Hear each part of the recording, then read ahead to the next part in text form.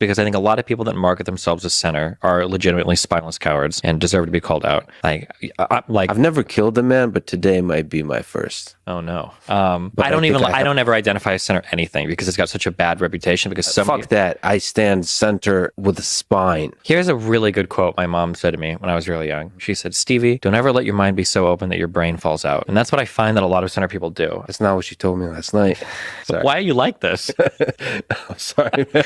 Okay, I'm glad I can bring that. I'm glad you feel like this is a safe space. Like I said, people are non-judgmental. If you want to talk about fucking my mom, you know what? You're totally within your rights. I didn't say that. Okay? You said that. That's totally I didn't say that. I support that. She's a beautiful woman. Her husband probably wouldn't be too happy about it, but you know. My mother was pure woman from a noble family, and I, at least, know who my father is.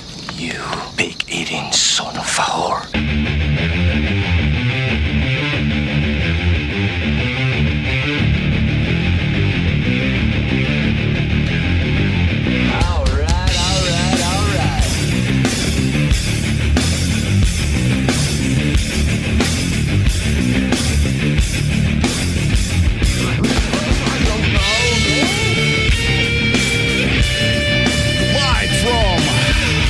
Nevada.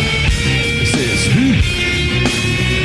Rational Male back in the command center once again for your pod class.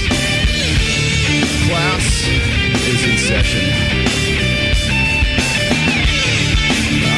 We got a lot of housekeeping to do today. Got house cleaning. Hello there, how's it going?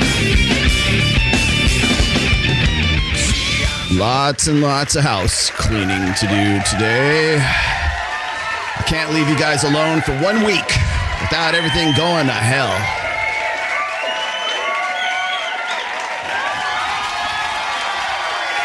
And me forgetting the audio.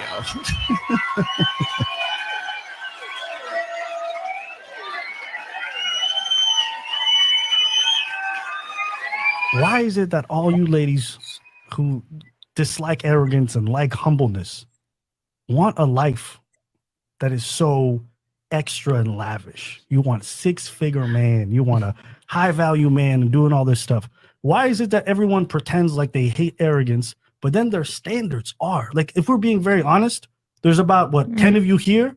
Maybe 2 or 3 of you at best will get with a guy who makes 6 figures or more, because it's such a small percentage. By the numbers, it's probably impossible for all of you to get that.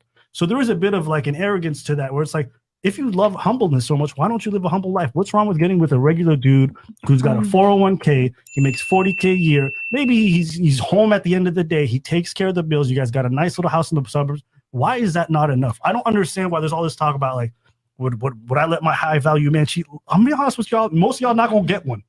And that's not me trying to be mean. It's like there's such a small percentage. You think I'm going to get a 9 out of 10? So edgy back in the day, wasn't he? Long before all this nonsense happened. I love those old clips. Good times, man. Good times. Reward in being a traditional good woman anymore. If you are a traditional woman who's got no, pictures on Instagram, who isn't going out all day, every day, who isn't sleeping around and isn't getting lots of surgery and not putting on loads of makeup, and you're simple, just a traditional woman, there's no reward in that. You will never find a date. You'll never find a man that says, here, let me take you out. Here, let me do this. Whereas if you are the most promiscuous, provocative, dangerous woman, your DMs are endless and you are booked every single day of the week, and you get to choose which country you want to fly out to. So humans are going to look at where's the most reward. Can't believe that this would be shocking to anyone. Take a look at this headline. The Daily Mail writes, "Is OnlyFans ruining your love life? Half of adult content creators admit they struggle with dating or end up splitting from their partner because of their job." I like job. Dude, let's just be real, ladies and gentlemen. Everyone knows, even if they want to lie about it, there is a big distinction between having a job and making porn on the internet.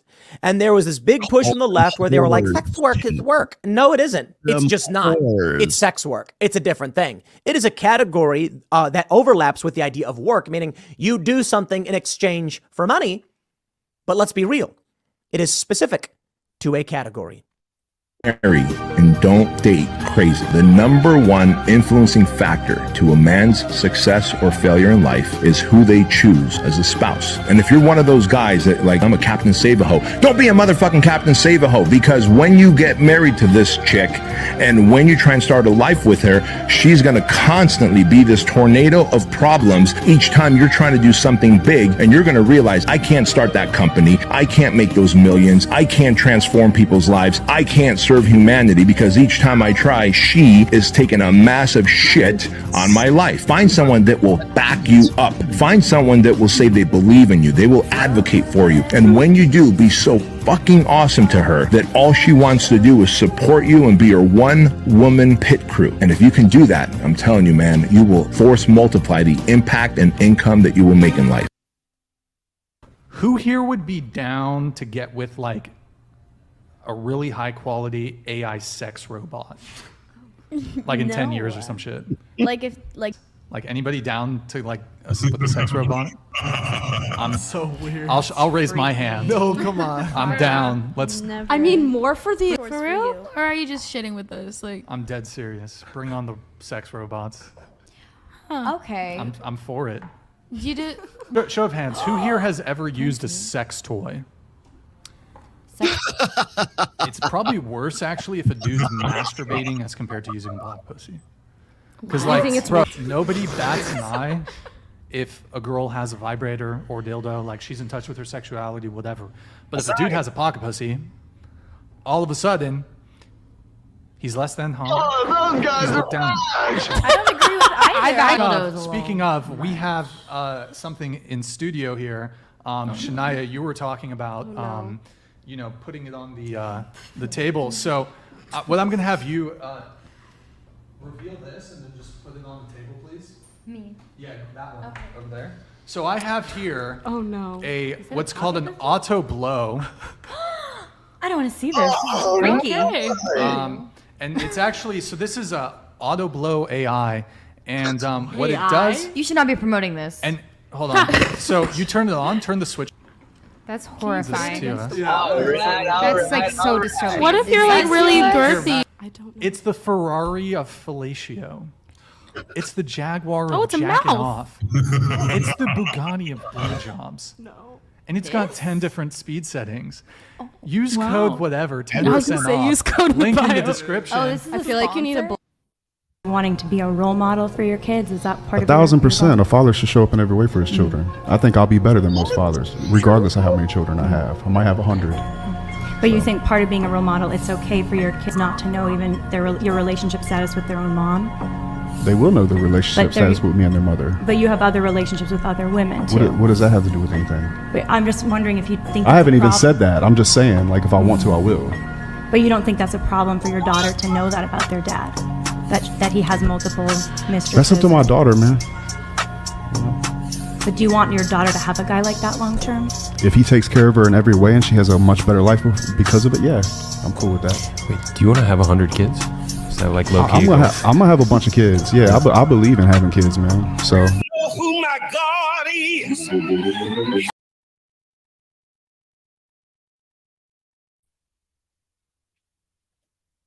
Hallelujah. Oh, the Lord in heaven. How we doing? How we doing? You guys like this new mic? How's the new mic? Here we go. I know who my God is. Hallelujah. I got the other camera. Other side's working now too. Yes, I'm all yoked as hell today because actually I had to go to the gym before. You guys, sorry, I was a little bit late today. I had to hit the gym early because they're closed on Memorial Day. I figured I better get my ass in there as quick as I could. So, all right. Yeah, that was Jay Waller. Yeah, Pastor Swallow. Yeah, I saw you, brother. Thank you. Oh, thank you very much. I need a thank you very much sound drop here. Tell these bitches to go to hell. All right. Thank you. I hate to do this. I really do. I gotta do some bookkeeping here first before we get started. If you are not already subscribed to our new channel, which is Access Vegas, look at the third link down in the description down below right now and go subscribe to that. God damn it, please.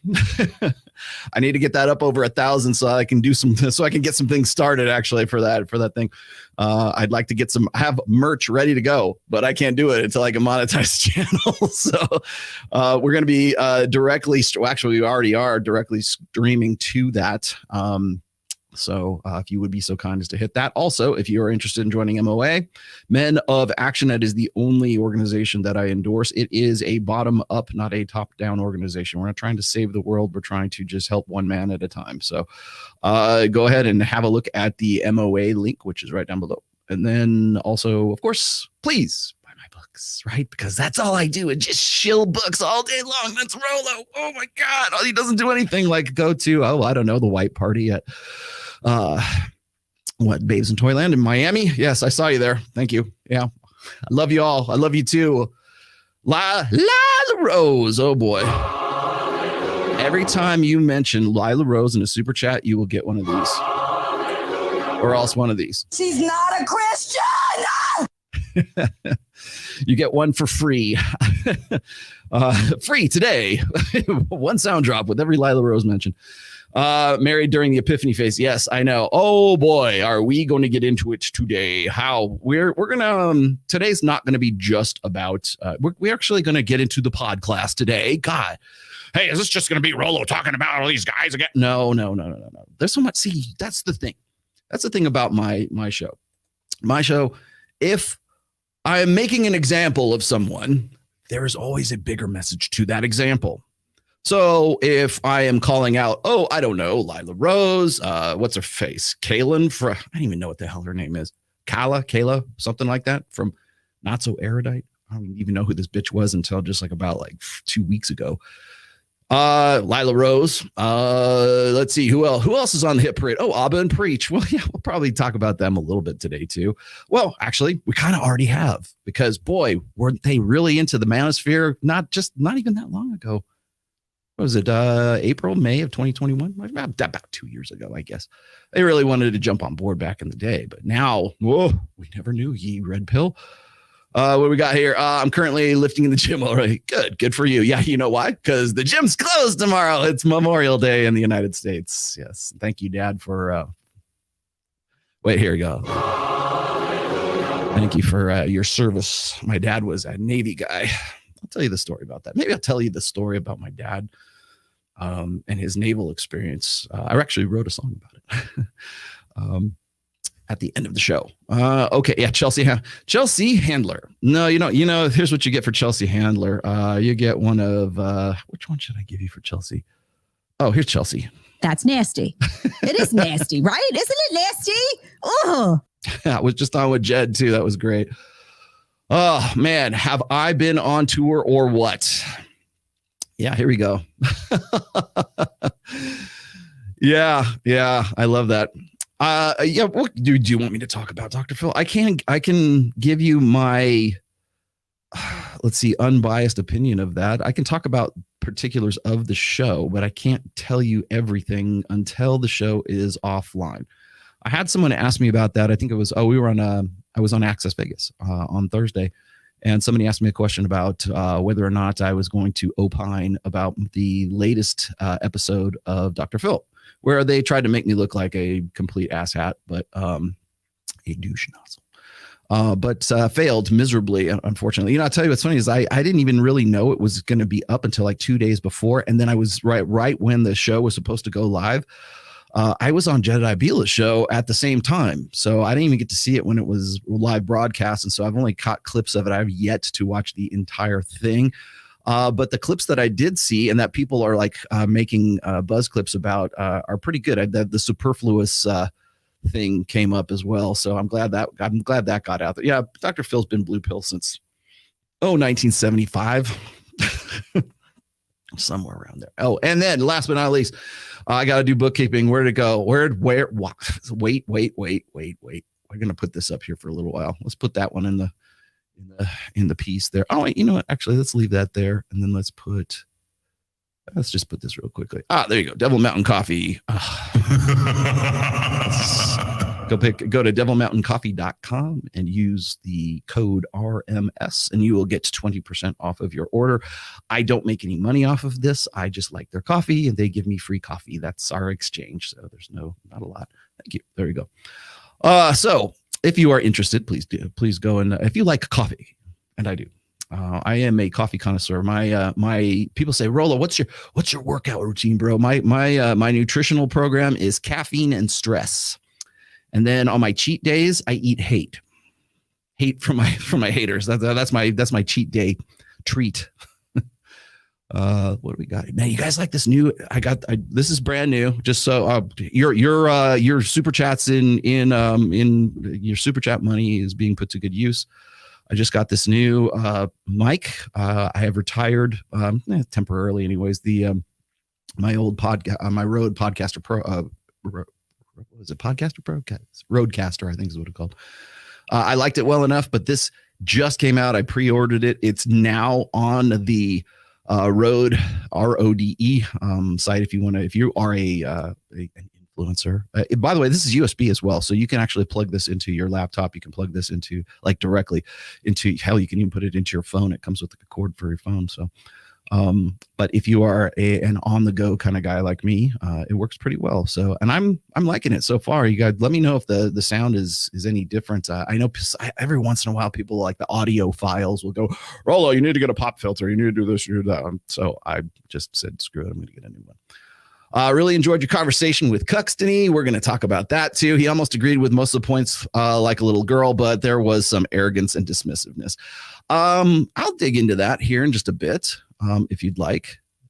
We have to endure. You don't have to endure. Oh, and I get it. I get it. Yeah. So yeah, I know what the endure. If you're going to use the word, like, just say John, just say MLD. You don't have to beat around the bush on my channel. You want me to talk about that? I'll talk about that too. I'll be happy to. Like I said, today is going to be the day that we're going to clear the air today. Oh boy.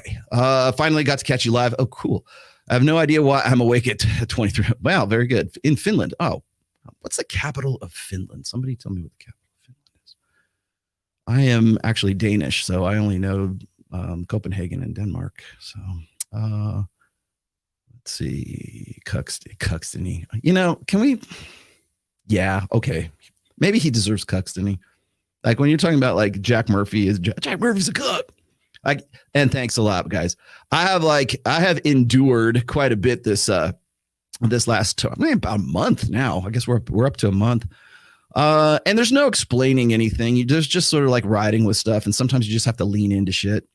And that's kind of been my attitude up to this point. With the infamous I'm a vasectomologist right now, and all of you are vasectomites. Just saying. So if you're watching me and you're if you're a member like Elena Barre from Elena Barre Fitness, congratulations, you're now a vasectomite. Whatever that means. You're a sodomite or you're a vasectomite, but I guess if you follow me, then suddenly you're a vasectomite, because it's just like the telephone game. And I don't know if you guys are familiar with the telephone game, but the telephone game is when little kids kind of get together and they like tell a secret, and then they tell that secret to the next kid, and they all get in a circle. And they tell the secrets from one to the next, to the next, to the next, until it gets to the last kid. And the secret that was the original secret is completely different from the original. In fact, to the point where it's so entertaining, they make a game out of it, right? So the Manosphere right now is fine. We're the red pill, like me, and I guess the rest of the guys in Rule Zero. We're the last kid in the line, or the last kid in the circle for the telephone game right now. And if you're an influencer in this space, let me just reiterate what I have been saying since New Year's Eve of last year: is you will not recognize the Manosphere by August. In fact, if anything, I'm wrong about the time frame. I think probably right now it's unrecognizable, but certainly by August it will be, because all of the people who were all about the red pill and all about the Manosphere and all the jig is up, man. The jig is up. If you were all brand, if this was just your kind of hustle, if this was just your grift, your grift is showing. You need to tuck your grift back in your jeans. Your fly's open and your grift is showing. Because right now, we're leaning back to the culture war, or leaning into what will end up becoming the culture war narrative. And in the buildup to that election cycle in the United States anyways, and by the way, you know, the United States gets a cold, or sneezes, and the rest of the world gets a cold in a social sense. What we're seeing right now is what I call tilling of the fields. And the tilling of the fields goes something like this. You have to till the fields and get the ground. If you know anything about farming, you've got to till the fields and put the topsoil in and do all, you know, rototill, right? So that you can plant and you can harvest. And they're tilling the fields right now in a social narrative sense. And the dead wood, or the things that are going to be politically inconvenient for people going forward, I would say right around August, because in the United States, the election cycle begins right around about 18 months out. And remember, we vote the first Tuesday of November. So the election cycle really starts, I mean, in earnest, the second Tuesday of November in 2023. So that we can sort of build a year out. And the shit doesn't really hit the fan until probably about May, about this time next year. You'll probably see the shit hit the fan. We'll be in another, C-19 thing, or who knows what it will be. But I will tell you this, is that the moralists are coming out of the woodwork. And I want to use another word, but I can't use that word on YouTube right now. And some people know what I'm talking about. Because they're the same element that was coming out of the woodwork in 2015, 2016, and the same element that came out of the woodwork in probably not as well as they probably would have liked, but came out of the woodwork in 2019 and 2020. And now we're leaning back into sort of this moral majority, moral crisis, social degeneracy narrative, because that is what's going to till the fields for the culture war narrative. And the grifters whose grift was, hey, let's get into the manosphere because that's where all the cool kids are playing right now, and let's go over there because if you go and you just start talking about bitches and hoes, and and how man, well, I don't get no hoes, man. That's all you got to say. I got that as a dedicated sound drop now. Thank you. Now the people who were really into this, and that's why I used ABBA in the beginning here for the video intro. The people who were all about this, who wanted to be all part of this, who were like on board and were like, yeah, man, this red pill stuff is great, blah, blah, blah, blah. And now it's like, we never knew ye. It's like Judas, right? Give Rollo the kiss of death. Goodbye, Rollo. Mwah. See you later. Right? You're going down, right? That's exactly why I used this drop today, because this was our good friend Not So Erudite, right? On her on a surprise on her video with Alex from Playing with Fire, which I'm going to dig into today. I'm going to dig her out today in more ways than one. But yeah, I would love to see Rollo's career over. That would be great. That would be good for the world. I think he does immeasurable harm to young men by lying to them all the time about men, women, and men, because 20 years of my stuff, right? Because you're that familiar with it. You've read all 5 books. It's just dangerous, isn't it? You know everything about it, right? So you're a fucking expert on Rollo Tomassi. Good for you, because we're going to, like I said, we're going to dig you out today. It's coming up. Definitely coming up today. So let me grab this real quick. What you got here? Could it be that mate switching hypothesis of Dr. David Buss is the alpha reinterest phase from your timeline? Yeah. Most definitely. Good observation. You know what? We're gonna have to star that bad boy. Most definitely. I'll just sort of give you a preface of things here as well. I am going to be going back to Las Vegas this week. I have to go to the Las Vegas DMV one more time because I can't seem to get the Camaro that I bought back in February put in my name. The title's still not in my name because it's a salvage title and it's just a pain in the ass. Do not buy a salvage title ever. There's some worldly wisdom from Rollo Tomassi, unless it's of course in your state, because this one was from out of state. So now I am like jumping through hoops, and every time you get a appointment at the DMV in Las Vegas, you're waiting 6 weeks in between each one, and this is my third trip. So that's actually the reason I'm going down to do this. But I'm also going down there because I'm still in the midst of recording the video for my classes, which are all they're the Players Workshop. They are part of the 5th book, and first module should be coming up very soon. Also, I have sort of set aside some time, or Mike Sartain and I are going to set aside some time to do a show together, just us. And I don't even really want to call it an interview, because it's just a discussion amongst friends. But that's going to be probably the main topic, at least as far as hopefully that's going to be the main topic. Dr. David Buss and mate switching hypothesis versus ovulatory shift, or the dualistic mating strategy, which, by the way, really needs some definition. And I'm going to make a good stab at that. So I'm going to give you a preview of all that stuff today. Yes, you are all vasectomologists today. Thank you very much. My vasectomites. Oh, man, there you go. That's not too bad. There we go. Finished your book recently, Rollo. Perfection. The next 4 are on the way. Do you have any other book recommendations other than Myron's in this space, or any online forums? I know yours are more than enough, but I'm just very interested in the space. Okay, cool. So here's what you do. First of all, it kind of depends on what your interest in this space is. Number one is if you're just in it for, you want the data and you want some education and stuff, just watch this show. First of all, I really need to do a dedicated book show. I think I might do that for a midweek, where I'm just going to run down my top 10. Should I do 10 top 10 books, maybe top 12 books. If you're asking Mike Sartain, he's going to tell you go read Evolution of Desire, or Why Women Have Sex, or whatever, and name the library from Dr. David Buss. Got it. Okay, thanks.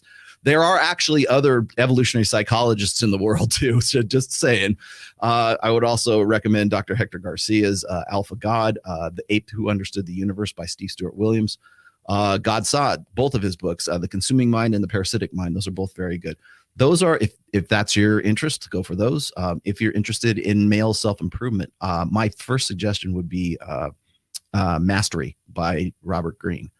Very good. I recommend Mastery to Gen Zers. Like if you're in like your late teens, early 20s, Mastery will help you get a good start, especially if you haven't had any masculine roles in your life. It's a really good book, really good. I'm not going to say it's not going to save your life, but it's a really good read, and it'll probably give you a lot of things to think about if you are in fact a reader. And even if you aren't a reader, at the very least, go and get the audiobook version of it and listen to it in the gym. Listen to it on the road. If you want to talk about inspirational stuff, I would definitely say Mastery would be a really good. And by the way, it's nuts and bolts. It's actionable stuff. But Mastery is really good for sort of a self-improvement kind of thing. Although it's not really a self-improvement book, it just teaches you how to self-improve, if that makes sense. 48 Laws of Power, of course. 33 Strategies of War is very good. Art of Seduction, it's okay. Those are the ones. I mean, then there's the Red Queen, and then there's Selfish Gene. There's the standard stuff as well. But those would be my suggestions. There's your $50 super chat, my friend. Next time you talk to Christians, ask them if the Apostle Paul was high value when he promoted celibacy. That's good enough for that sound drop. Yes. It's funny as I don't have it loaded, but I have a nice little infographic about biblical marriage.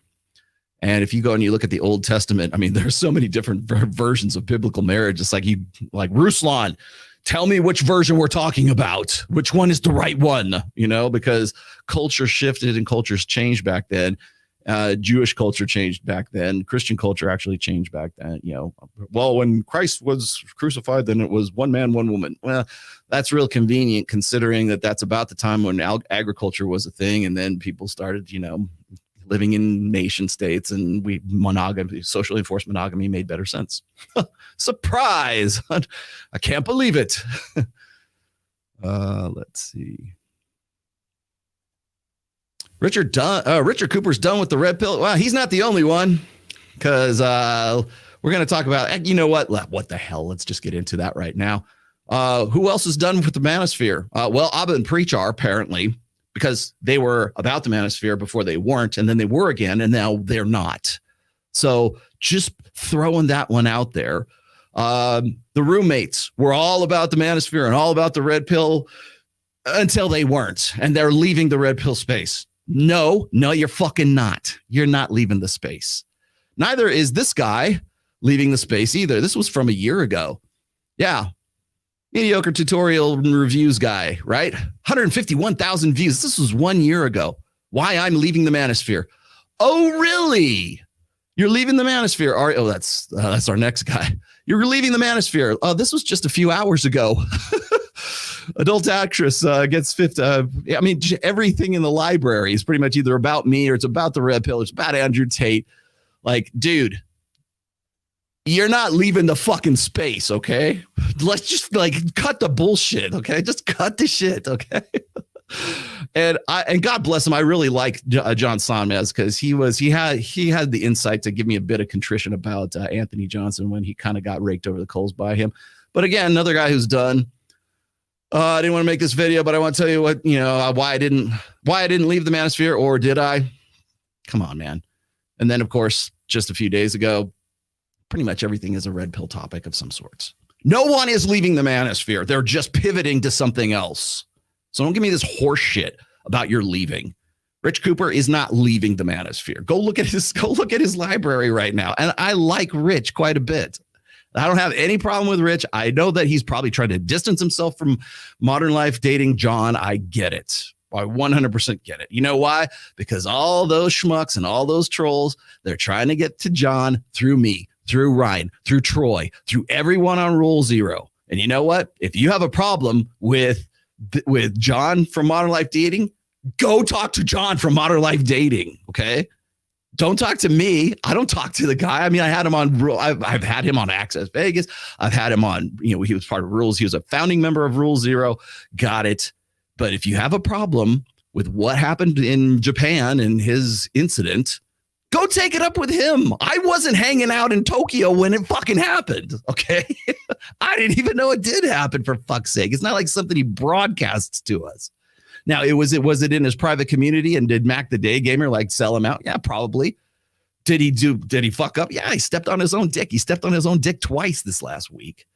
Right? I mean, walking off Adam Sosnick's show wasn't a really good look, but again, it looked a little sketchy to me in the first place. But boy, let me tell you, the hustlers and the grifters who were about the manosphere, and now they're not about the manosphere. That was some real saucy red meat to dish out there, wasn't it?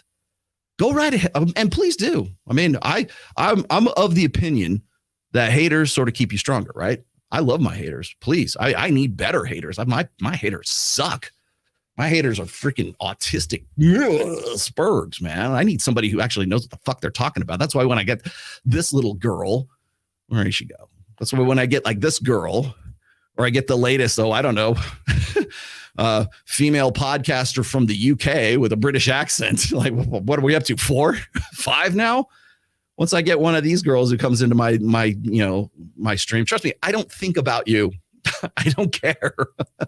It's the same thing with Ruslan when my infamous vasectomy tweet went up. He puts this response. Everybody's about a reaction video right now. You do nothing. You absolutely do nothing.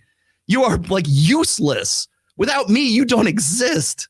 Without the manosphere, you don't exist. You thought it was really cool to sort of dip your toes in it with Andrew Tate because Andrew was like, oh, he's I don't agree with everything he says, but what he does say, I do agree with. I'm 100% about. Yeah, until now.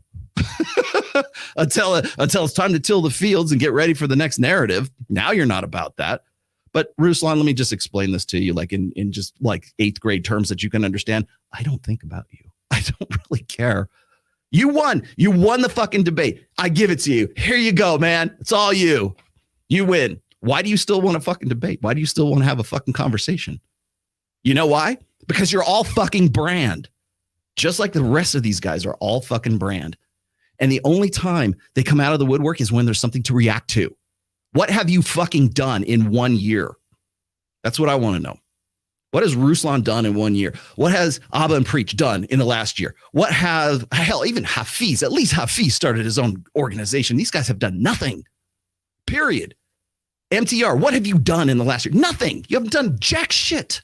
You know what I've done in the last year? I published a whole fucking book. I come out with the Audible for it.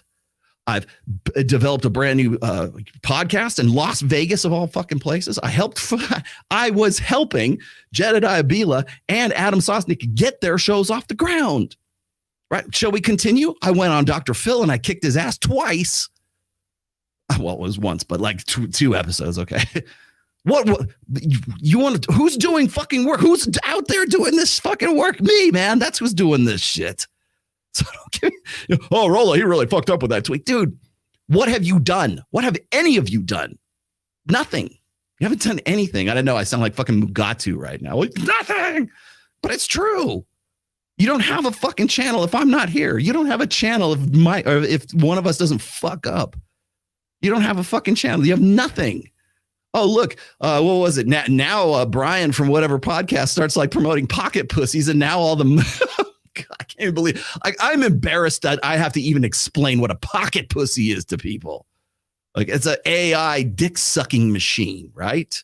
That's what it is. And this is the guy who is all about the moral majority and everything. Oh, no. Yeah, all about the moral majority and the moral crisis. And it brings his Christian friends on his side and then throws the degenerates on the other side and has Destiny as wife and God knows whoever else on one side. And in the middle is like John from Modern Life Dating and the poor little retarded chick that's like sitting right next to him.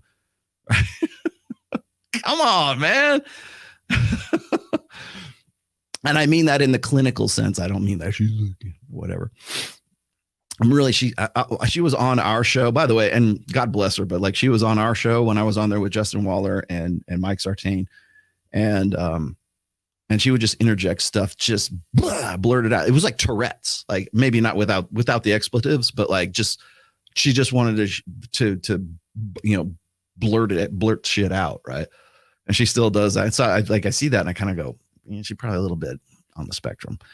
But here I have, you got MLD in the center between the moral majority on the right and actually on the left, and then you got the Destiny and crew on the right. And I looked at this and I go, that's the definition. That's where we're headed. This is exactly where we're headed. And you know who they have to take out before they can go at each other? They got to take us out. They're coming for all of us. Ryan, Troy, myself, Rich Cooper, if you're watching, they're coming for you too. One way or another, they're going to come get you. You're still part of the manosphere. I love it. I love how it was like, what was it? I left the manosphere 2 years ago. No, you didn't. Like literally the same month you do a red pill video with Robert Kiyosaki, whose connection I made for you. So fuck, I mean, come on, man. Like throw me a bone at least. But the fact of the matter is all these people who say they're leaving the manosphere. They're not leaving the manosphere. They know where their bread is buttered, man.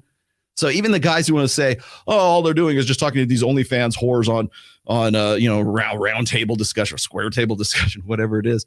Oh, Rollo really sold out. No, I didn't. I'm still doing this show. I'm still writing books. I'm still writing on Substack. I'm still doing all this shit. The only thing you're looking at is Access Vegas, or you're looking at Fresh and Fit, which, by the way, this is the first time this year that I've done Fresh and Fit. Go look it up. The last time I did Fresh and Fit was in December of last year. So here we are 6 months later. So, Rollo's on all the time. No, fuck you. I'm not all the time. I wish I could be out there more, but I got shit to do. I'm building another podcast in Vegas. I'm helping with the studio. You guys have no idea the kind of work that I do behind the scenes. I'm the hardest working motherfucker in this business. So when I see people who want to give me grief, or they want to give my friends grief, or they want to give, like, for instance, you got, where's that dumb cunt? Here she is. This girl right here. But are you wanting to be a role model for your kids? Is that part of 1,000%? A father should show up in every way for his children. I think I'll be better than most fathers. This right here is just a prime example of what I'm talking about. Oh, wow, I've got to get on this show and give him some grief. Regardless of how many children I have. I might have 100. But you think part of being a role model, it's okay for your kids not to know even your relationship status with their own mom? See how this is like, what was it? What was it? I forget the acronym. Sorry, that Kevin Samuels used to use. But this is the shaming thing, right? You're ashamed. You should be ashamed. The only way Justin is, and by the way, I know Justin's going to watch this, so I might as well just dig into this right now. The only way Justin is in any way shamed is if he agrees to her frame. Remember when I talk about like how frame is everything? This is her putting her opinions and her worldview and everything else into her frame. Let me continue. We'll know the relationship status with me and their mother. But you have other relationships with other women too. What does that have to do with anything? Wait, I'm just wondering if you think I haven't even said that. I'm just saying, like, if I want to, I will. Like that? I haven't even said that. But if I want to, I will. She already knows what he's about going into this show. She didn't have to ask him. She didn't have to like sort that out in the show. She already knew going in. She already knew what she was getting into. This is the thing. And I don't know for sure. I'm just going to say it's my sneaking suspicion that this was a setup.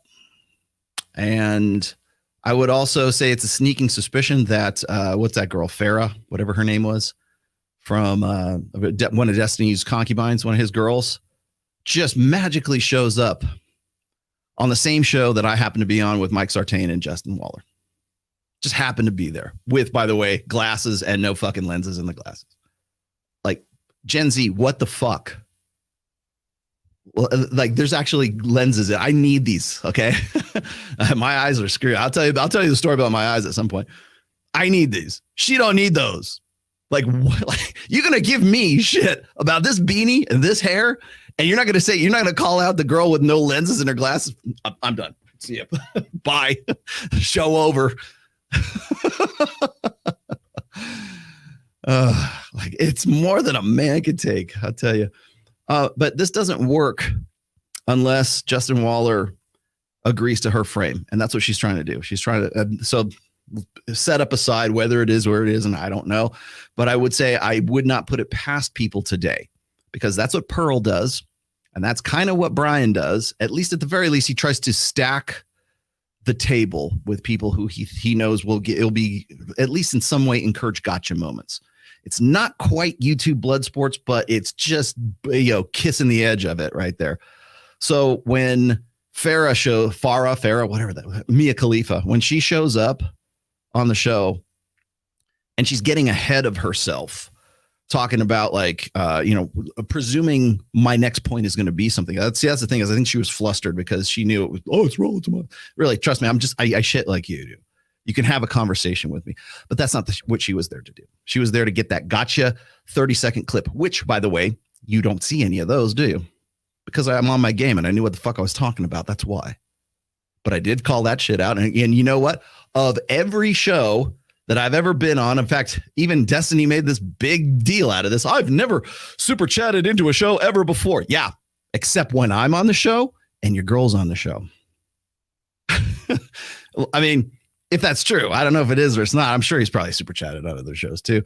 But like when he was talking to us, he was like, "Oh, that's the first time I ever did it ever before." Okay, but it's the show I'm on and the show your girl is on. And by girl, I mean she's been on his show several times. This is probably one of his in rotation. I don't know if he's John Zerko says he's homosexual. I'm just allegedly, but let's just go with that. Maybe he's just still on the fence there, a fence rider. But that's the show that you decided to drop actually $100 super chat. I have never put $100 super chat on anything, and I have been on Fresh and Fit, or been like part of Fresh and Fit for a long time. I think that the biggest super chat I've ever put out is like $20, I think. Pretty sure. Anyways.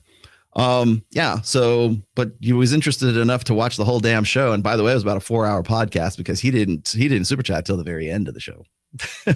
Like he wanted to make sure that she didn't say what I wanted her to say. So I'm going to go and put it out right now. And I'll tell you what's funny is that I didn't even have to diffuse it. It was Mike Sartain who diffused the whole thing because his question was really about his lifestyle, not mine. You want to come at me? Like if I'd have been on whatever podcast and had to deal with this bitch, Lila Rose, by the way, if I'd have had to deal with Lila Rose, we would have definitely got down and dirty in this whole thing because she got nothing on me.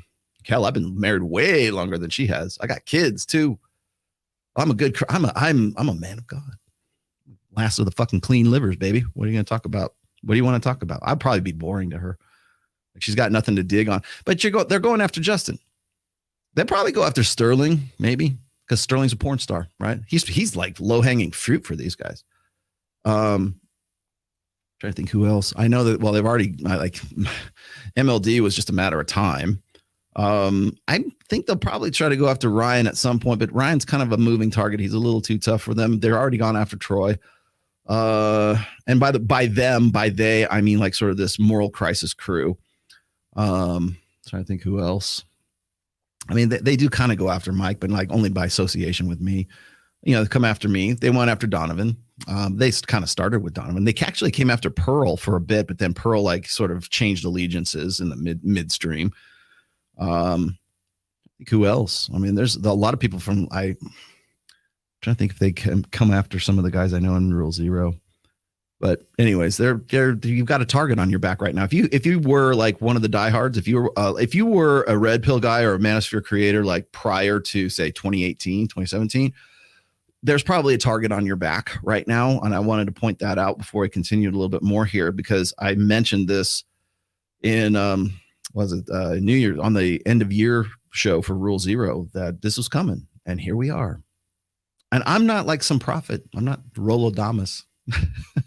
I just know the pattern. I know people, and I know idiots. Idiots are very predictable. Boring people don't like to be told they're dull. So, but anyways, I wanted to let this. But you don't think that's a problem for your daughter to know that about their dad, that he has multiple mistresses? That's up to my daughter, man. Okay, so listen to the music in all of this, and then there's some other clips. This is actually one of the better clips, but some of these other clips, there's like piano music going. Dun, dun, dun, dun. It's like this really emotional, dramatic moment, and then all the music dies when he says. But do you want your See how he's silent right there? People go, "Oh, she talked him speechless." daughter to have a He's looking at her. You know why he's speechless? Because he's figuring out this chick's a plant. This chick was put here specifically because she knows shit about him. guy like that long term? If he takes care of her in every way and she has a much better life because of it, yeah, I'm cool with that. Wait, do you want to have 100 kids? Is that like low key? I'm gonna have 100 kids. Thanks, Christian dude. Thanks, Christian. Be fruitful and multiply, dude. have a bunch of kids. Yeah, I believe in having kids, man. So thanks, Save the West, dude. Yeah, pull that out. There you go. So I feel bad for Justin, because this is not Justin's forte. Like Justin, he's not in his element here. But again, this is an exercise. So let's break this down real quick. This is an exercise in frame, and this is the presumption. She's already got backup because what's his name? Brandon. Is that his name? I don't know who the dude. He's a regular on that show. But they're all, you got to remember, they're all with the, I don't know about Lila Rose, but most of these people are from like the Santa Barbara area, very rich, very white, very affluent, very evangelical. So you're going to get that element no matter what. I don't know for sure whether or not Brian is actually like a sort of church going dude, but I have heard in the past, like he wants a certain type of woman. I want to get married and have babies and blah. Vaya con Dios, man. Go do your thing. Meanwhile, he's shilling pocket pussies. I just work here, man. I just gotta pay the rent, man. I just work here and tell you what's going on. But the frame flows over to her because she presumes that everybody should be like her. And the reason I wanted to use this as an example for the pivot, and that's what I'm calling this right now, the great manosphere pivot, the great pivot that's going on right now, is if we're going to demonize the red pill guys, they have to do it from the perspective of their moral crisis is their frame. So if you find yourself in this situation, Justin, once again, if you're red pill adjacent, and I wouldn't really call Justin in the red pill or in the manosphere per se, but I would say he's definitely red pill adjacent. Mike Sartain calls himself red pill adjacent. Adam Sosnick, yeah, I'll give him that, red pill adjacent. I don't think he does. It's like, these are the fence riders, right? And I don't want to say fence riders because I know that I love Justin like a brother. I love Mike Sartain like a son, like a brother, like a 10-year-old, like a 10-year younger brother, I guess. But I will say I have seen this happen before. And when I look at Justin and I know what his strengths are, this right here is not his strengths. He was unprepared for this. And he needs to be better prepared for it. And I think a lot of other people need to be better prepared for this stuff too, because this is how it's going to happen. And what will happen is this presumption of frame. She presumes that she's in the right. And so therefore she's going to come up with these sort of emotional gotcha moments where she knows that he's not going to be able to come back, because if he comes back, if he says something, then he's out of frame. He's not in the cool kids club anymore. And when you presume that frame, when I say frame is everything, it's not just about like having frame with your girl. It's also having frame in social situations. It's having frame in your work environment, in the military. If you have a commanding officer, you're in his frame, right? If you have the CEO, you're working for a company, you're a supervisor, you're in their frame for 8 hours that day. If you have a very overbearing mother or father and family wise, you're in their frame. Children know exactly what frame is. They bloody well should know what frame is. But she presumes frame here, and he doesn't understand this because she is already presuming she's in the right. And this is also on a meta scale. This is also the 20th century ideal versus the 21st century ideal. 90% of the guys who are part of the quote unquote, moral crisis crew, who are sort of coming out of the woodwork, the cult, they will end up becoming the front line in the culture war narrative that will just dominate the conversation in 2024.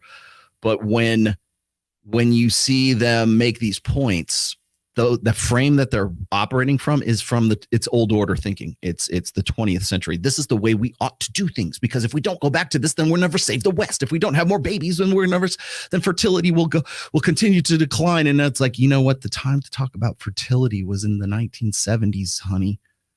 Well, hell, I was only 10 years old in 1978, for fuck's sake. The time to actually be talking about this was way, because we've been below replacement fertility for a very long time in this country. It's only important in an election cycle. It's only, it's just like abortion and hormonal and birth control and women's rights and everything. It's only important in a midterm election. When have we heard anything about that since 2022? No, we haven't. No, nobody cares. Nobody cares about that. Are women like running through the streets saying, "Oh, we need to get our abortions"? Are they up there with their, little red, pink salute? I guess no, they're not. Nobody cares about it because that's not going to be the narrative. This is the narrative right now, and that's what. So it's like, well, we're the underdogs. We're the conservatives, and so, the conservatives, the right is basically the left, and the left is basically the right, and they will use the same tactics. All this bullshit about cancel culture. All this bullshit about like, oh, it's so horrible that they're going to, burn books and do like, dude, the right will do it just as well as the left will do it. They're both the same thing. Right and left are the same shit. If you want to talk about, what's the other alternative? I would say red pill. I don't know what that means anymore, but that's where I would put it. And I'm not talking about, I don't even want to get into politics. I hate talking about politics. There's people who do it better than I do. Go watch their channel, But then, even Myron and Fresh are talking about Trump and DeSantis and, let's go talk about social issues and everything, because they know that's going to be the hot topic pretty soon. I'll be just sitting here just waiting for everybody to come back, because you always fucking come back. Always come back to the Manosphere. Trust me. I should probably say this. Once the election cycle's done and whoever gets into office, it makes no difference at this stage, like whoever gets into office, right? 2025 rolls around. Here's Rollo. Hi guys, welcome back. That's where I'm gonna be. I'll be doing the same stuff that I do all the time. I've always been about this. Been doing this for 22 years now. So that's why when I get shit from like little girls, little teenagers or 20 years olds who have a adolescent social skill set, and they come at me, I'm gonna go get Rollo. Fuck him. He should be out of business. Come to me, my child. Come, like Dulce Doom. Come, my child. Fall off the cliff into this big pit of spikes and snakes. What do we got here? Why do you think Ryan groups Myron in with Pearl or Brian when it comes to Grifters? I think he does so unfairly, because I think Myron is actually probably a better representative than either one of those. But I understand the entertainment from an entertainer's perspective. I can kind of get it, but confident ignorance. Myron has proven he's in it for real. Yes, that's why I continue to work with him, and I will continue to work with him. Pearl is a shit person. Period. You can quote. There's your viral quote for you. She's a shit person. End of story. She's a hack and a shit person. I will not go and do anything. I will never work with her ever again. I made efforts to mend fences with her for like 5-6 weeks. She throws me on this show, and so like she wants to talk about this viral tweet and everything. I was trying to help her out, trying to be friends, trying to be be diplomatic about the whole fucking thing. My fault. Fucking Nick Fuentes shows up. Bryson shows up. This other I don't even know what the hell the other chick's name was. Again, the moral majority shows up. Just magically. I don't know how they got out. Nick Fuentes, how did he get in here? Get the fuck out of here. Get the fuck out of here with that. And that's the thing is like, there are no small betrayals, right? I mean, and it's like, I'm trying to like be cool with you. And that happens, fuck off. Seriously, fuck off. And when I listen to just sort of this sort of contrition or I tried to do this, I'm going to tell you guys this right now. If anybody wants me to be on their podcast and you're going to try to do this Andrew Worski YouTube blood sports thing with me, I am going to use every word you can't say on YouTube in your show. If suddenly I'm there and somebody shows up and they're all about ethno-nationalism and let's go get Rollo and he got a problem. If Nick Fuentes shows up or whoever shows up, trust me, every word that Chris Pogson warns all the girls on Fresh and Fit before like every show, every word, every term, every topic that he says don't cover, I will cover in your show immediately. And I will work it in there subtly too. And you won't even know it. You will be forced to take that thing down, or you're going to get a hard strike on your show. Don't have me on your show if you think you're going to do that, because I will call that shit out and I will see it immediately. I tried to do that. Once I realized what was going on, I took the video down because I didn't want to offend Rollo, blah, blah, blah. No, you didn't take it down. You said, because I said Germans of 1938. I said the elves. Let's see what else. We can get into the homosexual side of things. We can get into the Transformers, more than meets the eye topic. Yeah. You don't want a hard strike is what you don't want. That's why it's off. I know. I've done the same thing myself when I've fucked up too. So you're going to have me on and you're going to try to run me up the flagpole. Every single one of those topics is going to come out of my mouth. I will try to ruin your show and ruin your channel if you do this to me. End of story. Because it's one thing for me to just sit there and sort of take it on the nose. Like when I go into Dr. Phil, I know what I'm getting into. But if you're going to go and you're going to try to ambush me like that, fuck off. Especially after I try to mend fences with you. Fuck you. What else is here? Black Manosphere is toxic. MTR is a snake. Adam snaked Andrew by pressing Sneeko and now MLD. Well, they don't do anything. Even Lila, whatever her name is, right? What does she do? Women's ministry? That's one of the I should probably I've got copious amounts of notes today. I agree. I think you're right. Lucario I like Lucario. And by the way, I like Steph is cold. Steph and Lucario are like kind of like my two unsung heroes in the Black Manosphere. Lucario for a long time has distance from the Red Pill Manosphere, but when I listen closely, he sounds like a mix between Ryan and Troy. Yeah, he does. They can't get away. You can't get away from this. This is what you built your brand on. Do you what else is Rich Cooper gonna do? What else is Lucario gonna do? What else is like John Sonmez gonna do? They don't know anything else except for maybe like talking shit about people or doing reaction videos. And that's really what it comes down to. There's reactors. We have entertainers. We have reactors. Let me pull this off. Reactors. We have the holier than thou holy rollers. We got the moral crisis, moral majority. I've got it here in my notes. Anyways, I'm going to go run down the list here, but they don't. And then there's ideas guys like me. And there's Ryan would be, I would put Ryan in that crew. Troy, I would put in that crew. There's a few guys who are like real ideas. Aaron Clary. I hate to, he's not a fact. I hate to give him compliments, but Aaron Clary is definitely an ideas guy.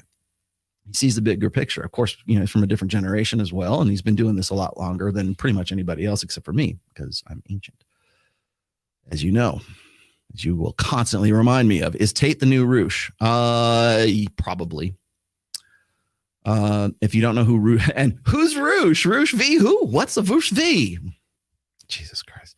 See, we're at the point right now where, like, if I mention Hartiste, Roosh, or like Rollo, Royce, and Roosh, we were the 3 R's of the Manosphere from like 2007 all the way, well, really up until Hartiste Royce closed his blog in 2019, 2020, somewhere around there. And that was the beginning of the end of, well, the Red Pill 1.0, I guess. I'm the last of my kind, gentlemen, ladies and gentlemen.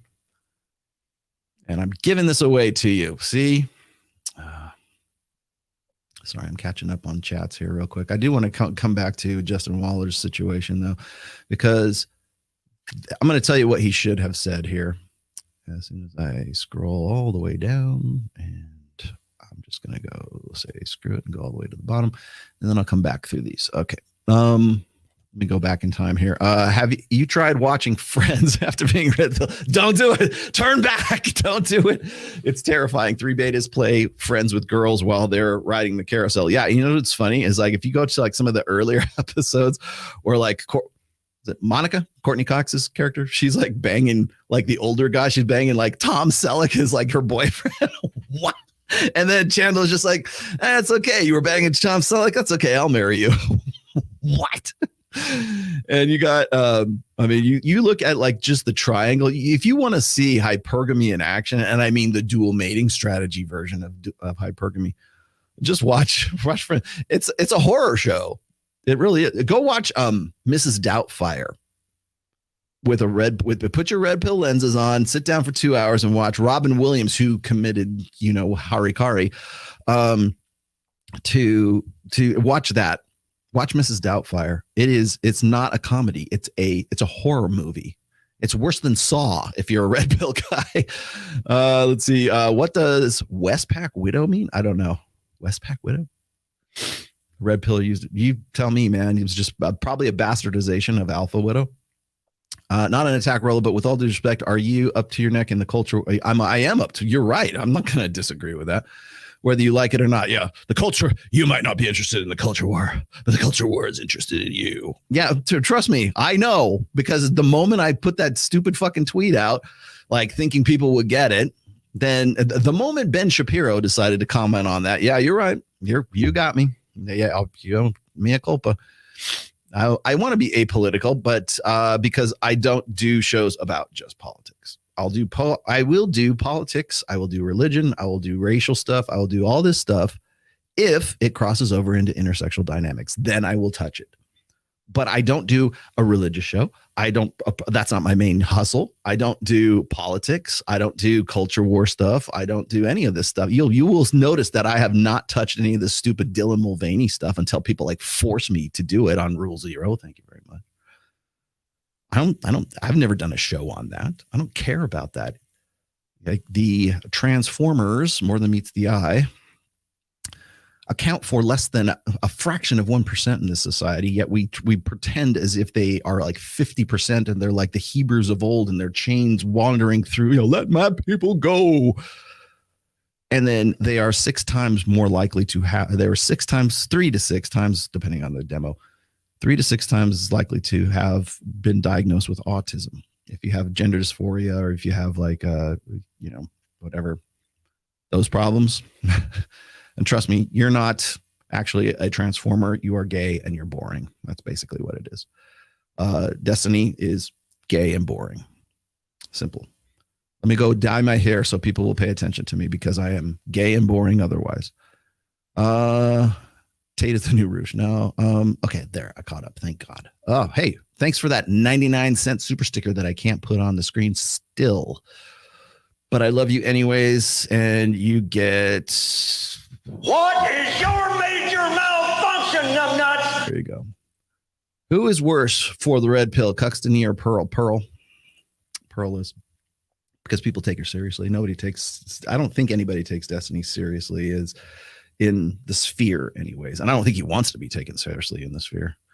Pearl does want to be taken seriously, and she's an entertainer, and she has from her own admission, but she is a bad person. Do not trust her. Do not give away free content to Pearl. Do not give away free content to anybody these days.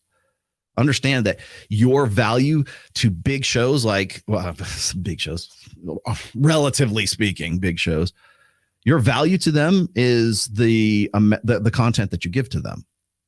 So I gave Pearl the chance of getting me first to talk about the tweet.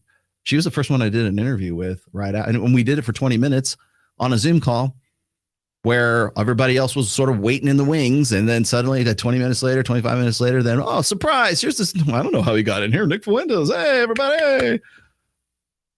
The guy that got you like gave you all the grief, gave you all the shit for the, your racism accusations. That guy, that's the dude.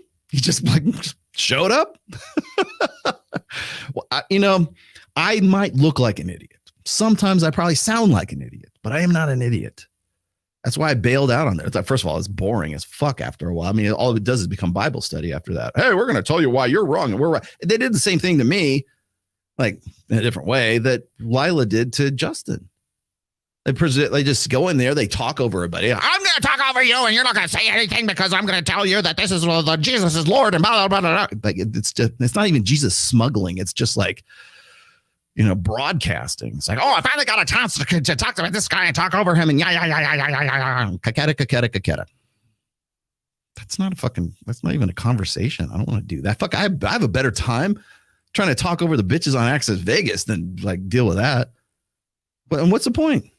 It's not even debate anymore. If you want to debate me, don't call it debate. Just say, hey, I want to talk to you. I want to tell you why you're wrong. All right, let's go to Vegas and talk about it. Sit across the table from me and we'll do it. It's a whole different dynamic when you got that motherfucker sitting right across from this motherfucker sitting right across from you. Rollo, you're the one that keeps me grounded and always turn to you for the basics. Thank you for staying true to the red pill, regardless of whether it hurt. Yeah, it's not always easy. Unplugging chumps from the Matrix is dirty work, my friends. It's triage. Is the red pill falling off the mainstream? God, I hope so. I hope it is. That's good, right? Yes. Yeah. Yeah, it is. But here's the thing is once all this cools down, once the election cycle's over, once whatever flashpoint incident that we're supposed to believe it just happened organically in 2024, that like sort of like, I don't know, it's just what we're doing now as a society and we're all, the culture war, blah, blah, blah. Once that's all cooled down and over and we're in 2025, 2026, just watch. They'll all right on time. Here come the grifters. Hey, we're all done with that fucking culture war shit. Rollo, can we come back to the manosphere? Sure you can. Come back to the clubhouse, kids. I noticed that the Authentic Observer, oh God, another Brit, right? Haven't done a video in a month since her interview with Femme. How is Femme Sapien? Did she do an interview with Allie? How is another woman that threw the red pill under the bus also? Yeah, she did. But yeah, it's funny. I was talking to the guys and I said, you know what? The minute she gets pregnant and the minute she actually has the baby, that's when it's over. So just be prepared. And yeah, look, she's throwing it under the bus now, right on time. Stay strong, Gen X Rollo. Yeah, don't call me a boomer. Okay, boomer. No, okay, Zoomer. I'm actually Gen X, and I will chew right through you. I'm like a rat. Chew right through you. Rollo and Cappy, yes. The Chihuahuas are biting at our ankles and yapping at us from their own fake clout. Yeah. Yeah, it is. In fact, I can't even use the word praxeology without people going, huh? Praxeology. Forrest Gump review. Most kindest man I worked for money. Gets a 304. Gives him. Yeah, and she got AIDS too. Don't forget about that. Can I say that? Is that like one of the banned words I'm not supposed to say? I don't even know what the words are anymore. I get an update on what like the words are that I can't say from Chris Pogson every time I go to Too Fresh and Fit. I'm like, oh, I guess I better not say that on my stream. For instance, by the way, I simulcast on Twitch at every one of these things. I did not realize you're not supposed to say the S word, and I don't mean shit on Twitch, because if you do, cancel. Let's see. Pat Stedman's Polish Pat. It's good to see you back, man. I haven't seen you in a while. Love and Death on HBO, based on real life, is such a good example of red pill dynamics in the church and trad cons. Trust me, it's not like listening to Ruslan or Lila. There's, by the way, I only use Ruslan as a bad example of like sort of these guys. I mean, maybe Doug Wilson too, Pastor Doug Wilson. Yeah, I remember you too, Doug, from the Dalrock days when you were in Warhorn with was it Michael Foster? I think what is his name? Pastor Michael Foster. Everybody wanted to make the red pill their men's ministry. Yeah, they're pretty much doing the same thing now. It's like it's nothing new, man. Nothing new under the sun. Isn't that a scripture? I'm sure Sam Bada will let me know. Try watching Forrest Gump or Sleepless in Seattle after being red pilled. I did. It's still recovering. Yeah, please don't do that.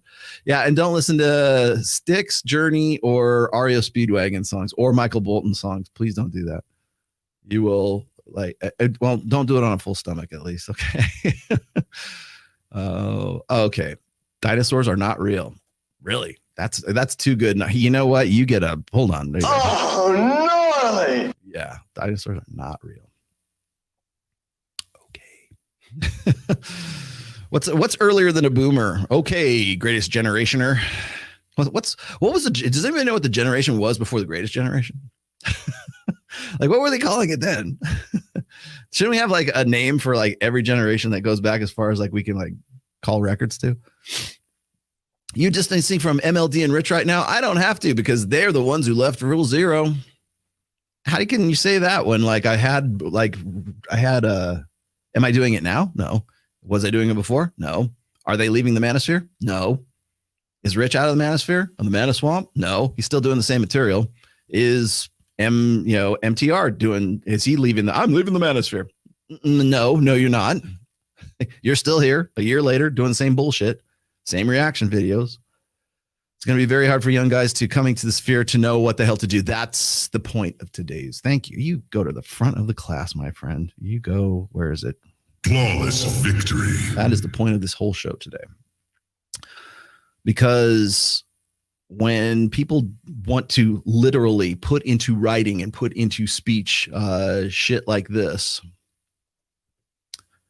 that's when I got to take issue with this because once again, would you like me to read the infamous handwritten note? Would you like me to go over the, let's just say self-deletion prevention programs? Should we, let's see, where's this? I got right here.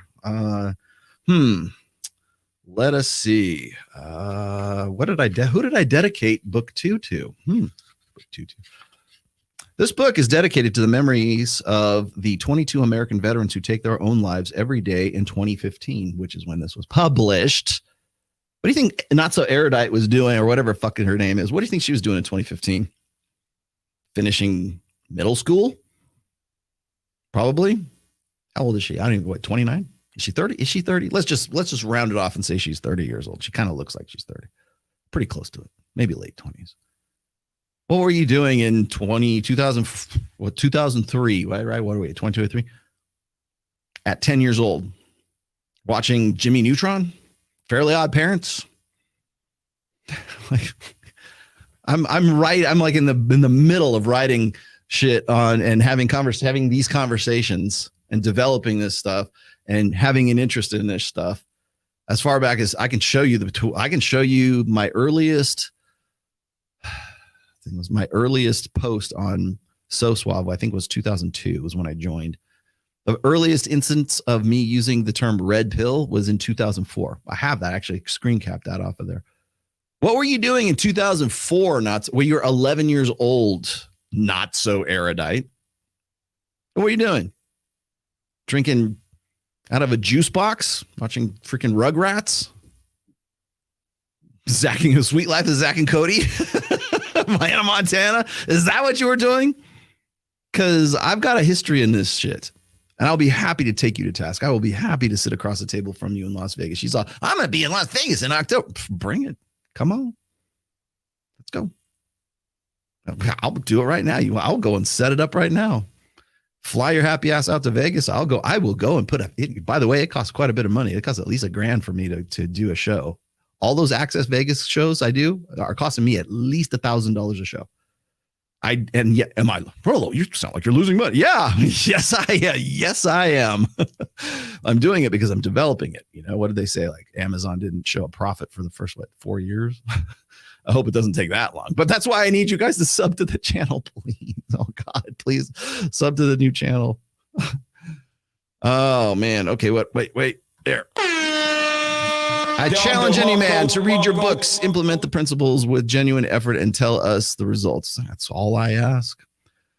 They will see, as I did, your years of work are in fact accurate, on point, and very helpful to better understanding the understanding of gender dynamics. Thank you. Say my name. You go to the head of the class, my friend. It's more than a man can take, I tell you. I think I'll do Q&A later. I think third hour I'll do Q&A. Oh, there's something. Okay. Sauce had the kid from Brazil, the fat kid from Brazil. They both protected him from the chats to make him feel safe and secure. They now have MLD. A girl complains. Both hosts do the opposite. She attacks and he remains silent. I just work here, man. You call him out, I'll call him out too. Simple as that. Yeah, in some ways, I think maybe there is a little bit of an element of setup in this, but at least I know what I'm getting into, right? If I showed up on Sosnick's show and sitting across from me was suddenly Alex from Playing with Fire, I would not put that past them. And at this stage, I need to be prepared for that. But at the very least, it would be live, right? So I could say, well, you're not going to get away with editing this on your own channel and getting your little buzz clips out and doing your shit. You know, it's a much different dynamic when somebody is sitting across the table from you. Let's see if we can go back to this one. There we go. It's a much different dynamic. Oh, what? How come you only want to do live debates? So you don't fucking clip things within, you don't make buzz clips within, before the show's even over. That's why.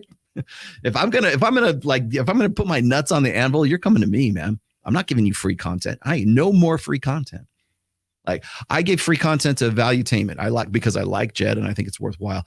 I go there with Mike Sartain. I go on Myron and Fresh. I'll give Myron and Fresh because they're worthwhile. I'm loyal to them. They are loyal to me.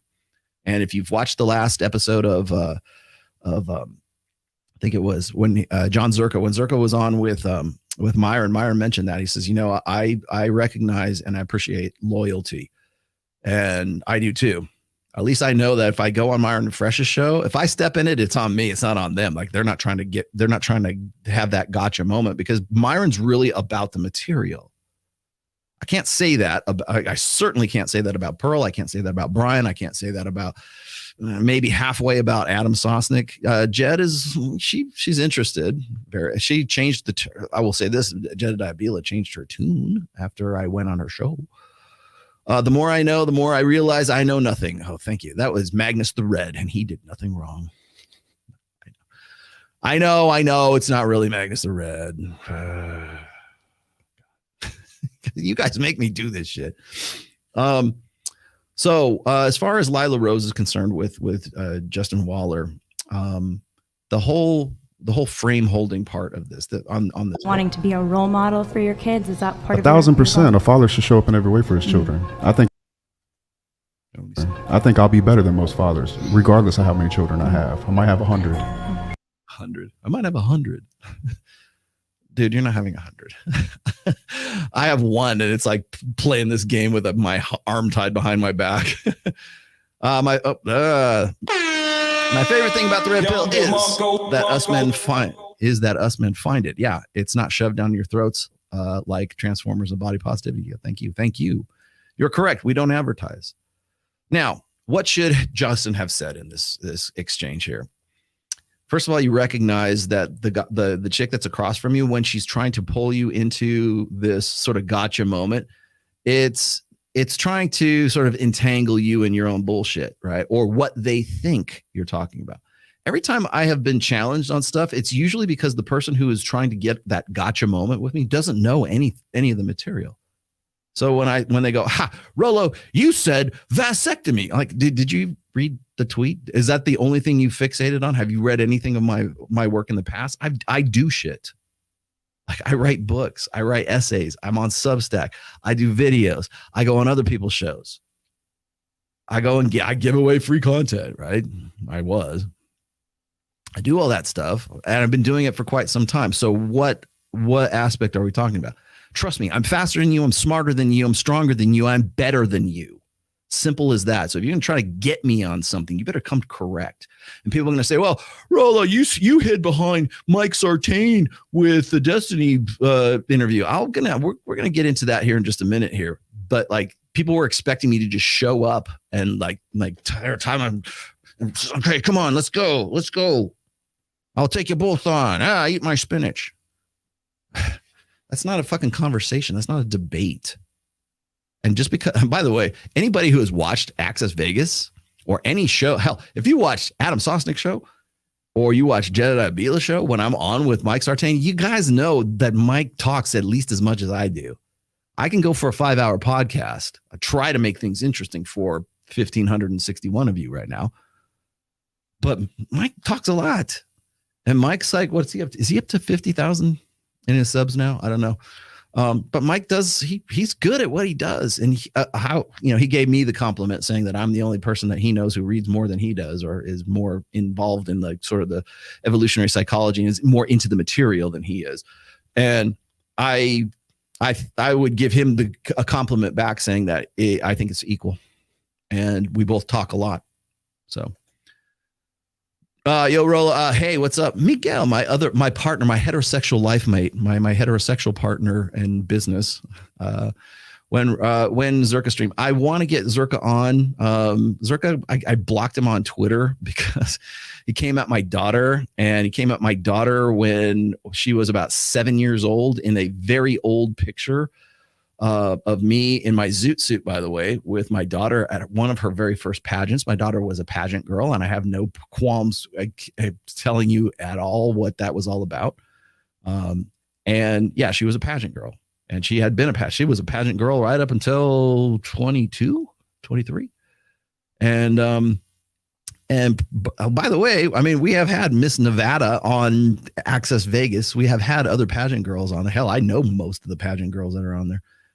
You guys, what gets me is like guys who think that like pageant, like girls who go to pageants are like, oh, they're just dumb. You only see like the dumb blonde who can't answer like, okay, point on the map to where Iran is. And she can't, oh no, what do we do to get world peace? I don't know, inclusivity. That's not what pageants are really about. You only see the dumb, stupid moments. It's a fucking competitive sport is what it is. It's a bloody fucking intense. Especially at the higher levels, right? It's fixed. It's absolutely fixed. But I think that if you look at the principles, anyways, behind like pageants, like in the past, it was different than like the Trump-owned pageants were a whole lot different. They've become a different animal, let's just say, since my daughter first got into it. But dude, like, don't start. I mean, that's a hell of a way to kick it off with me. All right. Like you're going to fucking come at me and you're going to come at my daughter's, by the way, is 25 years old. She's no longer 7, asshat. So if you're going to go and retweet pictures that are, and this is not on Zerka because Zerka didn't know any better. But if you don't know that shot is from when my daughter was like 7 and my daughter's 25 right now, you probably got that picture from some dickhead who sent it to you and go, look, see, Rollo Tomassi's done. Look what he's doing now. Look at his daughter. Dude, come to me first, really. I don't think he's a very funny and smart guy, but come to me first, right? At least, I mean, start from the good foot. I unblocked him. So yeah, I would very much like to get him on Access Vegas. Don't worry, Rollo. People do the same to God's work. They don't understand the context of it. It's literal or symbolic. It's called metaphorical truth versus objective truth. Yes, I would very much like to get Zerka on. In fact, we've already talked about it. Let me see. But you think part of being a role model, it's okay for your kids not to know even your relationship status with their own mom? Okay. So this is the Protestant come Catholic who wants to put him like, look at that. See that look? So Your kids are never going to know who their mother is. Or what the status is. Are they really in love? Okay. The ideal that she is presenting right here is a 20th century ideal. Is it a good idea? Maybe it is. But I will tell you right now, it's like Justin Waller is the last person you need to be coming at. You need to be going at Destiny. You need to be going at the guys who are in poly relationships. You need to be going at those dudes. Because I will tell you right now, a guy of Justin Waller's status, of Justin Waller's fucking financial status, his sexual market value, his game, everything else, he will run rings around you and your fucking husband. Trust me on that. Just take my word, okay? So the very fact that he's the kind of guy who can say, he later on, this is where he fucked up, okay? So Justin said, I'm just not wired that way. Well, yeah, because Justin is a high value guy. And there are 3 things, once again, would you like me to repeat this again? 3 things that define a powerful man throughout history: resources, territory, and access to young, fertile, preferably virginic, but not always, women that he has exclusive access to. It's the concubines in the Forbidden City. It's the tribal chieftain in the Amazon rainforest who has the little walled, fenced off area where his bitches, his O's are, right? That's what has defined. Even Father Abraham from your Bible was exactly this, was the Justin Waller of the Old Testament, more or less. But would you be concerned with how those children would know Ishmael or Isaac or what? Would you be concerned that they didn't know who their father was, who Father Abraham was, because they don't know if it came out of the maidservant or it came out of whatever, Sarah, who I guess she was barren, whoever. That doesn't, that cognitive dissonance is okay, but like dealing with Justin's not. So the problem here is that we're in a different era and people are trying to figure out how we're going to make marriage work. Even she's going to do this. Even women who are traditionally conservative, who want to settle down and have babies and be a housefrau, right? They want to be at home barefoot and pregnant. They that's what they love, and that's what they're really aiming for. Even those women are going to have a real tough go of it. You know why? Because the same bitches that are on the show with her, by the way, she's on the show with this chick, I forget her name, something Jen Mitchell or something like that. She was a former pastor. Yes, a female pastor who decided that she wanted to get into porn and she wanted to get into OnlyFans and basically abandon her family. I don't see anything going the other way towards her. There's no, put it this way, if there was, there's no clips about that. How does Rollo know this? Because in 2020, I interviewed her husband, her ex-husband. That's how I know her face. Go look through my archives. I think it was in August of 2020 is when I interviewed John. I think his name is John Mitchell. His last name's Mitchell. I know that. They have 3 kids together. You're not worried that her kids aren't going to know the status between mom and dad? What if the status is it's pretty fucked? What if that's the status? It's because you're a 20th century ideal in a 21st century reality. That's why you have a problem with this. Because you're mired, you're chained to this 20th century ideal and this 20th century way of thinking, this old order way of thinking. Isn't that the way we should think, Rollo? Yeah, but it doesn't fucking work in 21st century. That's why we're trying to figure out thruples and who's got the wee and who doesn't, right? I'm sorry, I'm going to go Aaron Clary on you. Who's got the, what's between my legs, mom? Like that whole shit. All of this stuff comes from the fact that we've gone from the 20th century ideal and we have all this information and we have all of this data that's hitting us 24/7. It's what's called a genetic gap. Shit and technology happens too fast for us to keep up with it. And so we're trying to think, okay, well, maybe I could just have like a main and some side pieces because I got a lot of money and I want to fuck bitches too, but I want to also have a wife and kids. Can I have the best of both worlds? No, you can't because the Lord saith you can't. Well, but what about Father Abraham? No, that's the Old Testament. That's not the real. No true Scotsman. That's not the real way you do things. That's the whole thing here. And Justin, if you're watching this, the number one thing to take away from my book, Religion, which I wrote for 3 long years, cited all my sources. There's a whole full index in the back of it. Ruslan, thank you very fucking much. Busted my ass on that. Cited every damn source because I knew dickheads like you would come at me and say, he doesn't cite sources. Yes, I did. And there are a big, huge glossary of them in the back of that book. So go fuck yourself. But when we're having this conflict between like a Justin Waller and Lila Rose is she's ancient. That idea, that meme set, that mindset meme that's sort of pervasive in her head doesn't fucking fly in the 21st century, or it's flying less and less in the 21st century. And that's it, is the frame that she's trying to imply there is that everybody should be like us. Everyone should be like, it's an emotional appeal is what it is. So when someone, like, for instance, let me see if I can explain this in simplistic terms.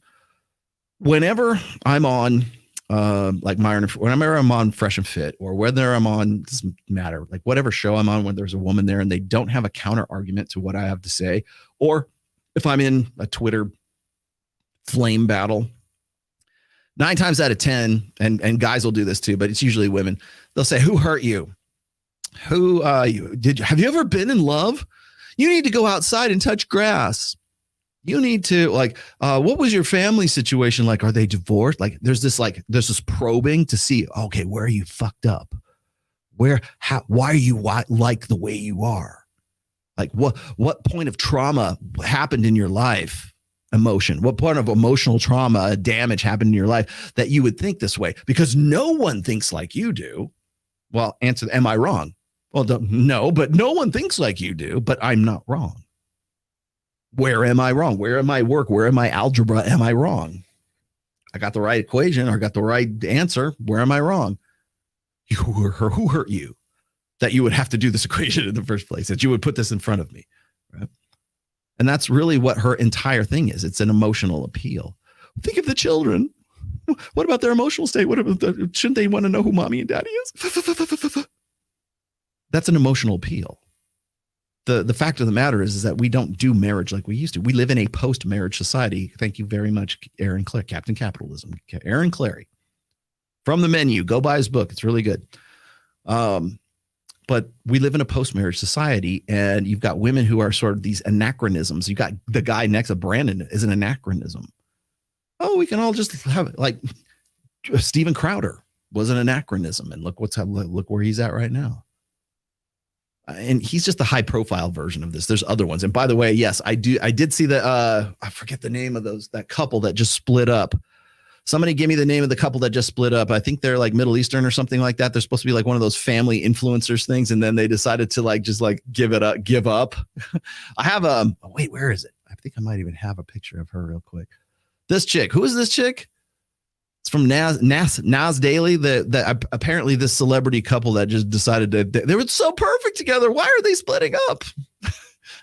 Because that's the 20th century ideal. They're trying to make it work in the 21st century. That's the reality. That's the fucking war on the ground. That's in the fucking trenches, not in the fucking space cadet shit. Oh, he sounds gleeful. I'm not gleeful. I'm just telling. I have to laugh to keep from crying, man.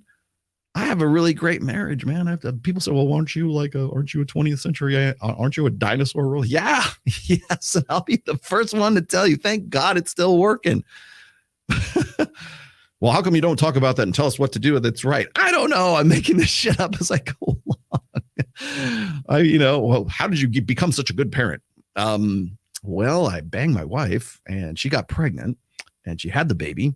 We took the baby home and we tried to keep her warm because we lived in a very cold place, and we fed her and we just did what we did, man. And as needed. Shit, I'm still fucking paying for. By the way, if anybody tells you like, oh, you're on the hook for 18 years. No, man, you are on the hook for life. Trust me. If you think your financial and emotional and just personal investment and obligations end at 18, you are fucking gravely mistaken, my friends. And I understand why she's the way she is, I get it. But You're trying to square a 20th century circle with a circle a 20th century square with a 21st century circle. I fucked that up. Whatever. You get the point. All right. Pull that stupid shit out of here. All right. Oh my goodness. Thank you. Thank you for your immortal soul.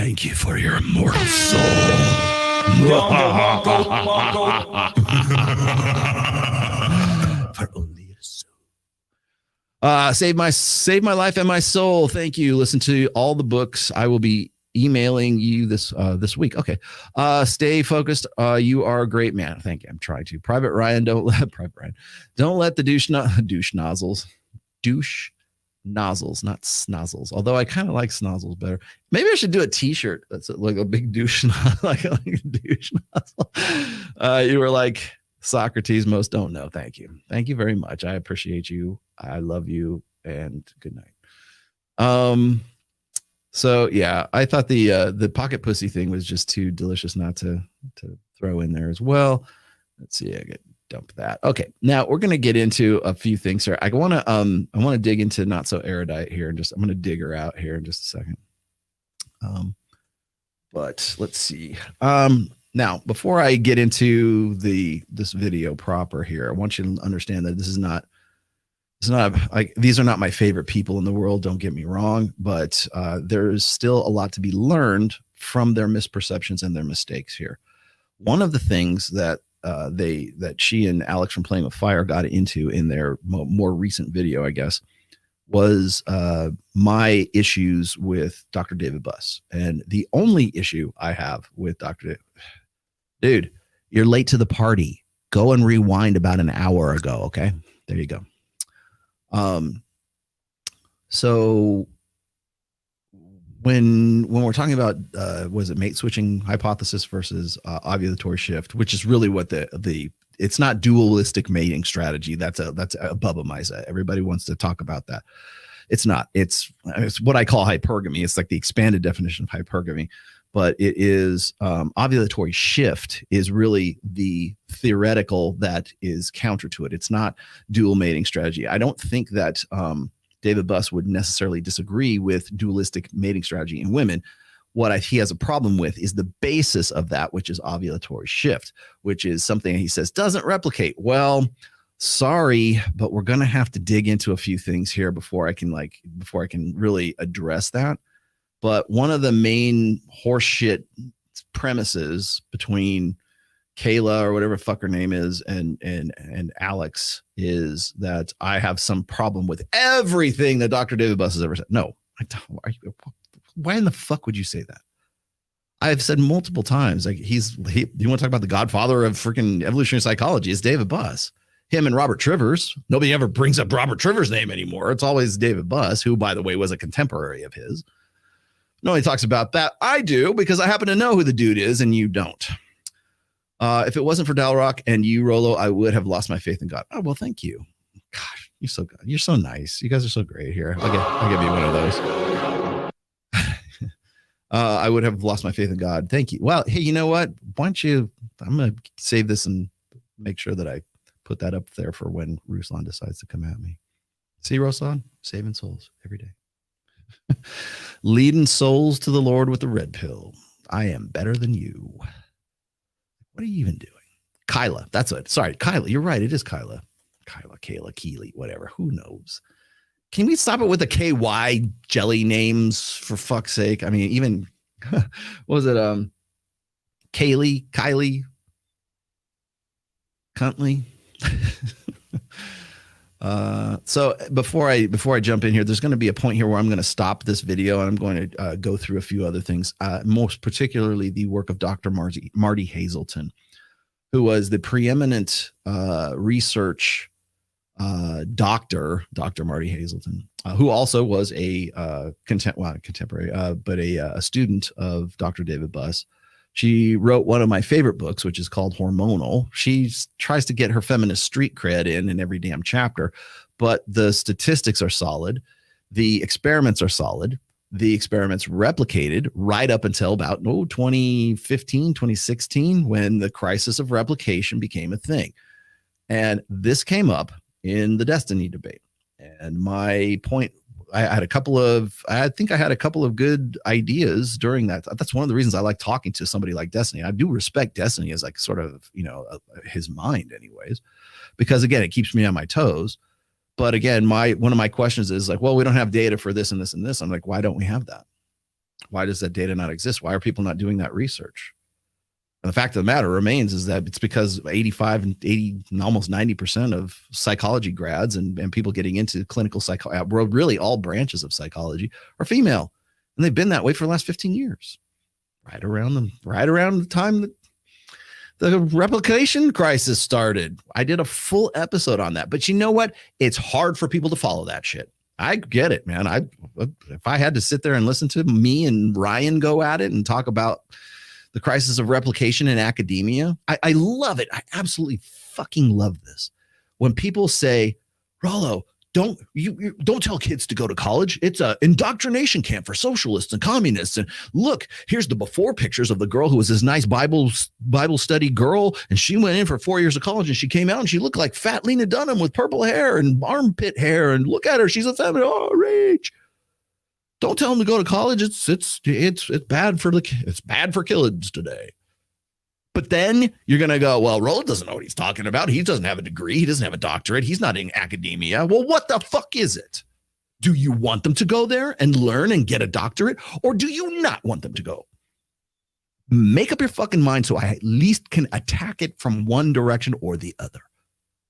So academia good, academia bad. What is it? Tell me. It's only bad when I have a point, and it's only good when you have a point. Fuck off, man. So fucking sick of this. It's this convenient academianism, or I think that's what it's called. Careerism, academism. It's this appeal to authority. By the way, that's a logical fallacy too. Just because somebody has a doctorate doesn't mean they're right all the time. Well, it should. You don't have a real degree, Rollo. Well, I have a degree in behavioral psychology and I have a degree in fine art. I have a BFA and I've got a BS in behavioral psychology. Well, you don't have a degree in evolutionary psychology. Yeah, because when I went, they didn't offer that. At least not at UNR, not when I was there. So what do you want me to do? At least I have a basic understanding of behavioral psychology. I lean towards behavioral psychology because it seemed more nuts and bolts. It wasn't touchy-feely. Let's go, sit on the couch and talk about our feelings. It was like, here's what happens when you condition people to do these things. That was more interesting to me because it was more nuts and bolts. You could see it right there. The premise of behaviorism is that behavior is the only measurable effect of the way people are thinking and doing things, right? So one of my principles in the first book, which is The Medium is the Message, is that don't believe what women say, watch what they do. But it's not as simple as that. Everybody will say that. Don't believe what people say, just watch what they do. Well, that's like stupid folk wisdom. When I said the medium is the message, I said the message, what she is doing is actually the message. So if a woman is flaking on you, or if she's like hot and cold or whatever, or she goes from interest to no interest, that's the message. There's no such thing as mixed messages. Oh, she's sending me mixed messages. No, she's not. The message is what she's doing, that you read that and you fucking act accordingly. And sometimes you have to be zero tolerance about that shit, depending on what it is. It's usually this topic comes up when I'm talking about boundaries and like, Rollo, shouldn't you set boundary for women? Yeah, by enforcing them. Because I'm the behaviorist, man. Animals only learn from pain. Animals only learn from consequences. You touch the hot stove, fuck, you won't do that again, will you? Can't talk about it. Ultimatums are useless. Ultimatums are declarations of powerlessness. That's not some Tomassiism. That's from behaviorism. That's really what that comes down to.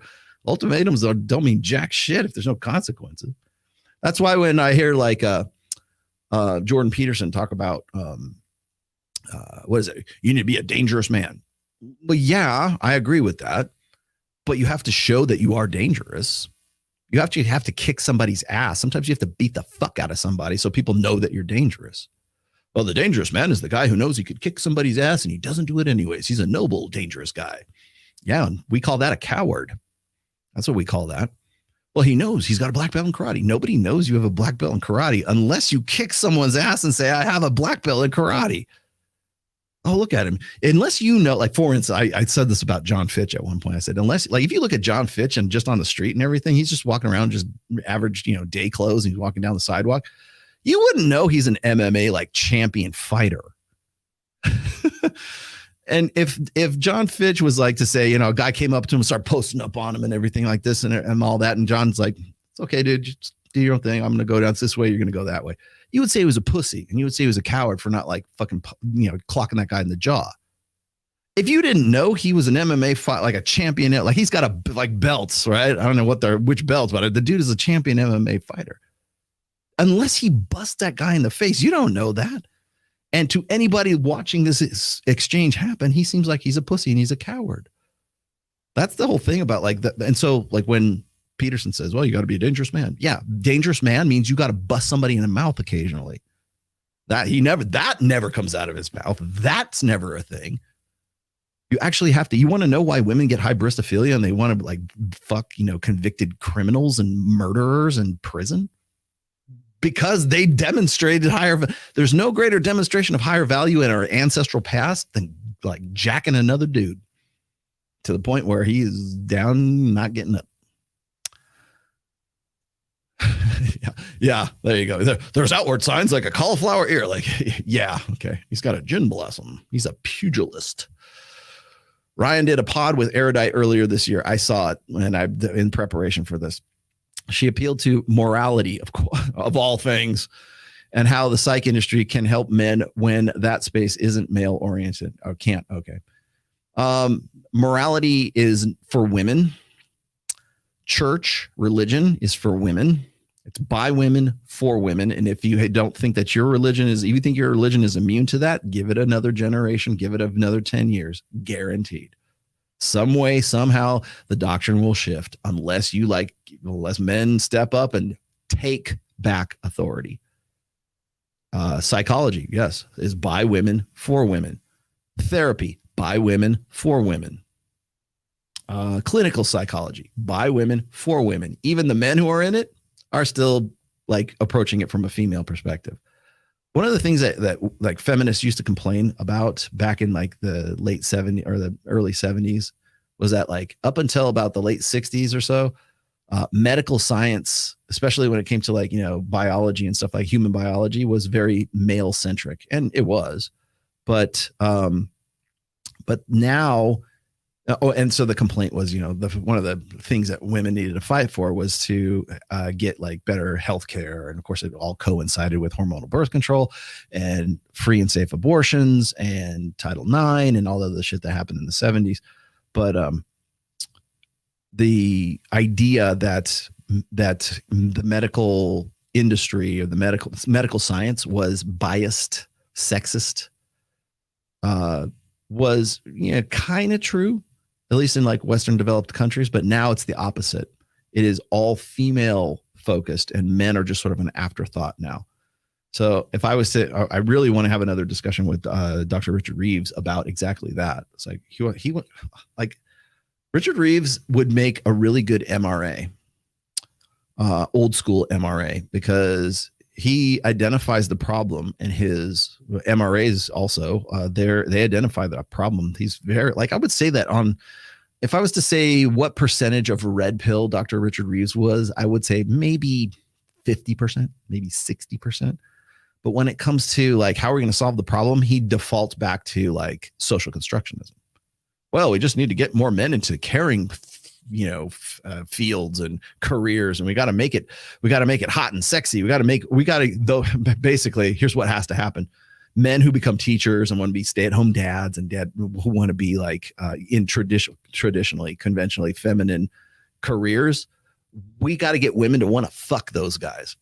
We got to have this social imperative to make women want to fuck these guys. And it's like, it's analogous to like, well, beauty is just in the eye of the beholder, and men should want to fuck fat chicks. That you will have about as much success with trying to convince a society that women should want a guy who doesn't make as much money, who will never make as much money as they do, is not as sexy as they are, does not have anything close to the status that they will have, but they are supposed to put all that aside because we're more evolved than that, and they should want those guys just for the sake of the fact that we need more male teachers, or we need more male nurses, or we need more, I don't know, NICU nurses for, whatever name the female thing that, or career that they ought to be participating in. It's never going to happen. It's status motivating for women to want to get into traditionally masculine careers. It's the hotness, right? I'm an alpha female because I look like an alpha male, right? I brought that up, by the way, on Access Vegas. But there's this idea that men should want to fuck women who are basically the men that they want to marry. And then women can't figure out why they don't want to do that. Well, it's the opposite when you say, well, men ought to get into nursing, and they ought to get into basket weaving, and they ought to get into textiles or fashion design or nursing, or be a home health care, that kind of stuff, be a school bus driver or whatever, like these low status jobs that are like kind of status wise. I'm not saying they actually are, and women should find them sexy because of that. Good luck. Especially in a gynocentric social order. Good luck. Good luck with your social constructionist solution to a 21st century problem. It's every bit as unsolvable or unresolvable, untenable as Lila Rose trying to convince Justin Waller that he ought to be ashamed of himself. The only world in which Justin Waller should be ashamed of himself is prior to 2000, in the 21st century or the 20th century. Yeah, if we were still living in 1995, yeah, he should be ashamed of himself, but we don't live there anymore. I haven't for quite some time. Let me get to these MMA fighters. I know. Don't ask me about martial arts. Jesus, Lord in heaven. Who would you give the torch to if you were on your deathbed tomorrow? What torch? The red pill torch? Deathbed tomorrow. I practically am with these sons of bitch. Thanks. You're not helping. You're really not helping here, Chuck. No, I thought about this too. People asked me about this I think it was on Adam Sosnick's show. Somebody came in with a super chat saying like, Mike Sartain is taking over the red pill from Rollo or whatever. And I thought about that, and I didn't say anything at the time. And quite honestly, I don't care. Because there's been so many people who have taken over the red pill. Right? How does it feel to be dethroned by Kevin Samuels? I'll just outlast him too. How does it feel to be dethroned by Jordan Peterson in the red pill? I'm still here, and he's went through rehab. How does it feel to be dethroned by X, Y, and Z? Whoever the next asshat is, right? I'm just doing what I'm doing. I just put out ideas. I do the fucking work, man. Nobody works harder than me in this fucking industry. But I will tell you this is, if there was some guy I was going to pass the torch to, it would be Mike Sartain. He's 10 years younger than me, so he wouldn't last too much more. He wouldn't last too much longer if I was on my deathbed. He got us another 10 years maybe. But we're both in really good health. Don't get me wrong. Well, in fact, I'm in like, see if I can flex on you guys, because I went to the gym before I came out. That's why I'm all like jazzed today. What? No. Neither. What do you got? Oh, that's the torch light. Okay, so let's get onto this. I want to dig into this here real quick. So I'm going to stop this. I've got notes and time cues for this one. So this was from Alex from Playing with Fire's thing. He's probably going to want me to pull this clip, but maybe not. I don't know. We'll see. Where did I put that show clips? Is that it? Okay. Okay. I've got two things I'm going to have to show you here, but we'll start with this. This is from Alex's show here. All right. What up, guys? We are live. Okay. So Alex from Playing with Fire on the left, Kyla, whatever her name is. She's used her last name before. Yeah, I tell you, it's funny. Is like people they call her not so erudite. Okay. Oh, whatever. Ooh. She hates it when people use her last name. I totally understand. I get it. I agree, girl. I hate it when people try to get me with my real name. But you know what? At this state, I don't really even care. But if you're gonna come at me and give me shit for like not using my real name as sort of my online personality, I want you guys to go and like talk to Myron or Fresh or let's see who else, or you can go to her. All right. I love it when people go, oh, hey, your real name is George Miller. I got you. Oh, I guess I'll have to quit the internet now. I guess I'm going to just delete my channel because you got me. Guess what? Myron's name is not really Myron. Fresh's name, I know it's a shock. Not really Fresh. Let's see. Who else? Run down the list. Ryan Stone, not his actual name. Who else? How come you guys don't go after those dudes? How come you don't go, ha, I know what your real name is, brother. You're not really, your name's actually Walter, not Fresh. Oh no, I guess I have to stop. I'm melting. But I understand why she gets all bent out of shape. Like if you use my last name or use my real name, I will block you. Just, it's my habit. By Torch, if we're all honest, you're probably the only one worth investing when it comes to the red pill. Once you're done, once you're gone, then what? Then you're fucked, man. That's when you know that's the last sign of the apocalypse. When I go and the Lord calls me home, I'll be happy to go at this point. I fear nothing. I do not fear death.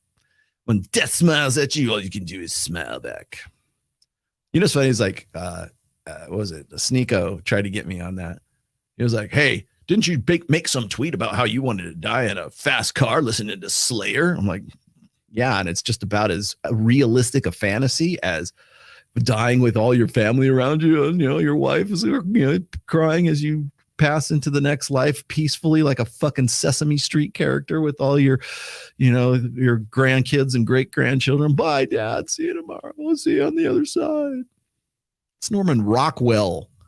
Most people die in a fucking assisted living facility. You want to know how my mom passed away? She passed away in December 3rd, 2020, because she was in an assisted living facility. I got a call right around 11:30 at night, I think it was. They said, your mom's passed. I'm like, what the fuck? How come? I was like, my wife thought it was like something was wrong with me, right? Because I didn't cry. I wasn't like overcome with emotion. I was fucking raging. I've never been that pissed off in my life. And I've been pretty pissed off. I'm a very patient guy. So like when people piss me off, I expect them to know, like, I'm a patient guy, right? Yeah. Okay. And I'm pissed. You just pissed me off. You pissed off a very patient guy, right? It makes me more pissed off that people don't get that in addition to whatever I'm pissed off at. And it was the same thing. And I was just at the fits of rage, man. Like, why the fuck can I not go see my mom? I couldn't even see her body because it was right in the middle of C-19. I couldn't even do that. And when we put her in the ground in Lake Tahoe, when we put her in the ground, like it was only immediate family. They didn't even want my mother-in-law there. I'm like, bullshit, fuck that. You guys, she's going to be here too. We were in the snow putting my mom in the ground in like mid-December of 2020. That's how people die. That's how people exit. Lonely, cold, dead. That's it. And I love it. Absolutely fucking love it when people go, oh, hey, man, that's no way to live. It was, what was it? Ben Shapiro was like, well, that's kind of an empty life. You're going to be alone when you die. We're all alone when we die, dude. What about the people who like got shot in Vietnam? What about the people who like died in battle? What about the people who like, I would rather die in battle than pass away in a fucking staring at a ceiling in an assisted living facility. So I was goofing. I was going, yeah, I hope I die in a fucking car, in a very fast car, listening to Slayer, listening to Angel of Death, right? I don't know. All right. That's just as realistic as I hope my burial is, I hope Thor, like Red Pill Thor, will put me on a Viking longship, set it on fire, make sure I have a virgin sacrifice too, because that's part of the gig, and put my dogs or my horses or whatever on there, slaughter them, and then set it on fire and push it into the middle of Lake Tahoe. That to me sounds like a good, glorious death. I will enter Valhalla with all of my worldly possessions into the afterlife, right? Well, how come people don't say that? What about, I want to be buried in a pyramid with all of my stuff and all that I need. I want to be buried like King Tut. That sounds just as realistic as the Norman Rockwell, well, you're going to die alone. Okay. See, that's how pussy guys have become. Would you rather die? I mean, I should make a poll question. Would you rather die in battle? Would you rather die fighting? Would you rather die like in combat? Would you rather die like, was it better to burn out than fade away? Right? Would you rather die quickly, but like in like fighting for your life gloriously, and you'd be like, oh, took an arrow to the knee, right, or to the chest, whatever? Or would you rather die peacefully in a bed somewhere with your applesauce on the counter, and your wife's crying, and your kids are all around you, and your grandchildren that you can't remember their names because you have Alzheimer's, or you can barely remember their names, and like she's holding your hand, and you peacefully just glide into the next life. Oh, okay, let's put dad in the ground. Oh, let's not even do that. We're just gonna put him up the chimney. Would you rather go that way? Because that's the thing. You want to talk about like ideals, right? Like when Ben Shapiro talks about ideals for like, oh, you're going to live alone. You're going to be a lonely old man. That's all that is just the spinster myth for men. That's all it comes down to. Okay. I feel like I'm doing Q&A already. Do you have a plan for the content this year to mix in some steak as breakfast from all the culture war distractions? I'd love to see your interview with Godsod. I'm trying to arrange that. I want to get Godsod on Access. I want to get him to Vegas. It's just I can't do anything here in Reno. I got to do it in Vegas. I want to get him. I've got Robert Frank on tap right now too. I want Robert Frank on Access Vegas. I want to definitely get John Zerka on. And I'm also, I was going to do Zuby, but like, I just couldn't schedule it right. Our logistics didn't work out because I was in Miami. I would like to get Zuby on. Anybody who wants to debate me, you just take a number. I'll be happy to host you in Vegas. But also, let's see, Robert Frank. Hotep Jesus is coming on June 15th. So we'll have him on as well. We got a lot of guests planned for June. June's going to be a kind of a content heavy month for us. When I was 4, my mother had chest pains, went to the doctor, had a heart attack in the waiting room, dead at 39. These tradcons live in a fantasy world. Yes, my brother, my wife's brother, not my brother-in-law who was married. My wife's brother-in-law passed away at 39 years old as well. And he died in his sleep because he had a heart arrhythmia, and it was just his time. Gone. No, let's get by dad's bedside. No, gone. Poof. That's why it's the idea. So when people say, well, you're going to live a lonely life, what they're trying to do is blackmail you into thinking the way that they want you to think. That's what it comes down to. If you read, for fuck's sake, if you've read my first book, I even cover this in The Myth of the Lonely Old Man. I covered this as far back as 2011 on the blog. And we're still talking about this bullshit today.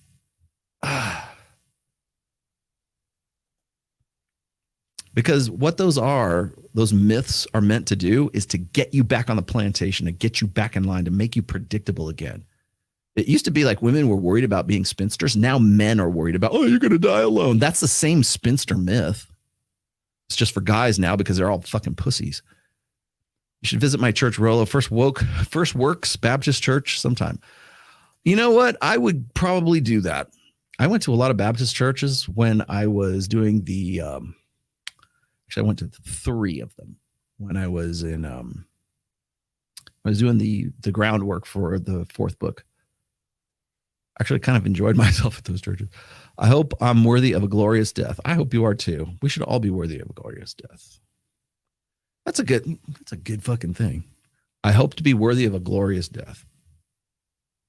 Like, how is that not preferable to wanting to, like, have your family and friends peacefully pass away in a hospital bed somewhere? Of course, it's a private room, right? And the nurses and the doctors are there. There's nothing we can do about it. It's like Saving Private Ryan. You're like, tell me I lived a good life. Fuck off. I thought you said before that you were going to try to get him on your show, but any update on getting AMS on?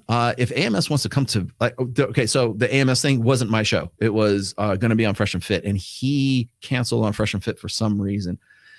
Myron actually wanted me to come out there and do a show with AMS, Lucario, I think Steph is Cold, and I think one other, an AMS, but I don't know who the other dude was. I think I was the only white dude on the panel at that time. But AMS didn't work out, and I don't think the show actually worked out. But I would absolutely do that again. I like AMS quite a bit. Good day, Rollo. Chief, praise the Lord. Praise the Lord. I know who my God is. Hallelujah. Do I really get involved in weird drama? It's not weird drama. We should talk about that. So, yeah, thanks. Okay. Oh, did it? It got bombed by. Oh, it did. It got bombed by the. Okay, I'll do it. I'll go. Anyways, let's add this to the stream. So we got a fun little open panel for you guys with our favorite Kyla, i.e. not so erudite. We're going to discuss quite a few. All right, I'm going to scrub to my cues here. So I got to go to 8:48, which is right about. Yeah, that's good enough. He just doesn't care. He doesn't think any of this shit's real or that deep. Like, David Buss assumes Rollo is just like a squawking, small-time internet fry. And like academic world. Okay. Dear Kyla, whatever the fuck your name is, you do realize that Dr. David Buss knows who I am because he's also done interviews with Mike Sartain in our studio in fucking Las Vegas. Now, it was before I was, on board before we had Access Vegas. Trust me on this. I'm just gonna like throw this one there. Mike knows Dr. David Buss. I mean, at least the point where he can interview him, because they both went to like Texas A&M or Tech. God, he'll kill me for that. Texas University, whatever the fuck he's like, wherever the Longhorns are, right? He most definitely knows my name. Trust me on this. If you go and you read like the very first part of what is it? The Men Behaving Badly, where he talks about the manosphere and the red pill. He actually mentions that stuff. He knows who these people are. Okay. You are not that important. I can't underscore to people how separate it is from like normie land. Like, academics don't know shit about anything that like anyone in like normal land. Like, most academics have never heard of like Fresh and Fit. It's rare that you'll find they'll usually know Tate, and that's about it. Like, they're not going to know any of these names. That was so delicious. And she is right about this. She's right about this because I don't know if you guys saw this, but another reason I want to get Gad Saad on my show. Hafiz from the Roommates did an interview with Gad Saad, and his entire. Once I got into it, I started watching because I was Gad Saad, right? Once I got about 10, 20 minutes into the interview, I understood why he had him on there, because he wanted Gad Saad to disown me, to like sort of disqualify me.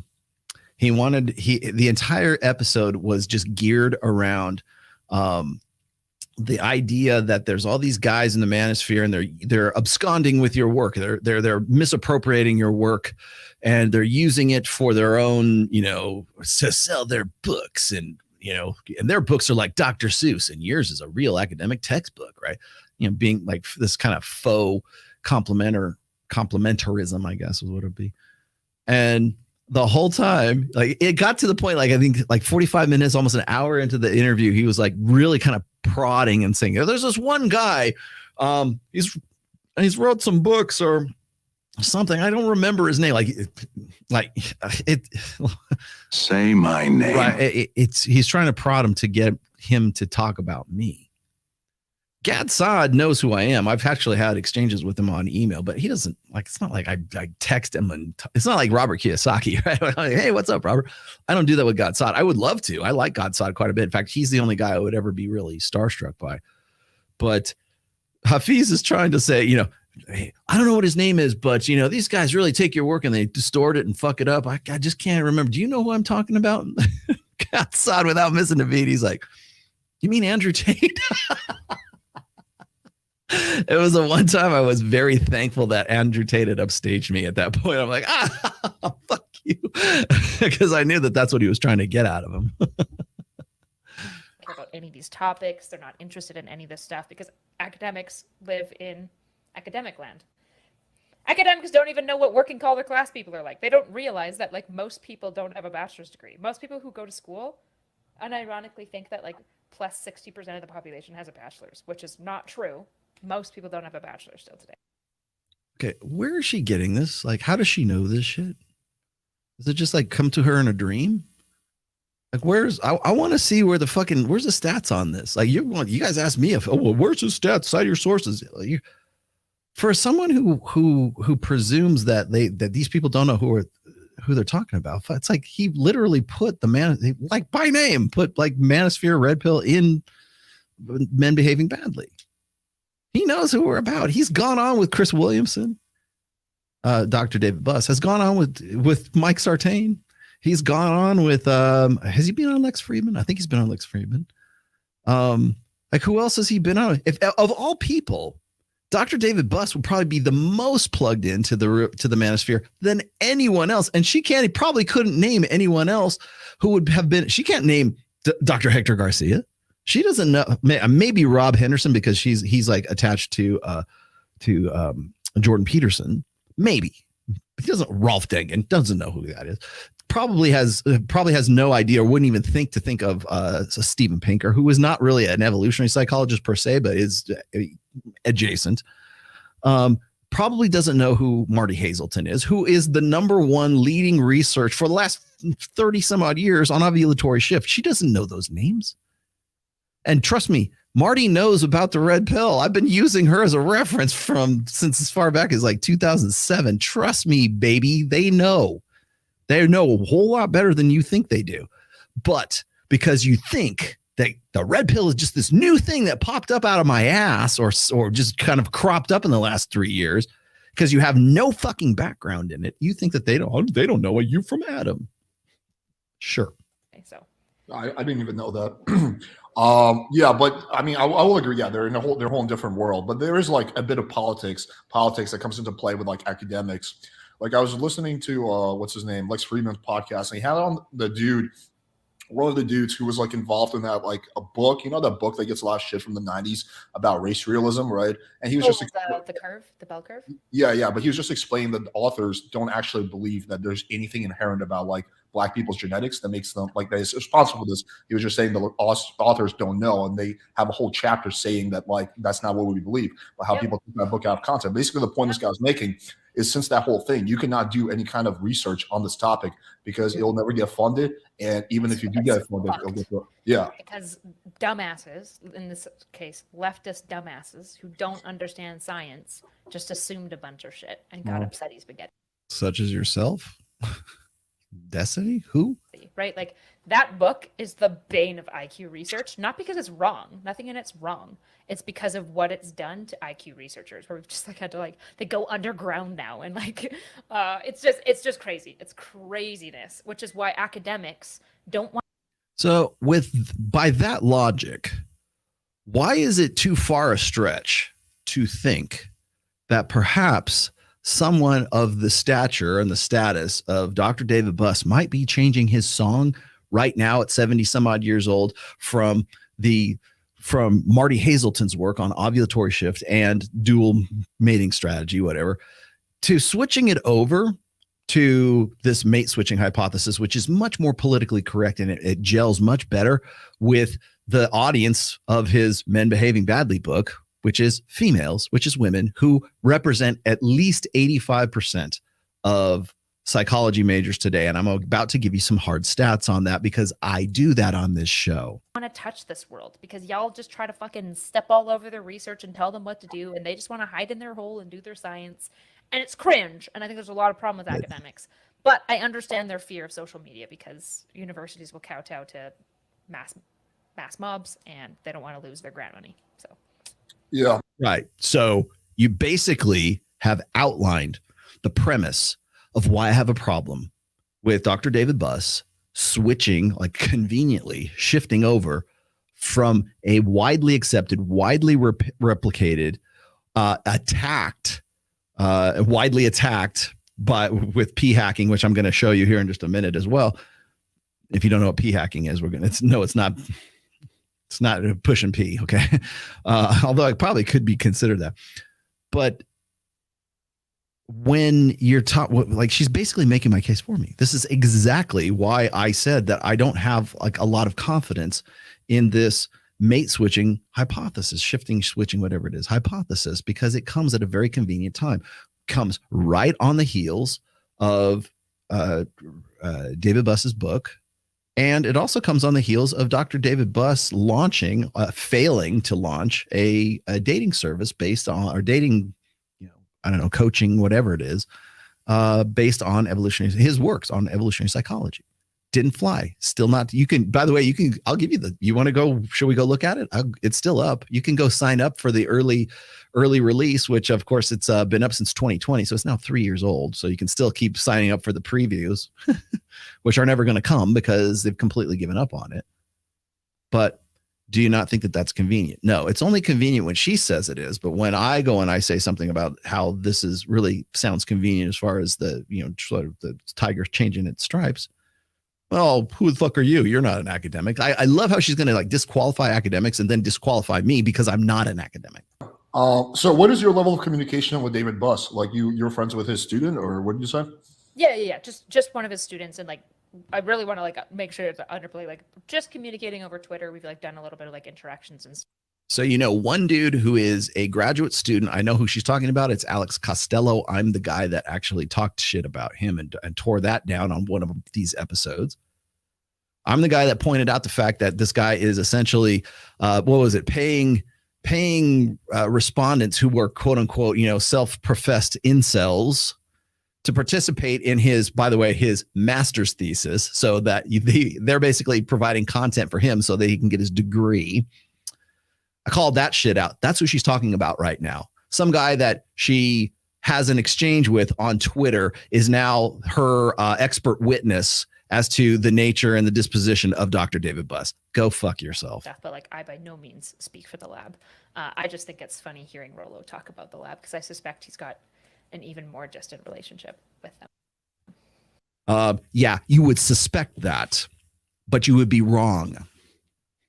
You would be very, very wrong about that.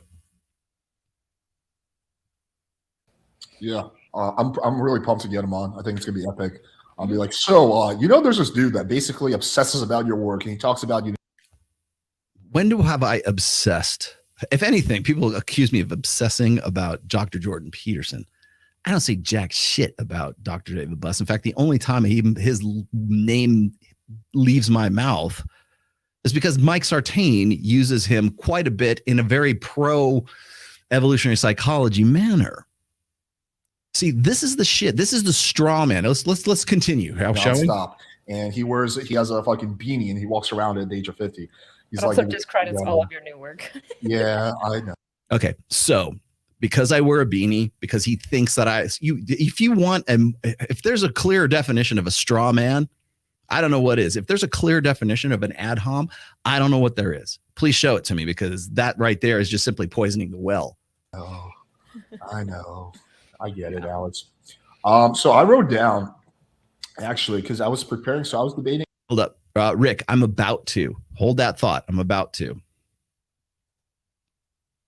Doing a debate with Torsha, and I thought we were going to debate the Rollo thing. So Torsha doesn't do debates. And also, Torsha is kind of like in La La Land with Pearl these days, too. I spent like 20, 30 minutes coming up with a list of all the things I disagree with Rollo on.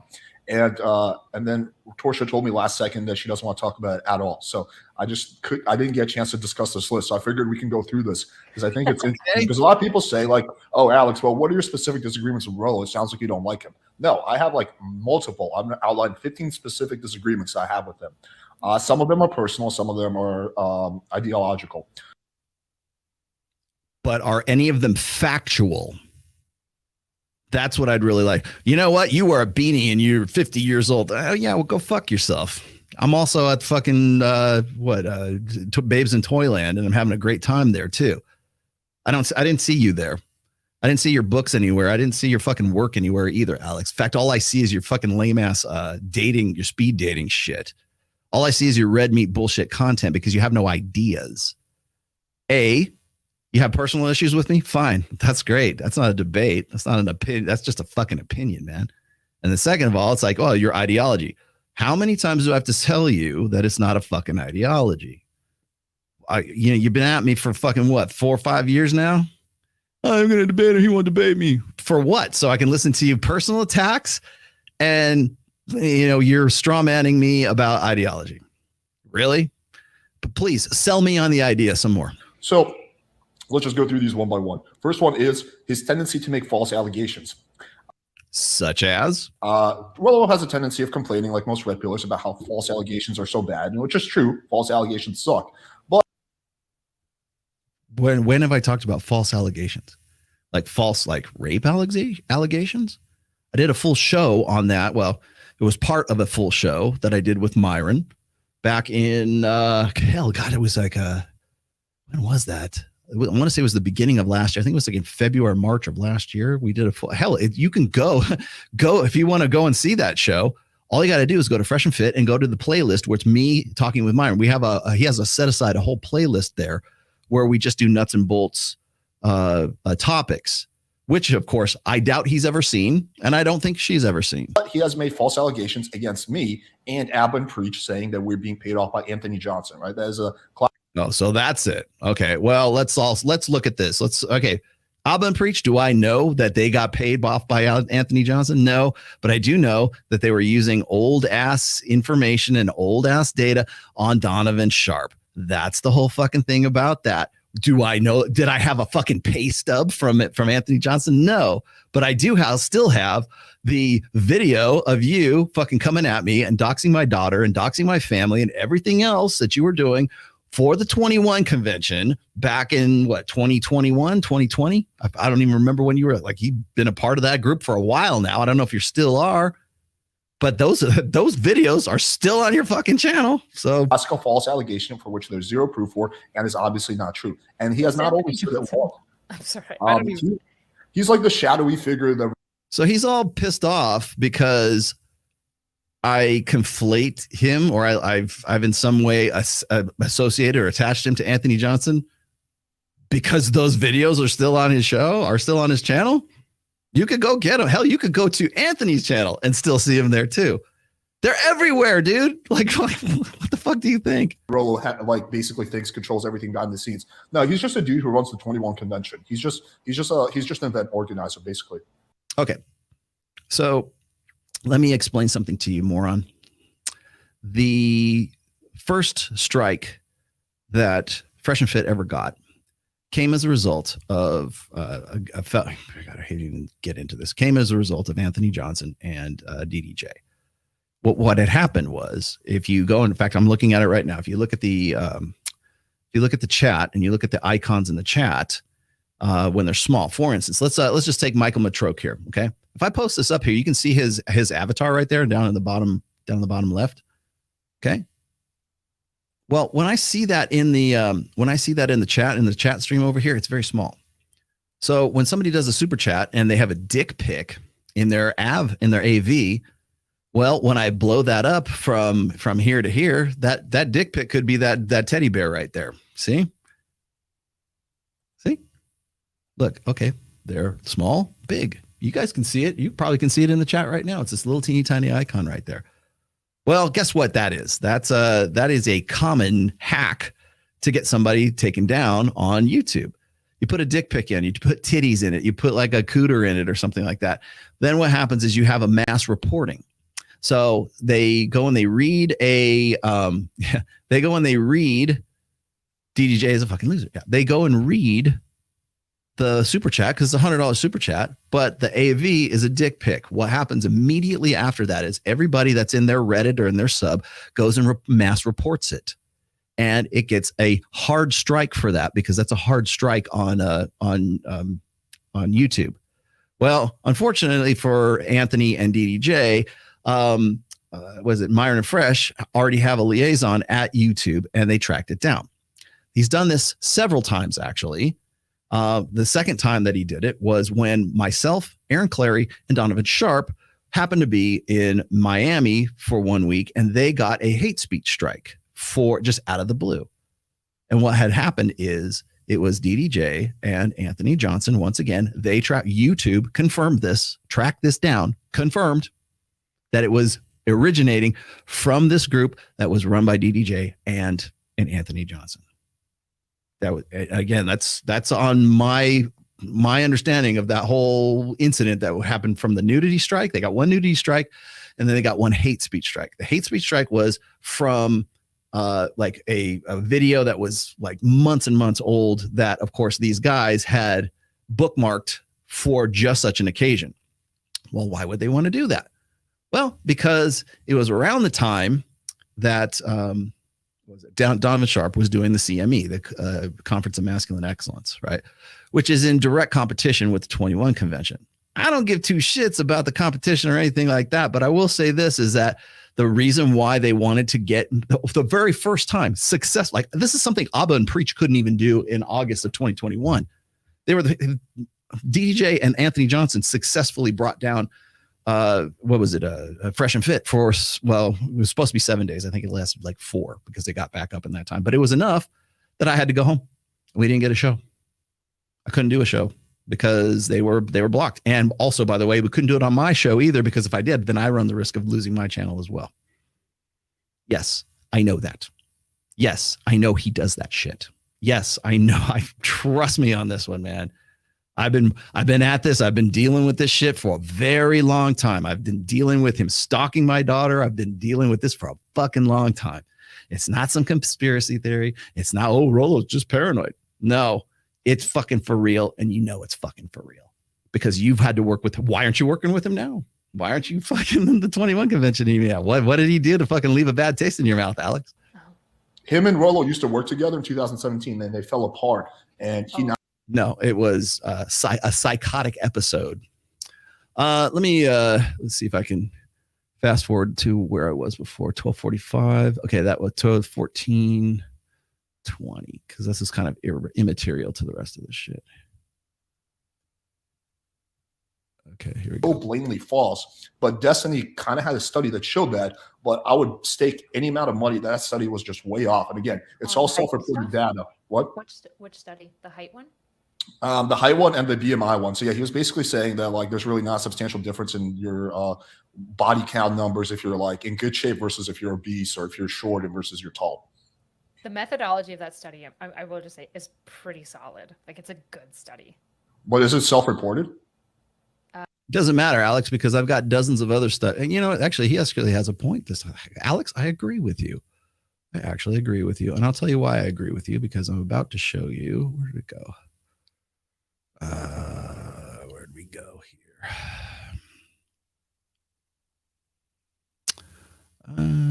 It was Rob Henderson. And where did it go? No, not that one. Well, first of all, I could show you the studies by Marty Hazelton that shows you that muscularity is sexy. That's number one. And by the way, that was as far back as 2007. But the thing I'm looking for is actually more contemporary here. Let's see.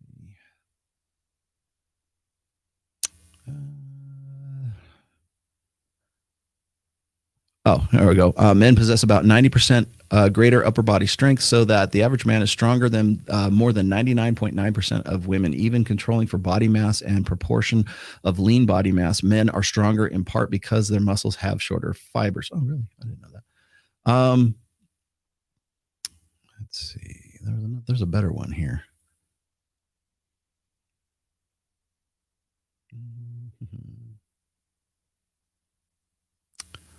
I mean, the height studies are just like literally fucking everywhere. So she's absolutely 100% wrong about this.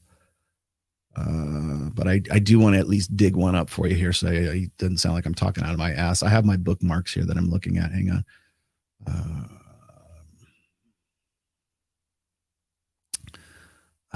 Let's see. Oops, was that it? No, that wasn't it.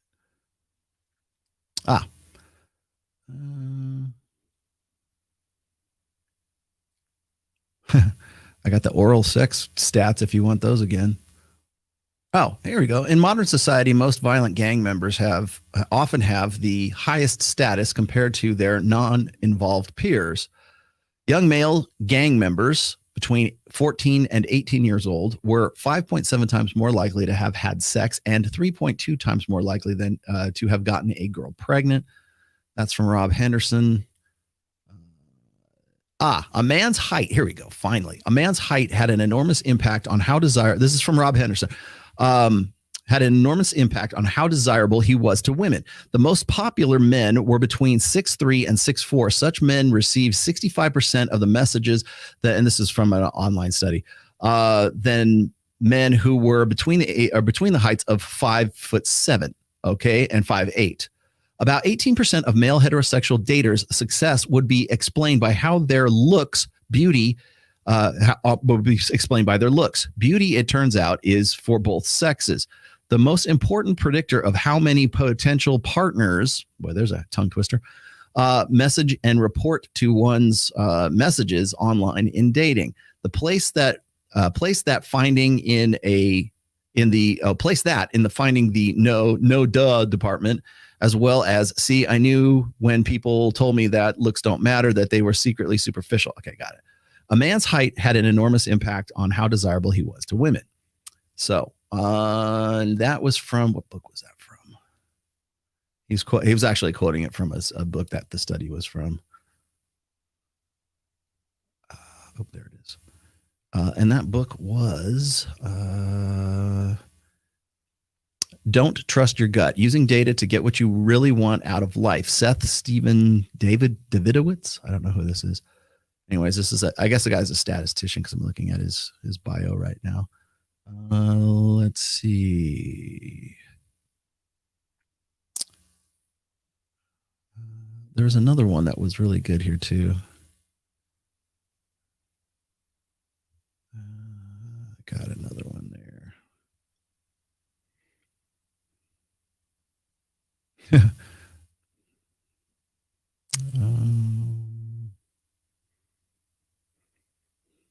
All these suicide stats. I'm looking for attraction stats right now. Here we go. Sex differences in muscularity translate into the average man being stronger than 99.9% of women. The sex differences in upper body mass in humans is similar to the sex differences in lean body mass to gorillas, the most important sexual dimorphic primate. This was also part of that, showed that, okay, so six studies with an N that equals 1,180 showed that unattractive partners considerably overestimated their attractiveness compared to the ratings by strangers. In contrast, attractive participants were more accurate. If anything, they underestimated their own attraction or their own attractiveness. That's still not what I was looking for, though.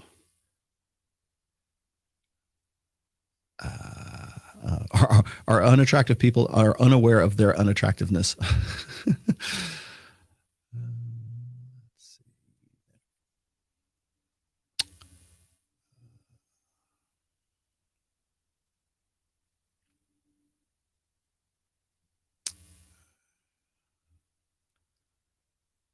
I always look for the human emotion one. I can't find it. Now I'm finding it. There are.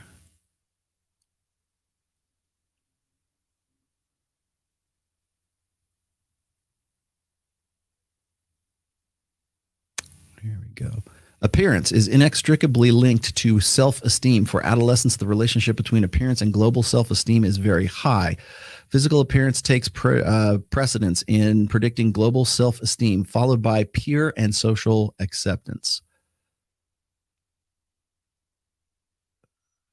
That wasn't what I was looking for.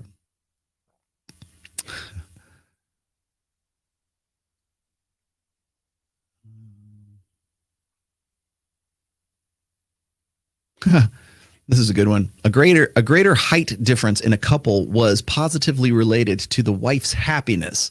This relationship is dissipated after 18 years of marital duration. The long period of the dissipation indicates a powerful impact of male height on women's psychology. Would you like me to show you that one? I'll give you that one. Hang on.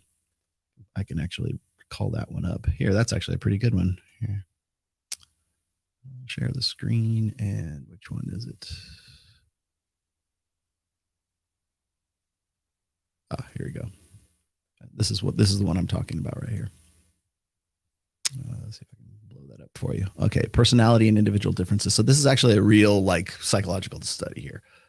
And where did it go? There we go. Okay. So let's see here.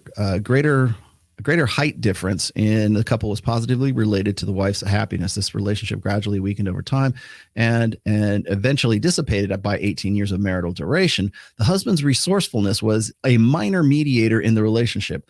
Thus, we argue that the husband's height and its correlates made the wife initially happy, but the influence waned over time.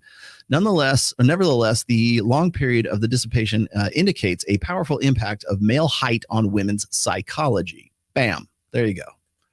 How you like that? How you like apples? How you like them apples?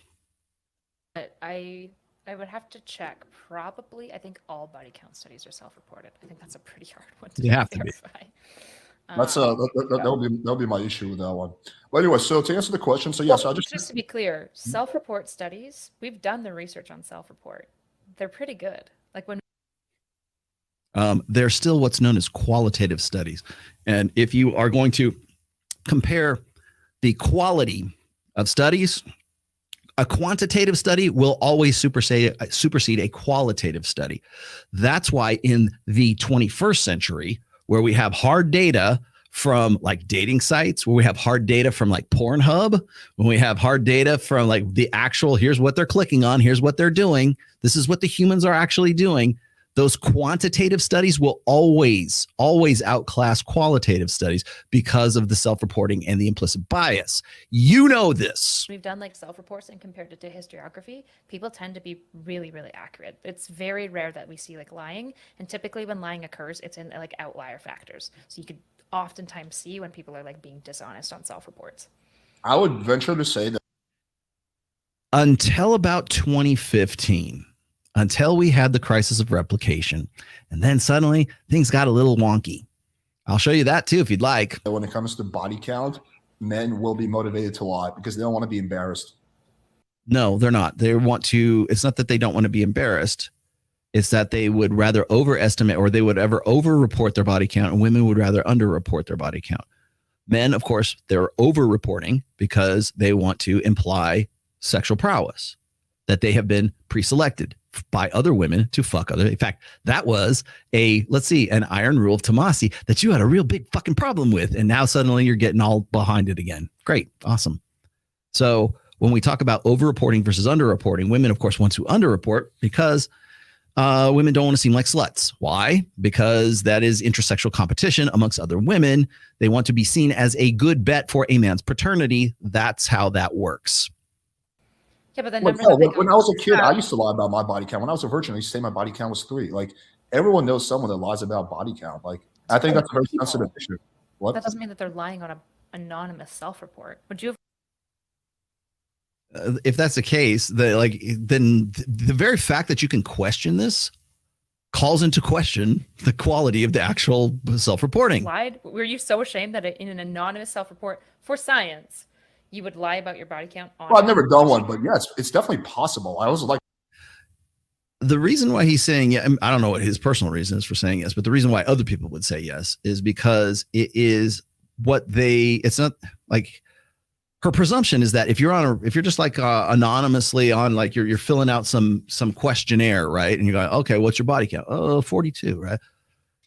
If you are accustomed to lying about a certain thing, it doesn't have to be body count, but if you're accustomed to lying, if you're a pathological liar, or you get into the position where you start thinking pathologically, that will be your default answer.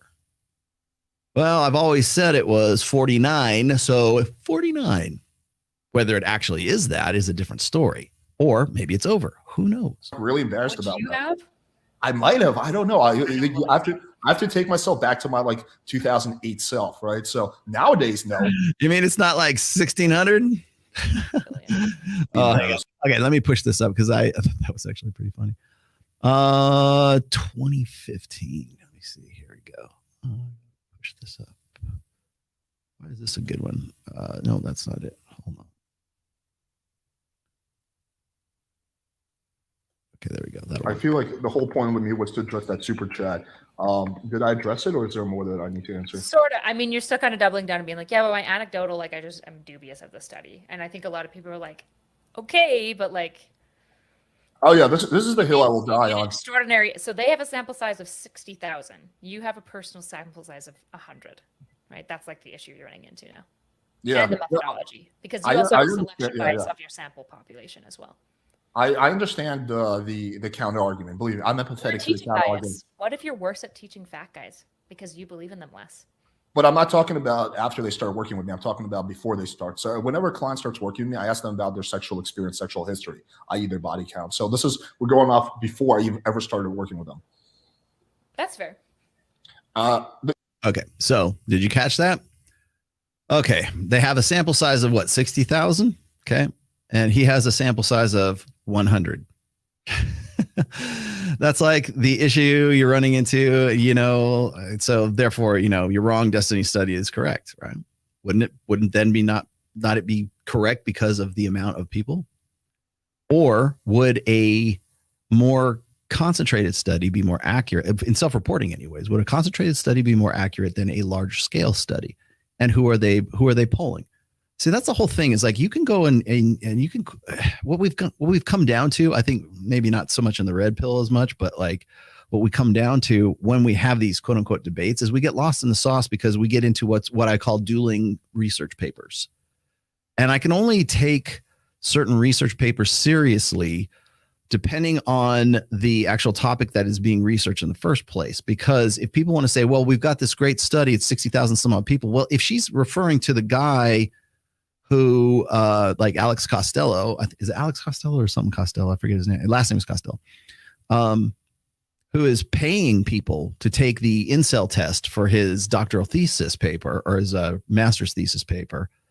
You're already biasing it by paying these guys to be involved in the thing in the first place. So were the participants paid? Who were the criteria? What was the demographics? Was it polled worldwide? Or was it polled just here in the United States on college campuses amongst college educated people who actually are going to college? And if that's so, was there more women than there was men? Because we already know that the demographic shift at major universities is at least 60-40. So there's a lot that goes into that. And I think to like draw a particular specifics about this thing without actually having the thing right there in front of you, you're going to debate shit like this, you better bloody well have the fucking stats right there in front of you. Right. I went to go fucking drag my bookmarks from Rob Henderson just so I could read a few of those things about height and violence and strength and muscularity. But I don't know. It is what it is. Yeah, this is like the hill I will die on. Like, honestly, like I understand how it sounds. I understand, like, hey, listen, this, according to the burden of evidence or whatever the fuck it's called. Burden of proof, dipshit.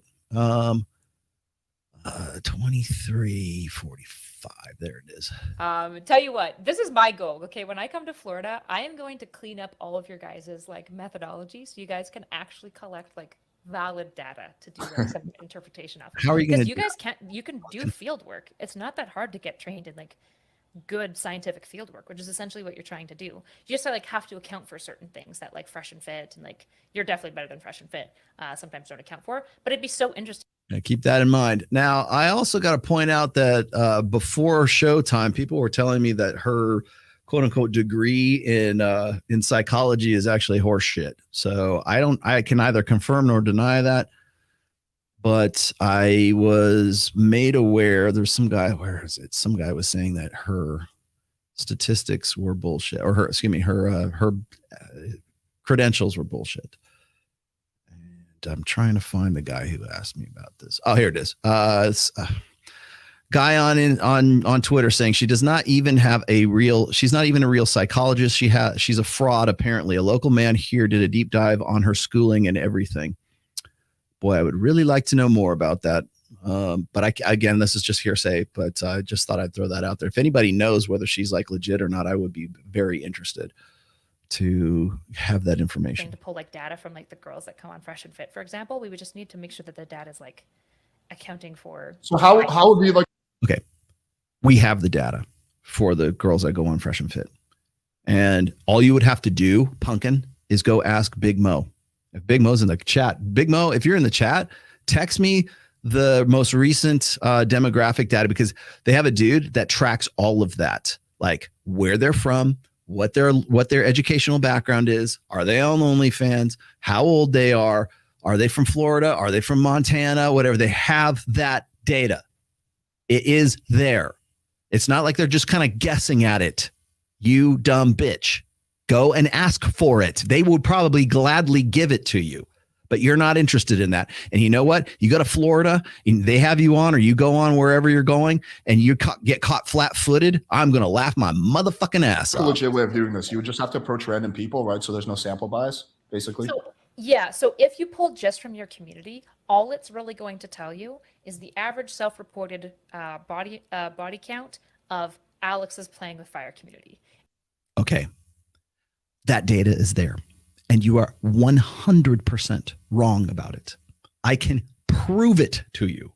I have the data for it. Big Mo has the data for it. They stay up on top of it. Yes, you're right, Sorlita. She doesn't care. She don't care about nothing, you know? Ain't nobody got time for that. She don't care about nothing. What you got here? I think a lot of these people get exposed to your content and can't handle that you don't offer prescriptions, so they make up their own assumptions, or they make up their own and assume yours. Yeah, of course. Of course they do. You know why that is, J-Pots? Is because you can't give people data without telling them how to feel about that data. You can't give them just straight up like numbers and dollars and cents. You can't just give them a research study without telling them how they ought to feel about it and how they ought to change their lives about it and how it's going to improve their lives and how it's self-fucking help. That's what Twitter is all about right now. That's the only reason anybody knows this bitch's name. Dead serious.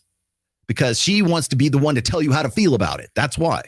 Oh, Rollo won't give you a prescription and he won't tell you how to feel about it? I will. That girl that was coming at Justin Waller on whatever podcast, same thing. You should feel bad. You should feel bad about what you're doing. You should feel bad about this. Because in my world, you're a bad man. You cannot give data. You cannot give just dollars and cents. You can't just give raw data to people without telling them how to feel about it, because we live in the age of emotion.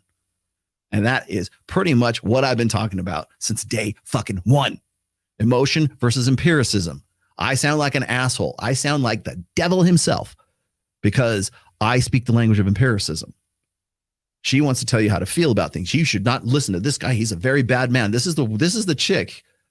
This is the chick who knows nothing about my work, nothing about my 20 years doing this shit. Absolutely zip. But yet she's the one who wants to say, oh, he should go. I'm going to put him out of business. Okay, you guys can go and take that up with her. Doesn't really generalize super well, particularly if you look at the demographics. If you look at the demographics that you collect, and it's super different than like the average demographics of like men today and day, that would be a really big issue. Punkin, go ask Big Mo for the demographics from Fresh and Fit and see if you don't change your mind. See if your bias comes into play after you see those stats. Right. So like if everyone who watches you has like a significantly lower body count than pretty much everyone else, now we know, okay, well, these are your studies, but it probably only would generalize to other communities that have like already difficulties. Okay, let's push this up. So she's 100% patently wrong about the demographic studies, at least from Fresh and Fit. If anything, Fresh and Fit keep more accurate demographic statistics than anyone else in this fucking business. A high value man. What are your thoughts on that? I don't know. I don't know what to say, because you and I are going to end up circle jerking about a lot of this stuff. Like, yes, agreed. But I would love to see Rollo's career over.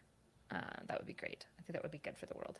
I think he does like immeasurable harm to young men by lying to them all the time about women. What am I lying about? Where am I wrong? Where have I damaged anybody? When have you read a fucking thing I've said? What book have you read? What podcasts have you listened to? This is all fucking on you. Like that's a very bold claim. Very bold statement. Where am I wrong? Why do you feel that way? What do you think are some of his biggest lies? There's not a single good woman out there. It's like a pretty big one. When have I said that? Give me a fucking link, you dumb cunt. It's a little doer-pilling for men. I think if you've got a whole bunch of young men that have understandable negative sentiment towards women, I think being told, and don't worry, there's no good woman out there, is like probably the worst thing that you could tell these people. There's no such thing as a quality woman, you dumb bitch. That's the whole thing. It's an idealization. I know that's really hard to fucking grasp. It's like building this character of a woman that you hope is going to actually fulfill that fucking character. If anything, I'm doing you the favor. You have no idea what you're talking, zero idea what you're talking about. And this is going to be the class of people who are going to be involved in the culture war very, very soon. She's already involved in the culture war. She doesn't know what the fuck she's talking about. Seriously. Especially because it's not true. I hate even the way that he characterizes men. I hate in a lot of ways the way that like this unique subsection of the red pill characterizes men, which is like victims. It's victims and stupid monkeys that cannot separate themselves from their dick. And it's just like, and also have no sense of morality. So where have I said any of that? Do you even know that I wrote an entire book, a fucking 300 some odd page book on religion that I took 3 years to fucking put together? No, you don't. Have you read it? Do you understand anything that I've been saying about it? You want to talk about how these guys, these academics, and you want to talk about how valid fucking Dr. David Buss is and stuff like that. Have you even familiarized yourself with his work, let alone my work? Or is this just fucking shit and diarrhea just flowing out of your fucking mouth? Just like, well, cheating's less for men because they care about it less. And it's like, all you're making an argument for is why basically men have less moral standards than women. Okay, so now we're going to tell you how you should feel. I don't tell you how you ought to feel about it. That's the sin. That because I don't speak the language of emotionalism, that's the sin. That's the cardinal sin. He doesn't tell us how to be moral and upstanding. Where did the fuck did that come from? When did this Miss Liberal become like fucking the moral majority, the moral police? When did that happen? What's this? Threatening yet arousing to a woman who knows it. Yeah, exactly. Thank you. You know what? And she would know that if she read the book. Simple as that. Look, baby. Look here. Wait. Hold on. Let's see. Well, I don't have the first book's up in the case right now. Here's number 2. This is Preventive Medicine, published in 2015. How old were you in 2015? The first book was 2013. How old were you in 2015? Have a look. Why not? This is actually the thing. Actually, I think this is the sleeper hit. Everybody loves the second book. Have a look. Why? It would take you, let's see, how many pages? What was it? 200 and some odd? 232 pages. Can you handle that? Hell, you could get the audio if you want. Read by Sam Bada. Let's see. Oh, Rollo doesn't care about morals. He doesn't care about any of that. Oh, look. Let's see. Positive Masculinity, published in 2017. How old were you in 2017, dumb bitch? Wrote about parenting. Wrote about how guys, how fathers, red pill fathers, need to be aware of the situations that their kids are going through. Talked about daughters. Talked about sons. Talked about by the way, one of my favorite chapters, or 4 chapters in here, is the reconstruction. Talked about older guys trying to reconstruct their marriages and reconstruct their relationships. Did you know that? No, you don't know jack shit, but you're more than willing to go and pop off about this stuff for hours. I mean, I can go a long time, but fucking A, man, you go for like 5-6 hours sometimes. Positive Masculinity, book 3. Oh, Rollo doesn't talk about morals. Oh, I'm sorry. What? This was published in 2021 because it took me 3 years to, I don't know, let's see, where's the glossary of terms in the back here? Oh, look, I did all the resources in the back here. Can you see that? Yeah, resources. Oh, look, all of these sources cited. You don't know what you're talking about. Period. End of story. Get the fuck off my screen. Until you know what you're talking about, don't even come to fucking Vegas. You better have read every book in my library, because I will own you from beginning to end, and I will definitely take it 3 or 4 hours just to fucking run you over. No problem. Because you don't know what you're talking about. And by the way, you're talking to the only guy who knows you know less, but he's the only guy that knows less than you. Period. Oh, I got some personal issues with him and his ideology. Really? Where am I wrong? Oh, he doesn't talk about morals. Hello, McFly. Oh, he doesn't know what he's talking about when it comes to psychology. He doesn't know why. He's never been in the play. He's never been. What? Fifth book. Doing a set of classes on it. 500 some odd pages on here. I didn't just pull this out of my ass. This is from 20 plus years of work studying what? Evolutionary psychology. It's not a how to run game book. It's why game works. But you don't know that. But you're happy to fucking pull shit out of your ass and pretend like you do. And I don't know if I believe that. Like, I don't think men are so shitty. I don't either. Do you think I mean, I think the whole, it's less bad when a man does it is like pure nonsense. Like, cheating is cheating. It's violating in terms of your relationship. It doesn't really matter what the gender is. Even like, I mean, is it less bad that I steal from you because I'm jealous of your shit rather than the fact that like I want to hurt you? Like, I'm still stole from you. I still like committed a crime. Like, I don't understand how it's like. What are you talking about? How you can make that argument? All right, you're a moron. Let's move on. What was my next one? I got another time. I'm not gonna. I will not subject you to this entire thing here. Hang on. Where'd that go? Here we go. 3147. I had to do this. I had to watch this, and now you do too. 30. There we go. That'll work. People get shamed. Like, Not generally really. speaking. I don't think so. I actually think men get shamed for their standards a lot more than women do. They get shamed more, but women still get shamed for I don't know. Like, at least in maybe I'm just in like a uniquely I love it when they disagree with each other. toxic feminine circle, but I don't think I am. I feel like when I grew up, I was always like Spurg versus Spurg. Because we would do the games of like, what do you want your partner to look like and what are the standards? And girls would have like these insane standards. And I would be like, that's pretty stupid. Like, kind of like a fresh and fit, whatever podcast, Pearly Things podcast. That sounds pretty stupid. That's probably not a helpful thing. And there's like this weird thing of like, girl, like you have to yes man us. I don't know. I feel like girls saying things like 6 foot minimum is mostly socially normal. It's starting to shift. And I think that it's good that it's starting to shift. But I think a lot of girls, if you go like 6 foot minimum, most girls would be like, yeah, I feel that. Like, I feel that. And it's just like, you can, but what a fucking stupid standard to have. Like, yeah, but unfortunately that Dr. David Buss, the guy that you keep hammering on about, was actually the first dude to call out height as a universal attraction cue for women across the planet. And as far back, like, you got to remember, if I have a disagreement, or if I have a qualification, let's just say, with Dr. David Buss, especially when Mike Sartain starts talking about like, oh, you need to read the Evolution of Desire. Yeah, you do. It's a good book, understood.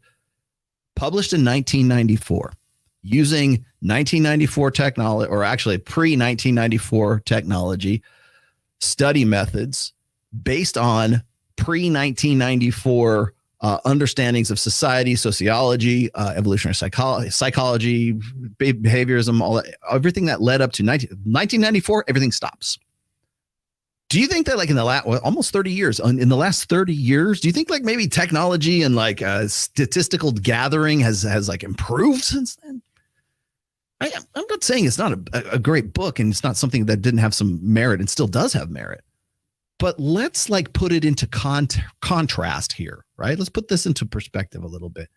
But even still, using 1994 standards, globally, women choose height. It was true then, it's true now. And whether or not those girls can like sort of convince themselves and gaslight themselves to say, you know what, I really want a guy who's shorter than me. No, they don't want to do that. How do we know? We don't need a qualitative study. We have a quantitative study. It's a study from Dataclysm. It's the study from, not even that. It's more recent. I'll go dig it up here. It's Rob Henderson actually quoted this, but it's the filters that women will put on Bumble, Hinge, and Tinder, and must be 6 foot high. The very fact that women have a height requirement that's attached to the guys that they want to meet should tell you something, dumbass. That perhaps that's a universal attraction cue for women. Thank you. I will be here all week. Who cares? It's just most guys are lying about being 6 foot anyways. They're all like 5'10", most of them. Yeah, 6 feet is 5'10". I mean, I do agree that men get shamed more. No, actually, the average height of the American male is 5'9" right now. That's what it is. Oh, they're lying about being 5. I am 5'11". I swear on my mother's grave that I am 5'11" tall. My wife is 5'11" tall. We are exactly the same height. She told me that if I was 1 inch shorter, she probably would not have been into me. And I believe her. And I don't think there's anything necessarily wrong with that. I don't want to fuck fat chicks. So I'm going to say, you know what? I'm not into fat. It's a good thing you're not fat, because I probably would not have been into you had you been fat. Am I wrong? Am I bad? Am I a bad person? Am I leading men astray and I should go out of business because of that? No. Should Tinder and Bumble and Hinge remove the height requirement on their, that's so horribly unfair. Yeah, you know what? Reality has a sexist bias. I just don't think it's the only ones. Like, I mean, like if I'll always say I like girls with big tits and big asses. I don't think I've ever been shamed for that. I don't like girls with big asses. Maybe it's me. Yeah, there's some things men don't get shamed about, which is going to be like big tits, big ass thing. It seems like that one. No, they get shamed for wanting a girl who has a nice figure, period. It's not even so much. It's not even specifics. You don't want to fuck Lizzo? You're a bad person there. Don't you think? It was funny. I saw Zerka was talking about this too. It's like, it's the Lizzo gambit. Like if a chick says, "Oh yeah, Lizzo's beautiful," you're supposed to say, "Well, you look like Lizzo." That's a compliment, right? You're beautiful. What? Very unattractive girls, but maybe I'm just projecting. I could be projecting that one. I think there's this cringe idea in the red pill that just men never get to vet and only women vet. And it's like, you guys vet by just not approaching. All the women that you just would never approach, you've vetted out, right? Yeah, that is true. And she is correct. Men, well, I am correct. Men don't vet, period. Even the chicks that they get with, they didn't vet to get. You know what the vet was? The vetting was, did my dick get hard? That's the vetting process for most men. Because most men are 80%ers, right? 80% of men that are unattractive. Again, statistics, quantitative studies. These are the men that are selected out on these dating profiles. Click. Trust me, they're not lying. Women are not lying about who they find unattractive on OkCupid and Match.com and Twitter and Tinder. In fact, so much so that men have taken to AI to, in fact, there's a great, I really got to bring this up. I downloaded it because somebody turned me onto this. It's a AI program called the Riz. And I know what Riz means. But it's an AI program that helps you respond, gives you possible responses that will improve your chances or increase your chances of like getting with a chick that's like on Tinder or on your text or whatever else. And apparently it's fairly accurate. It's fairly, you know, I don't know, I'm positive for the guys. But the very fact that we would need the Riz in the first place ought to show you that like guys aren't vetting. They're just going with whatever they can. Have you seen there's videos of, I wish I knew where the video was, but like guys will literally go to the extreme of building mechanical things, and they'll get like their phones and they'll go on Tinder and they'll just swipe. It's literally this little circular motion thing, and it has like a finger or something that like will swipe. So it's just this it swipes right or whatever the yes one is over and over and over again, because they're playing a numbers game. One of these bitches is going to say yes. Zip, zip, zip, zip. Why? Because men don't vet. The vast majority of guys do not vet for a wife, because the vast majority of guys are in no way as sexually selective as the top guys like a Justin Waller, right? Oh, he said Justin again. Sorry. Or Jason Momoa, or whoever is the peak apex alpha guy that you can name. That guy has sexual selectivity. Most men do not, which is why they don't vet? Had you watched one video on that, which I've done full video, hell, I can give you, I have an essay for that. It's men's standard. It was based on men's standards. Dear, if you would like to read that and understand a little bit better why we say men don't really actually vet, maybe if you'd read that, you would actually could speak intelligently about things. Which means every old woman, by the way, you're mostly vetting out. You probably wouldn't like fuck your 60-year-old grandma's friends for the most part. That's fine. Like, men just vet differently. Women vet by men approaching them and then rejecting them for the most part. Men vet by never opting to approach these individuals. So all the individuals. Okay. So you could argue that, and that's chick logic. Well, we just never get asked. Yeah. But there was a point where I actually got educated by a porn star one time. And it's not. There's a time when I got educated by a porn star, and it was not Sterling Cooper. It was my good friend Onyx, also known as Domo. And she told me this. I said, I asked her, do you think there was ever going to be a time where you're going to age out of porn? Because she was like 32, 33 years old. Still, I believe she still is 33.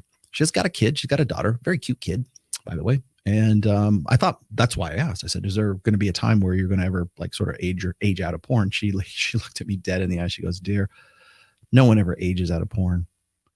And I thought about it and go, you're right. Because there's a fetish for fucking anything. You want to know why men don't vet? Because men have fetishes for everything. Long hair, short hair, blondes, brunettes, MILFs, GILFs, fat girls, thin girls, very pale, thin girls, spinners, black girls, white girls, Asian girls, Latina girls, you name it. All the colors of the motherfucking rainbow.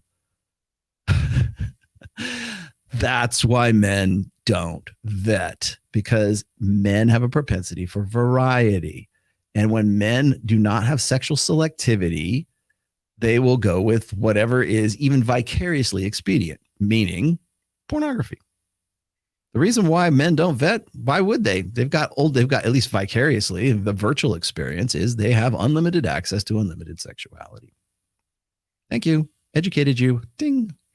That you're not approaching are in many parts the women that you're vetting out. And men who widen their net are like, well, I guess I'll approach this girl. I normally wouldn't, but like, I guess I'll try. Widen their net. You mean lower their standards? Wait, lower their standards? Uh-huh. Okay. Yeah, I mean, we went through most of the points. Let me bring on this person. His name is Oh Baby. Oh Baby, what's up? Okay, I don't know who the fuck that is. 4048. Let me advance a little bit here because I don't know what the fuck this is. 4048. Okay, that'll do. Or most men have a low attraction floor. He says men don't have an attraction floor. I'm just taking what he says at face value. That's really what I'm doing. Yeah, I mean, I wish I could, get to the book so I can go look into that one. So, okay, so what he's talking about here is basic hypergamy. Okay, hypergamy is this: only women are hypergamous. Do I have to explain this one more time? Okay, I've got a really great book. In fact, as a matter of fact, I think I put it in the last one. There's a really great article, essay that turned into a chapter in the Player's Handbook. And there's two of them. One's called False Equivalencies, and the other one is called Hypergamy, the Misconceptions. And in there, of course, I talk about how hypergamy is not a straitjacket. You've probably heard me talk about that dozens of times on this show, if you actually took the time to watch the show. But the false equivalency is the actual article, and I'm going to read you just a little bit of it here. So just so we have a preface for what's coming up here. Equivalencies. There we go. All right. So this is since they didn't have the book, and I do, I'll be happy to give it to you. Okay. So let's do this. Female critics of the broader definition of hypergamy often have contrived problems with the distinction between optimization and hypergamy. Okay, as my good friend Daddy explains, a lot of this comes from the fact that women's sense of their own sexual market value is largely overinflated. Women rate 80% of men as below average in attractiveness. When you contrast even loose statistics like this against the broader idea of hypergamy, you start to see why women would want there to be some analogous kind of hypergamy for men. It's always like what's good for the goose is good for the gander, right? So hypergamy in women is founded on 3 bedrock truths. Here we go. 1, persistent doubt that a woman has adequately optimized on hypergamy with any man she has or will potentially have, consolidating on long-term security with him. Okay. What that means is it could be Superman and she'll still have this doubt, like, is he the best I can do? That's what it boils down to. Number 2, hypergamy never seeks its own level. Women are always looking for the bigger and better deal, better than equal pairing. Okay. Better than what her own perceived sexual market value is. Okay. So this is classes in session now. You wanted some meat and potatoes? Here's your meat and potatoes. Okay.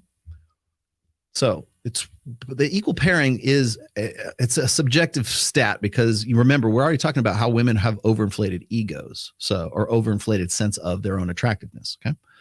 When 80% of men are loosely agreed to be below average in attractiveness to women, we must consider that this assessment is measured in relation to what women's hypergamous doubt might be optimized with in a man. What that means is he the best I can do based on what I think of myself? So it's not just enough to say the hypergamous doubt is he the best I can do? It's also you have to contrast that with I see all these other bitches getting flown out to yacht parties by Drake, and I could have that too because I'm just as hot. I'm hotter than this bitch is, so I'm gonna hold out, and maybe a rapper, or a rock star, or an athlete will invite me out to his private party and fly me. It's Tinder Swindler. The reason why Tinder Swindler exists is because of exactly this dynamic. Women's hypergamy is based. This is number 3. Women's hypergamy is based in and the source of women's dualistic sexual strategy. So that's why I'm actually fusing those together, okay? Because when people say hypergamy, they only want to talk about like, oh, that's just like marrying up. No, it's not. The broader definition should include women's dualistic sexual strategy. Okay. The manosphere euphemism for this is alpha fucks and beta bucks. Okay. This is where Destiny got all bent out of shape at the end of our quote unquote debate. Right? The shorthand refers to hypergamy seeking optimization in both short-term sexual, like breeding, genetic potential, and ideally long-term parental investment, protection, provisioning, and security potentials. Okay. So, and parental investment. Okay. So what is that saying? That's saying that women alpha fucks and beta bucks. Okay. There is the short-term sexual. He's really hot. He was hot. He was cute. I was drunk, and one thing led to another, right? Hot guy on the foam cannon party. That's arousal. That's, I want to fuck you now and tear your clothes off and let's do it. The other side of that is the beta buck side. Again, one is not necessarily, don't look at them as plus and minuses. Okay. We tend to look at alpha fucks as this, as the best of the, like, we want to be desired, right? We want to have women who want to tear our clothes off. Got it. That's a net positive, but that doesn't necessarily mean that like parental investment, protection, and provisioning is a net negative for guys. It's a liability. It requires more responsibility if that's your strengths. But the long and the short of this is alpha fucks and beta bucks, or alpha seed and beta need. The reason why I called it alpha seed is because the proximate goal of alpha fucks is he's hot and I want to fuck him. The ultimate goal of alpha fucks is I want to reproduce and have babies with this guy because he looks like he has good genetic potential. It is what's called the sexy sons theory that has been around forever. Also, Robert Trivers, I think it's Robert Trivers that did that. I forget who came up with sexy sons. Essentially, it's why women want to fuck hot guys is what it boils down to, because if a woman fucks a hot guy, the odds are she's going to have a hot son or a hot daughter who's also going to go on and it will be more likely to pass on her own DNA if she has attractive, hot, sexy sons and daughters as well. That's the sex in a nutshell. That's the sexy. There's more to it than that, but that's the sexy sons theory. Okay. All right. So it's important to review these principles of hypergamy because for all the protestations of women wanting an equal comparison, there are no parallels of hypergamy in men's sexual strategy. This is the vetting part. Men don't vet. Our vetting is, did my dick get hard? That's the vetting process right there. Do men want to have partners that they can get along with? And yeah, they do. Ideally, I'm sure they would love to. But when it comes down to it, when men are making sexual selections, women are the ones that are doing the selecting. Men are doing the performing. Okay. So Let's see. People confuse. Okay, so this is the thing: is people confuse optimization with hypergamy. Both men and women optimize, meaning that they want the best that they can get of anything, right? And everything. Men and women optimize everything. They want jobs, cars, houses, food, furniture, friends, even churches. It's not wrong to want the best of the best because it improves your. It's a survival adaptation, right? It's pattern recognition. The scrawny little apple is less of nutritional value than the big juicy red apple. Okay, duh, got it. Everybody compares. Men and women optimize with each other, but men and women optimize with the opposite sex in different ways, and that's where the confusion comes from. Hypergamy in its current iteration in the manosphere means is attracted only to people who are more attractive than I am. Women will be sexually attracted to men who they perceive as above them in attractiveness. They will be somewhat attracted to men who are at their rough, like the lateral move, SMV level, sexual market value level. But that man must bring other things to the table. He has to have value added. If a woman believes that she is a 7 and the guy is a 7, she sees the other guy as a 7, that 7 has to bring something else to the table. He has to have value added. He has to be rich. He has to love his mom. He has to have something that she has some sort of value in for there to be any sort of pairing. Go look up Briffault's law, Briffault, Briffault's, apostrophe S. Go look that up. Where there is no value added to that woman, when that woman or the female of any species does not want there to be a relationship, no relationship takes place. So, all right. So this is men and women optimize with each other, but men and women optimize with the opposite sex in different ways. And that's where this confusion comes in, her confusion here. Hypergamy in its current iteration in the manosphere means attracted to, okay, I got to that part. All right. But that man must bring something else to the table, usually provisioning and commitment before she will have sex with him.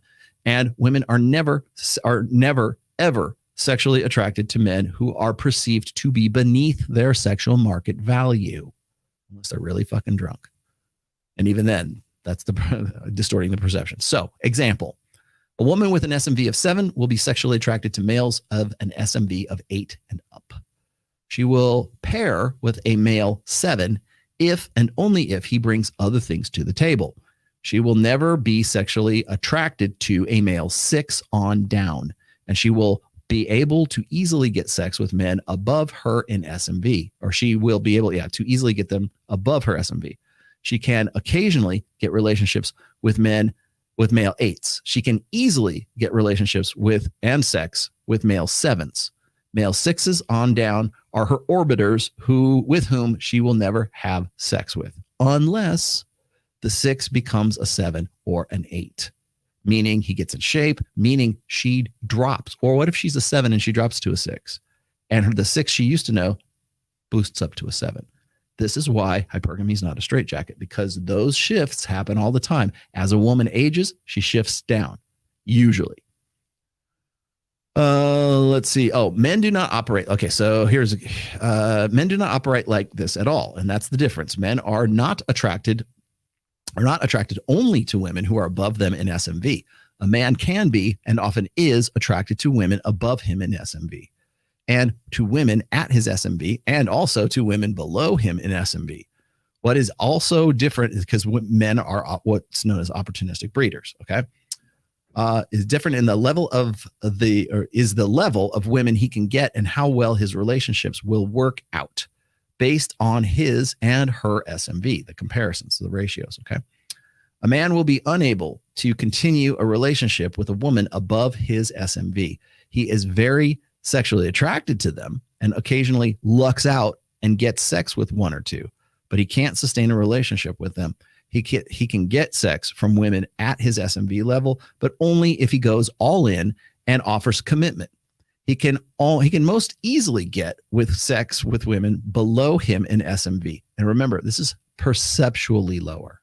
Okay. You have to throw in the element of perception in this. Many times, no strings attached sex with a woman who's below him. Example, a male 6 will rarely get sex with a 7, but can't keep anything going with her for very long. He's not even on the radar of a female 8 and up. He can get sex with a female 6, but only if he offers commitment and provisioning. He can most easily get sex with a female 5 on down.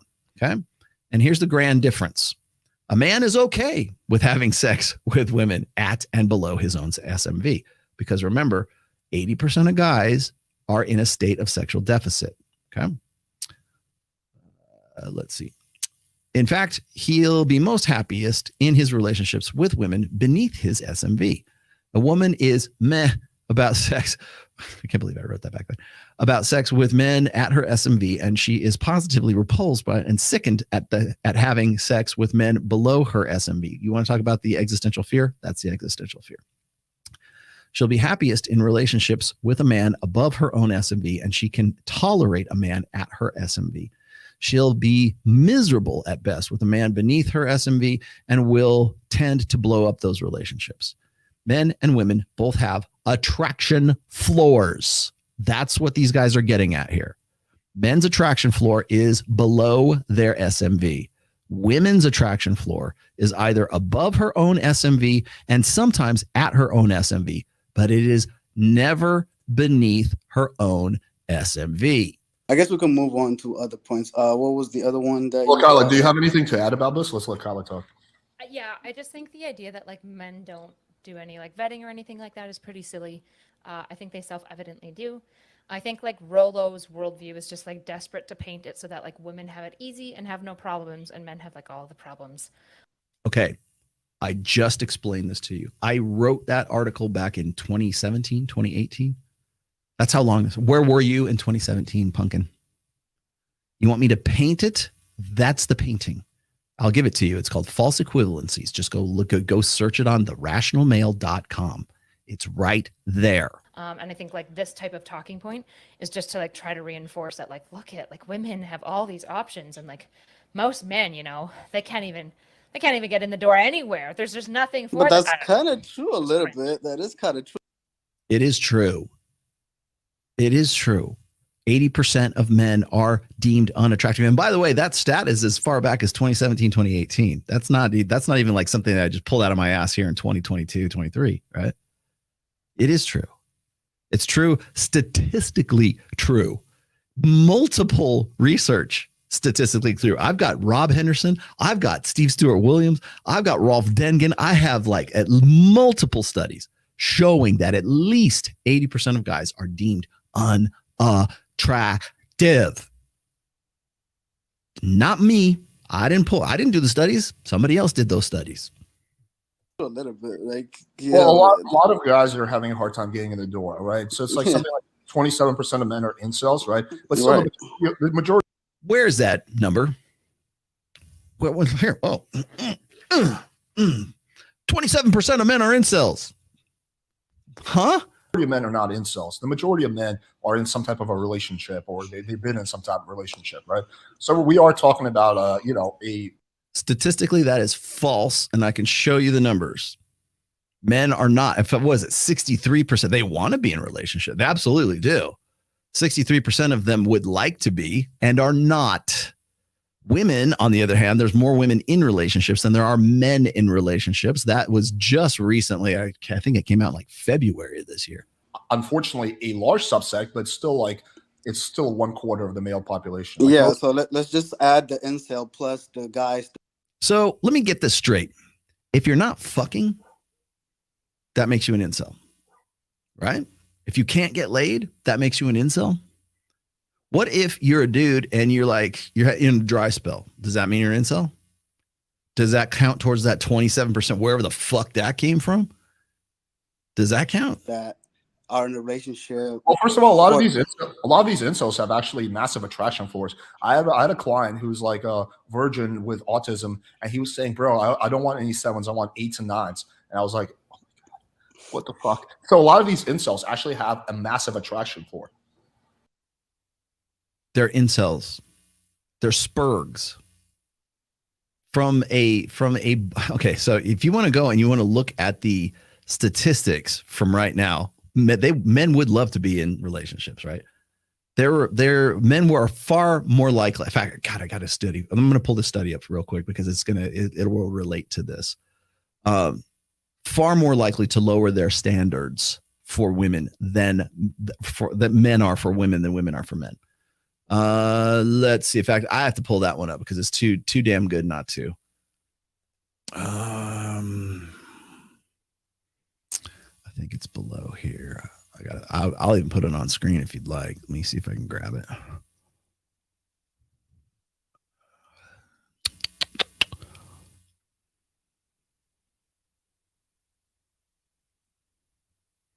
I see you. Thanks for the super chats. I'm going to come back to super chats here in just a second. As soon as I grab this, because I thought this was really good.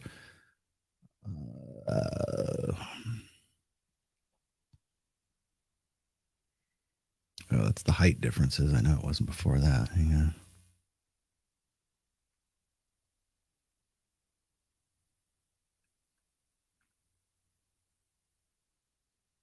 Here's a great one. Sex differences in jealousy. Oh, I got to save this for later because I know this will come up. But sex differences in jealousy in non-weird cultures, meaning Western, educated, industrialized, rich, democratic cultures. That's what weird stands for. Men, more than women in every culture, indicated greater upset about a partner's sexual than emotional infidelity, precisely as predicted. And that is Dr. David Buss. Quoted that a million times. I think she was just talking about that recently about how it was in the beginning of this whole thing where she was talking about, men don't care about jealousy or they think that jealousy is different between men and women. It's not, blah, blah, blah. There it is, black and white, by the guy that you think that I don't quote and don't know. Reproductive variance. Brown et al. 2009. Greater reproductive success variance in men than women across 94 of studied human societies, meaning more women reproduce than men do. Bam. Talk about vetting. That looks like a pretty damning stat. But let's see, where's the other one?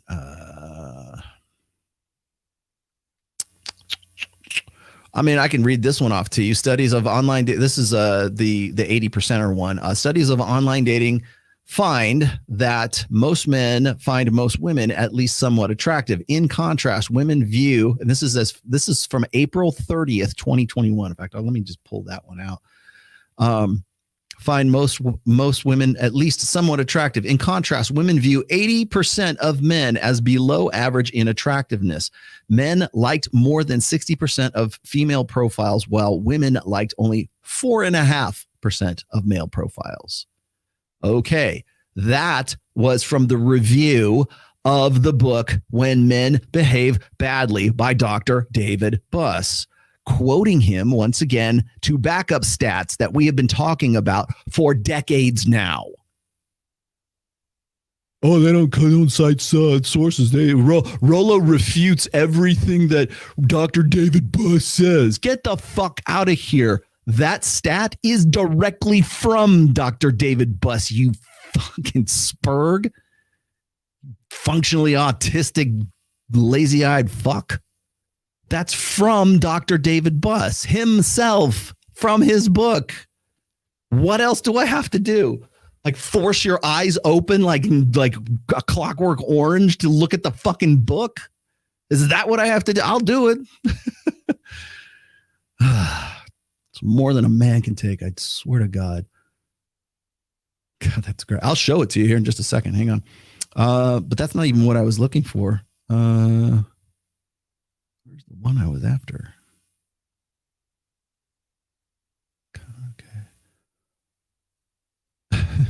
This is great. Wealthier men had a weaker preference for a partner with a steady income, whereas wealthier women had a stronger preference for a partner with a steady income. Wealthier women, but not men, had a stronger preference for a partner who makes a lot of money, meaning women want rich dudes. Was it Zerka said they're all whores? John Zerka, was it John? Yeah, Zerka says all women are whores. There it is, black and white. Rob Henderson confirms it for you. Sexual inactivity, got that one. Let's see, we've already talked about these. I've talked about these so many times. This is a great one. You want to talk about that height thing? Here we go. A man who is 5'6" tall, 5'6" tall. Sorry, I don't use metrics. needs to earn an additional $175,000 per year to be as desirable as a man who is about 6 feet tall. A 6'2" man can earn $30,000 less than a 6-foot man and will be viewed as equally desirable, according to this study from University of Chicago. You want to see that? I'll give it to you. I got lots of these. Tall men were perceived as more socially attractive, better adjusted, more masculine, and as having greater professional status when compared with short men, but not with men of average height. Shortness is more of a liability than tallness is an asset. This confirms something else I've been talking about too, which is, and I need to correct this right now while I have a chance. I'll come back to this. You probably heard me say this in the past, that like if you're a short guy, and by short I mean relatively short, like remember the average height of a man in the United States is 5'9".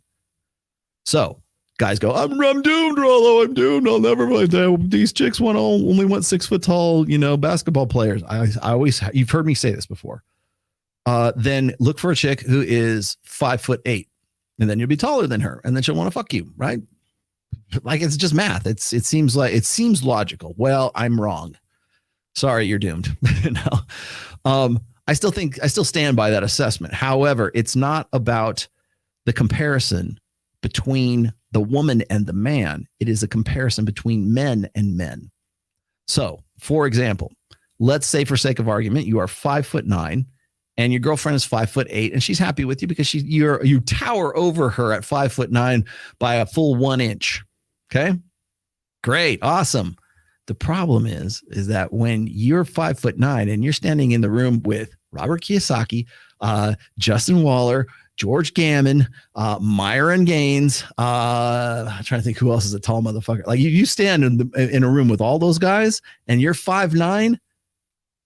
And your girlfriend's there, and you're the shortest dude, and you are like by like a hand's height, whatever it is for horses.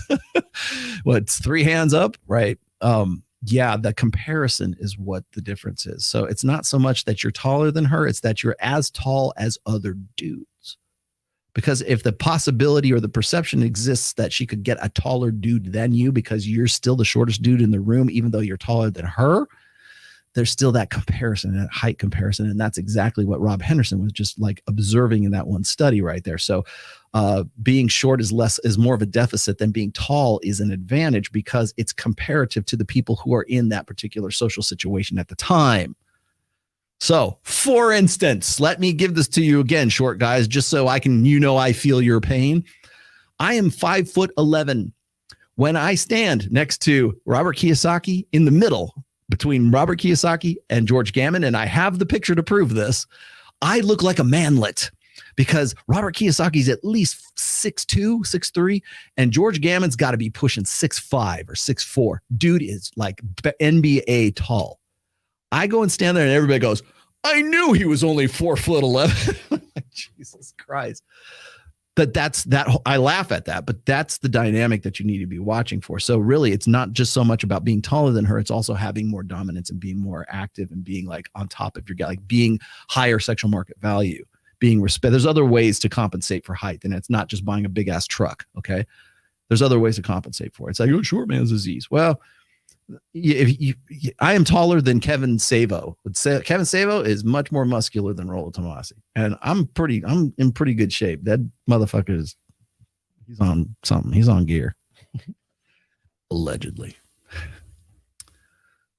Let's add this back. Yeah, no, I was talking to Kala's point about like how you're saying, Rollo's trying to push this, like, guys that don't have any options, and when you add up the incel plus all the guys that are with girls just because that's the one girl that gave them a shot, when you add all that up, it kind of probably gets to that 50% plus men that are in relationships or are incels.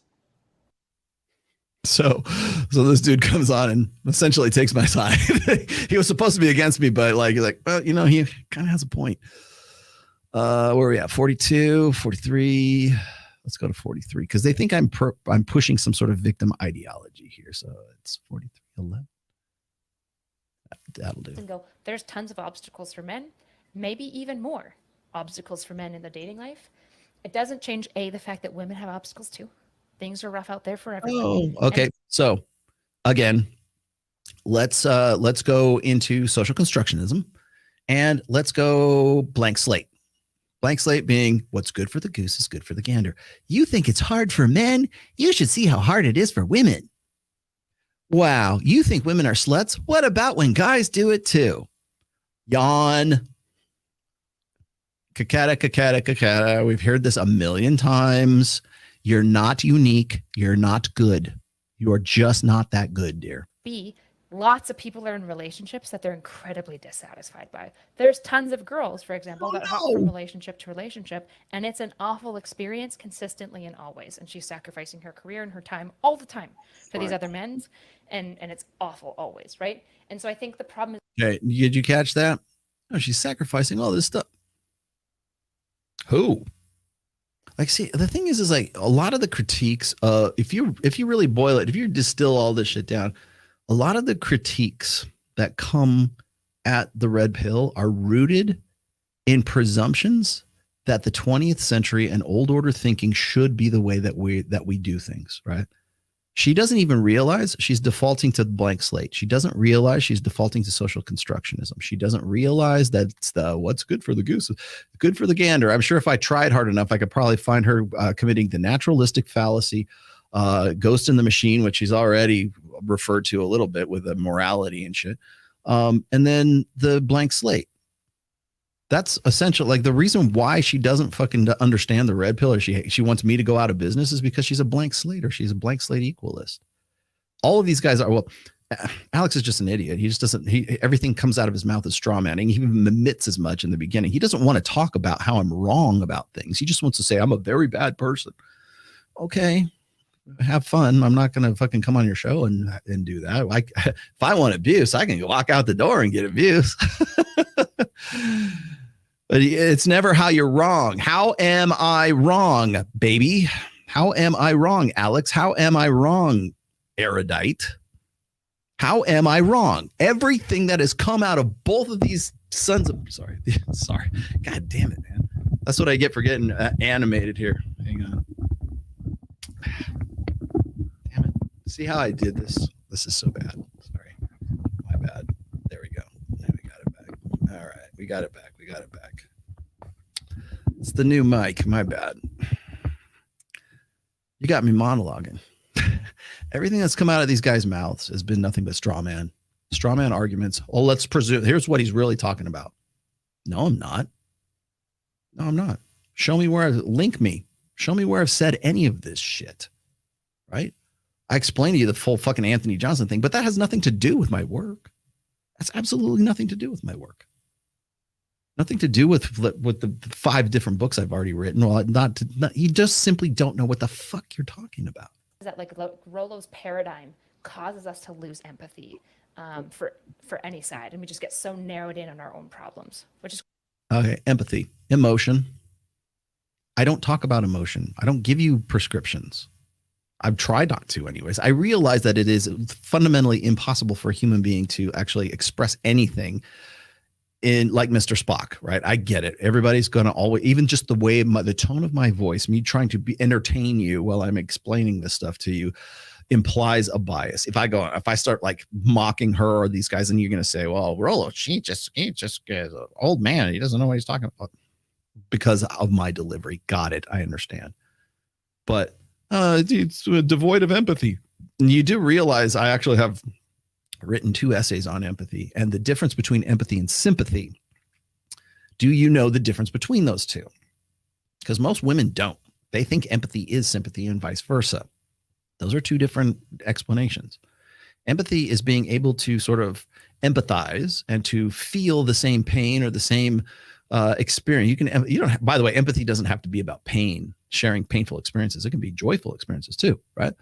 So for instance, I've used this example. If I break my foot or I break an arm or something and I see somebody and it's healed and all that, right? And then I see somebody who broke their elbow or broke their forearm or something like that. And I go, oh, and you get the heebie-jeebies, like, the butterflies in your stomach, because you can empathize with the pain that dude is going through because you did the same thing, right? You have a shared experience. So you can empathize with the feelings that guy is doing because you have experienced it firsthand. That's fucking empathy. Not, oh, I feel so sorry for you. I want to help you. Blah, blah, blah. That's sympathy. Those are two different things. Do you know that? No, you don't. Because if you did, you wouldn't say ignorant ass shit like the shit that you just said. Cringe. Well, yeah. Go ahead. No, I was just gonna say, baby. Do you think that men should have standards? Yeah, definitely, man. Men definitely should have standards. Absolutely. Okay, I agree with you. So the larger issue I have with this statement, aside from the fact that it's just like It's technically like should versus like.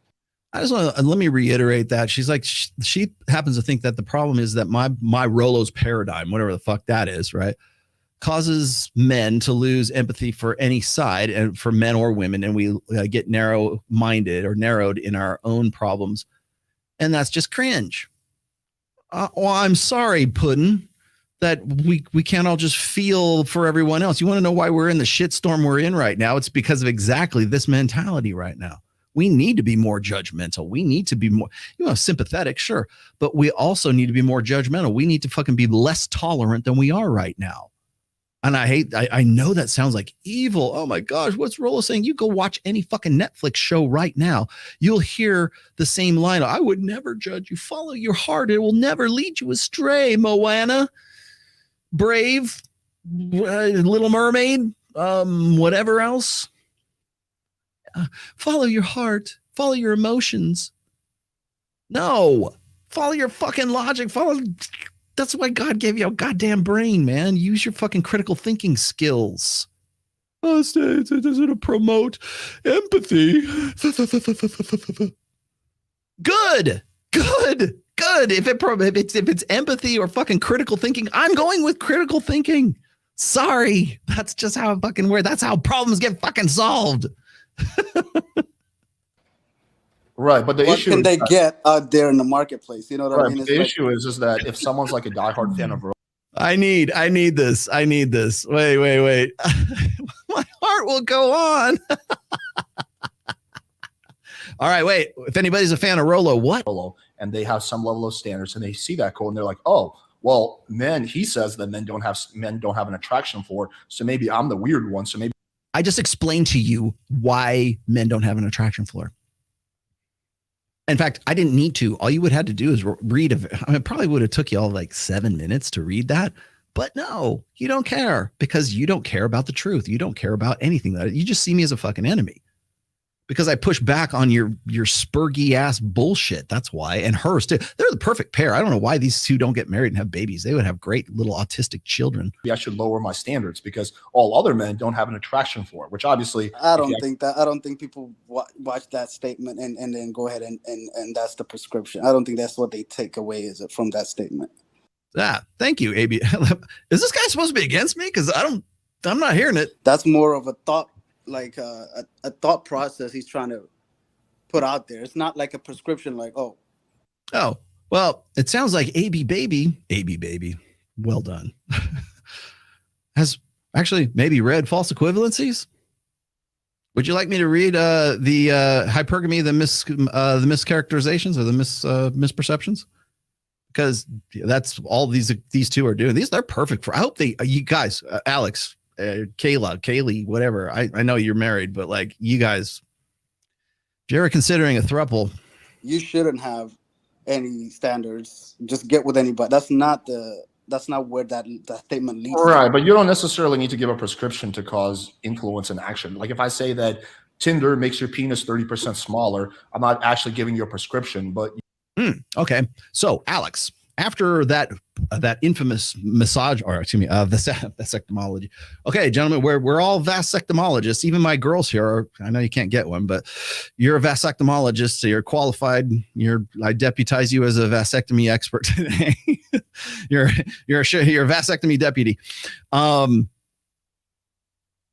How many people do you think actually went out and said, Rollo said I should go sterilize myself and I should go get trans surgery. So I think I'm going to go do that because of a tweet I read on fucking on Twitter.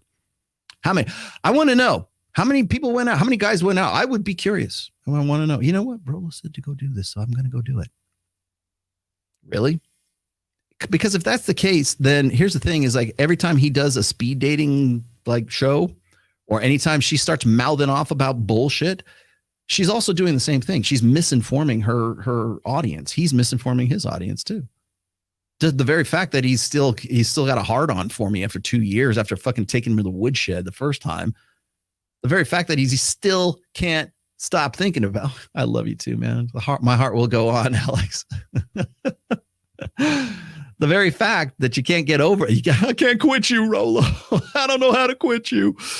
The very fact that you can't quit me is influence. Yeah. You keep it up. You bet that's going to push people away from using Tinder. You know, if I mean, but you can discuss about ideas, and then somebody has to be responsible enough to look at it as just ideas being discussed and not look at it as prescription. Yeah, but yeah. See, here's the thing, and I know she's going to mouth off here just a second, so let me just get this in real quickly here. Intelligent people have a capacity for critical thinking. We have a capacity for abstract thought. I don't know if you guys understand what abstract thinking is, but let me give you an example of it. Abstract thinking is we can entertain thoughts and ideas and experiments and thought experiments about things we would find personally abhorrent, that we would in no way ever want to endorse, that we would probably give our lives for, to resist. But we're intelligent people. And we can say, you know what? Why do these guys, this sounds like the most evil thing I've ever heard in my life. Why do people think that this is a good, like, for instance, the Germans of 1938, how could they have ever been brought to that? The very consideration of that is a sign of an intelligent mind. It's insight, right? It's insightful to be able to hold conflicting ideas in your brain and being able to sort them out. That's a sign of intelligence. Critical thinking for sure. But the very fact that you would think that, well, just by considering it, he must be endorsing it. Fuck you. You're ignorant. You're unintelligent. You want to know why Roosh V got like run up the flagpole back in like 2016, 2017? It's because he said this. He said he was saying that, and this was a thought experiment, and I got it at the time, but it was a suggestion. And he said, I think that we ought to make EPAR, forced sexual copulation, since I can't use the word, I think we should make that legal on private property, because then women would think twice about whether or not they wanted to go home with a guy. So if they had sex with a guy, they couldn't have like regret, like, oh, he raped me, like after the fact, because she, or maybe like her boyfriend found out and she's like, oh no, he actually took advantage of me. Right. His suggestion was, let's make like forced sexual copulation. Let's make that legal on private property. Like, would that not solve it? In the hopes of like spurring a conversation. How do you think people took that? He's a rape apologist. That's what they said. And it destroyed a good chunk of his career as a result of that, because people just kept repeating it over and over and over again. Same thing with vasectomy. Aren't you the guy that said vasectomy? Don't you want us to all get trans surgery now, Rollo? Is that what the red pill's really about? I mean, it is just a slippery slope. The Twitter, social media is one big slippery slope, and people will never give that. Oh, didn't you say vasectomy? And that's why I lean into it now. I'm not going to resist. Yeah, please. You especially go. But if you're stupid enough to be thinking this, and I told you to go get castrated, you probably should go get castrated. I'll lean into it. Whereas Roosh didn't lean into it back then when he should have. But that's the thing, is like, you can't go. And glad this came up, because I was meaning to get to this topic. You literally, I don't care if you're me or you're Tim Pool or if you just started your YouTube account, you only got 1 or 2 subs on it right now. And there's a lot of them now because they all want to come at me. I don't care if you started your Instagram yesterday, you're an influencer. And if you say something online, people will think you are their self-help guru. Even if it's just one person who subs to your 1 subscriber channel, you're an influencer. By this logic, anyways. I don't believe that. But according to this fucked up, non-abstract thinking logic, anytime you say, the sky is blue. Why is he telling me the sky is blue? Do you want me to believe that the sky is blue? Why would you think that? Is it because you secretly want me to believe that the sky is purple? Where the fuck? How do we get to this point? How did we get to such a point of humorlessness and literalism online?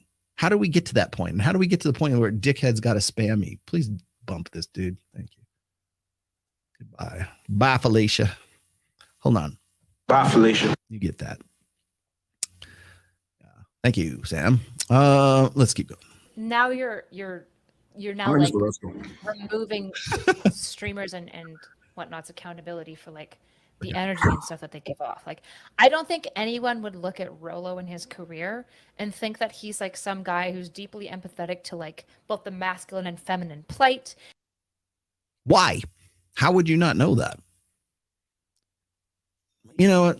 I'm sorry. I wasn't going to do this. I really wasn't. But I kind of have to now. I kind of have to, Pumpkin, because I know you're going to be watching this because you love me too. I love you too. I love you back. Love you. Mean it. No, seriously, I do. Where did it go? Oh, it's in my other pocket here. Ah, here we go. Oh, wait, what was that? Oh, he's not empathetic. Oh, I don't think he really cares for people. Oh, I don't know about the countless men whose lives he saved. Oh, shall we? Let's read it again. Rollo, I'm a mom. I hate this one. I'm a mom of 3 grown boys. Most of my best friends have boys. Delivered your book to my best friend's son, who was struggling with a breakup and depression. This saved his life in more ways than one. Since then, I have recommended your book to our sons to arm them with the knowledge and the tools to succeed in reality. Thank you for giving me my sons back. Sincere thanks, Lorraine. I won't tell you the last name.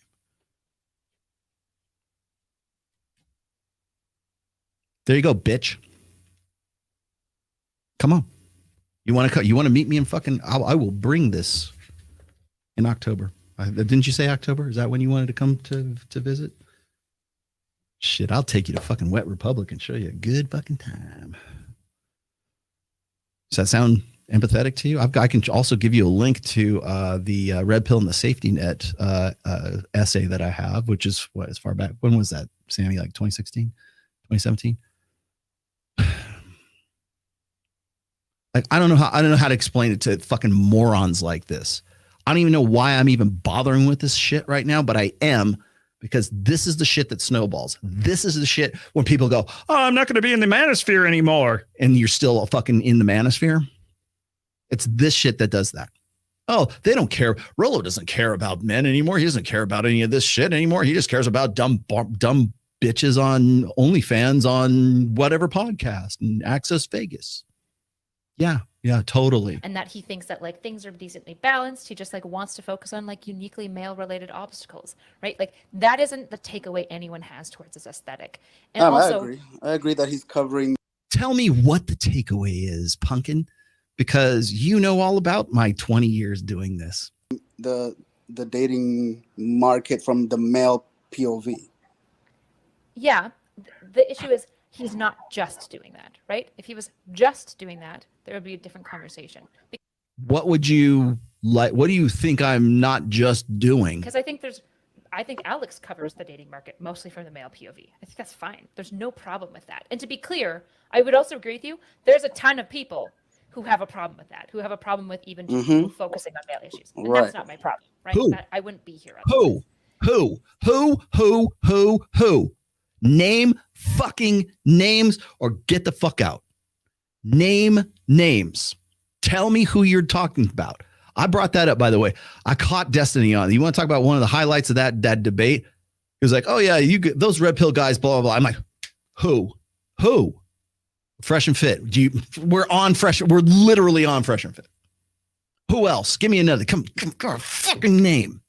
No fucking names. No nothing. Because you don't know what you're talking about. Period. End of story. Full stop. Fuck off and die. You don't know what you're talking about. You will gladly strawman me. You will gladly strawman anyone else who doesn't toe your fucked up emotionalist bullshit libtard line. And Alex should be ashamed of himself to even be associated with you at this point, because I don't have any love for Alex, but even Alex should not be with you.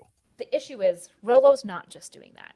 What am I doing? That's not his aesthetic. He's not giving off this energy as a guy who's just, unique. What's an energy? Tell me the energy. Is this energy? Should I put my hair down a little bit? Is that my aesthetic? Is this my aesthetic? What's my aesthetic? I got lots of aesthetics. I can go on Dr. Phil and fight him to I could table Dr. Phil. Is that my aesthetic? Tell me what my fucking aesthetic is. Please tell me where I should be. 28-year-old.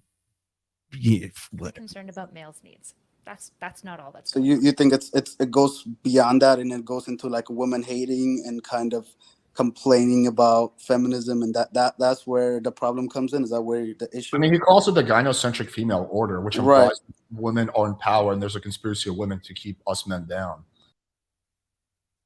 And there's not. And first of all, it's not a conspiracy, but when it's out in the open, that's number one. Second of all, I've covered this ad infinitum. The Sisterhood of dude, again, where is it? The Sisterhood of Borealis, the Goddess Movement. I mean, where do I have to start? Do I start in the workplace? Do I start in the universities? Do I start in Title IX? Do I start in the Duluth model of feminism? Where do you want me to start? Where shall we go? Where shall we have this conversation? Where do we begin this conversation about the gynocentric social order? Where do we, people, I think what a lot of tradcons can't quite put their finger on, maybe deliberately so. A lot of, and I'm not saying he's a tradcon, but I think where a lot of them sort of lose the narrative is they refer to everything as feminism. Feminism touts this. No, it's not feminism. Feminism is dead. It's been dead for a long time. The gynocentric social order is what you're really talking about. Why are these girls such sluts on OnlyFans? Because the gynocentric social order empowers them in that way. It makes it easy for them to do that. You want to know why women can't find, suitable men? It's not because there aren't suitable men. There are.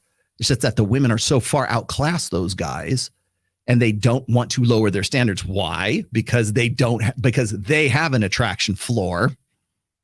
Why is it that dozens of these girls on every show, on Access Vegas, on whatever podcast, on Fresh and Fit, on even Pearl, even on Purple Pill podcast, every single story is the same. I can't find a suitable dude.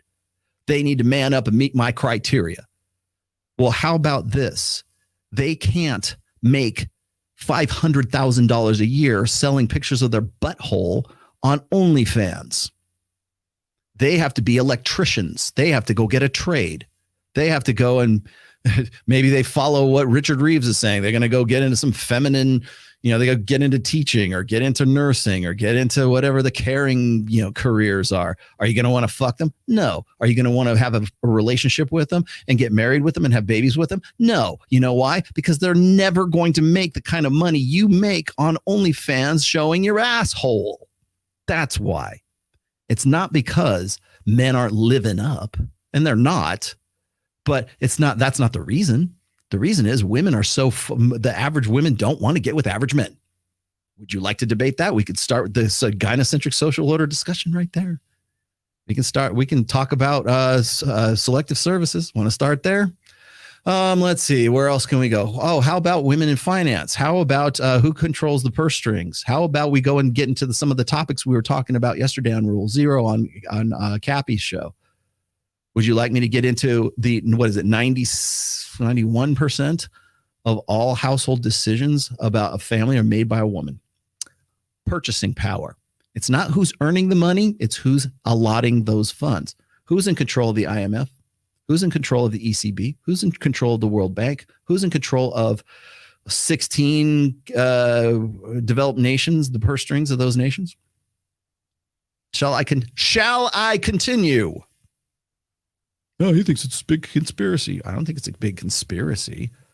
I think we have ceded our authority. Yes. I don't think, and I have literally said and got myself I'll get myself into trouble right now. I don't think it's the Jews. I don't think it's the Illuminati. I don't think it's Jeffrey Epstein and the baby-eating, Moloch-worshipping Illuminati and shadowy figures in the silhouette smoking man shit. No, it's just how we are. It's just that's the nature of the machine. And when you give women free reign with hormonal birth control and you unfetter hypergamy, this is the society and this is the product of all of that. End of story. There, explained for you. How am I wrong? Oh, I don't like his aesthetic. Fuck you. How am I wrong? I don't know about the conspiracy part, but do you disagree that the kind of politics and the world in general kind of caters to the woman's needs? No, I don't. I think that most policy and otherwise. Some policies, perhaps, sure, there's issues, but You're too stupid and too uneducated and too, I shouldn't say that. You know what? You're not stupid. He's not stupid. I take that back. I'm sorry. I didn't mean to say stupid. You're not stupid. You're ignorant. There's a difference between stupidity and ignorance. Stupidity means you just lack the IQ. You lack the hardware. You lack the freaking gray matter to understand things. He doesn't. He's smart enough to understand it. He's just ignorant and willfully so. So is she. She sounds pretty smart. She's just ignorant. And she's confidently ignorant. I said the same thing about Alex ages ago. I'll say the same thing about her as well. This isn't about Alex. It's really about her. I hate to keep referring to him, but the fact of the matter is you're not stupid. Like stupidity, I can forgive. Like ignorance is like, sorry, man, you're just like deliberately stupid about this stuff, or you're deliberately ignorant about this stuff. And you don't have any like desire to be educated in it. Well, I don't know, maybe about some stuff. We just talked about this yesterday on Aaron Clary's channel. We just talked about all this. We went down through education. We went through like workplace. We went through wage gap bullshit. We went through all that stuff. Talking about that is not a bad aesthetic. It's just relating numbers. It's relating data points. Oh, he's telling us this because he wants us to think this way. No, you want to think that I want you to think that way. What do you think? You're a fucking autonomous individual. Use the freaking gray matter. That you're not stupid. Use your brain and like figure out. Tell me what you think. You're not interested. You're interested in speed dating with Torsha. You're interested in like bullshit interviews. You're interested in sitting there with your sitting on your thumbs on Adam Sosnick's show. And she's probably going to do the same thing pretty soon too. She wants to be this outspoken vocal critic of the red pill. She has nothing. She just knows nothing about it. Neither does Destiny. That's why I called him out. I said, why do you think those studies don't exist? Or the ones what? Like he was saying, well, we don't have any data on these. I'm like, why do you think there's no data on those? Simple question. You know, it's the gynocentric social. Oh, it might be, but it might be something else. But like the fact that I'm asking this question and you're not asking it, that speaks volumes. You know, here's what I think he's doing. You don't know what I'm doing. You didn't even know who I was 6 months ago. Generally speaking, in like any field, politics, CEOs, they're all predominantly dominated by men. I'm not talking about stats, please. No. At the higher levels, yes, that's the apex fallacy. And by the way, that's the fallacy most chicks resort to. Well, it's mostly men. No, actually, the American workforce is mostly women right now. I got stats to show you. In fact, we went over those stats yesterday's show. Are there men at the top? Yes, there are. But there's also women at the top too. Do you know how those women got to that top? Do you know what the 10 richest women on planet Earth right now? One of them is Mackenzie Bezos, I think. And you know how they got their money? 2 ways. Come on, class. What are the top 2 ways that the top 10 richest women on planet Earth, how did they get their money and how did they come into their companies? Come on. I know you can do it. Give it to me. Come on. Class, what are the top reasons why women become the richest women in the world? There's only 2. Come on. Divorce. Got it. There's one. Okay. And not OnlyFans, although that's probably one. It's probably on the list. Divorce and inheritance. Thank you very much. Miles Doodling, you go to the head of the class. Hello there, children. How's it going? Thank you. Yes. Inheritance and divorce. Oh, Rollo, that's a bad aesthetic for telling them that. That's not aesthetic. That's not me telling them it. That's Forbes. That's Fortune 500. I don't have to tell you that. You just are uninterested and don't want to go and see that stuff. But the fact that I'm saying it means that I'm an asshole. Thanks. Okay. I'll be the that hold that position, but I'm talking about the messaging that comes from either Wall Street, Hollywood, the culture in Yeah, that's general. from Hollywood, sure, but I don't think there's policy. I don't think women are like. I'm not saying policy. These two are part of the problem. And I hate to go conspiracy on them, but they're part of the problem. Like how many times do you have to like watch like a bad Netflix movie or a bad Disney? Like go watch The Little Mermaid, right? It's like it's getting panned because it's one of the most awful shows there that ever. Go look at, and it's a remake on top of that. I mean, go look at any Netflix series and look at the empowered, strong, independent woman character in every fucking series. I've done those shows with the Savo brothers. I've done those shows before talking about, you know, how Hollywood doesn't know how to write male characters anymore. So, got to readjust my nuts. We talked about this all the time. Where were you? How come you weren't in the conversation? If you had a problem with it, maybe that was the time to start talking about it. No, of course not. I'm talking. Well, even policy is like women empowerment. You know, even in the corporate world and that kind of thing. It's like whatever works for the woman is good for society. Is sort of like the issue is that's kind of true. First of all, what is good for women tends to be good for society. It's like one. Oh, well, good. Well, at least we can. It's kind of true. Well, you know what, Erudite? That's a bad aesthetic because that's what Rollo talks about. One of the best ways to lift any country out of despair is to empower women. No, it's not. You know what happens when you do that? Here's exactly what happens when you do that. Let's lift women out of economic despair. Okay, let's start doing it in 1971. Oh, look what happens to the fertility rate. Oh, my goodness. We've been below. Look at that. We've been 1971. We have been below replacement fertility rate since 1971. We have only approached coming up a little bit high. And we couldn't even get it in 2020. Look at that. We were locked in and we still couldn't make babies. This is what happens. That's what happens. Yeah, I love it when people because people say, well, you know, it'll increase the GDP. No, it won't. It won't increase the GDP. It increases productivity quite a bit, but it doesn't grow gross domestic product, or it does grow GMP and GDP. In fact, here, you know, I will prove to you that it doesn't. Hang on. Let's look at some gender economics here, shall we? Why, yes. Let's look at this. That's such a good one. I've got a few of these here. We can go. Should I give you the public debt stuff? Oh, nah, let's just go with this one. This one's too easy. I had this one on tap already. So here's some stats for you, Pumpkin. Maybe you'd like to, oops, wait a minute. There we go. Productivity. Here we go. Oh man, this is so cool. Here's what happens when you put women into the workforce. Why, look at this. Oh, what? Wait a minute. What's happening here? All right. Yes, here we go. Look, 1972, the year after 1971. Look at that. We put women into the workforce, and what happens? Total compensation, it goes up a little bit. Total productivity, yeah. So we have better slaves, and we have less babies. Would you care to opine? Oh, Rollo doesn't do any of these statistics. He doesn't have any on-site sources. Oh, no, this was from what is this from? Economic Policy Institute. Do you have anything?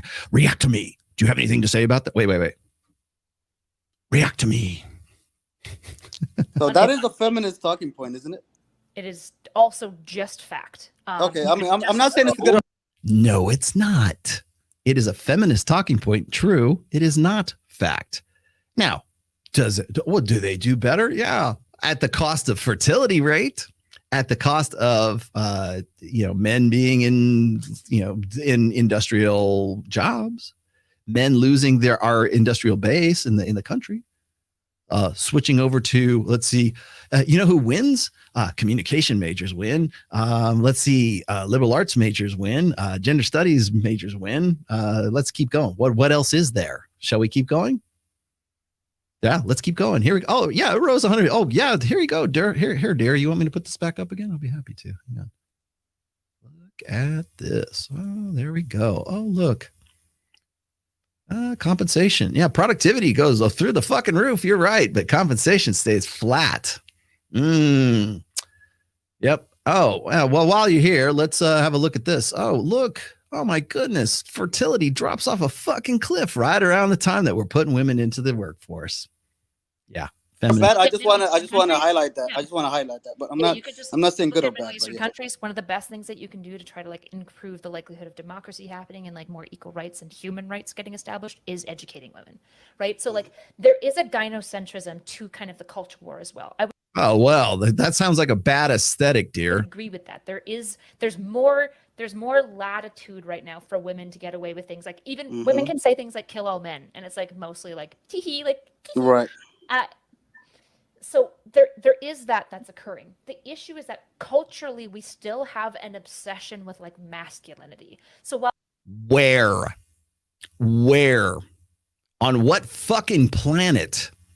The only time we celebrate masculinity is when it looks like femininity, when it looks like the gender swapped version of Ocean's 11 or fucking Ghostbusters.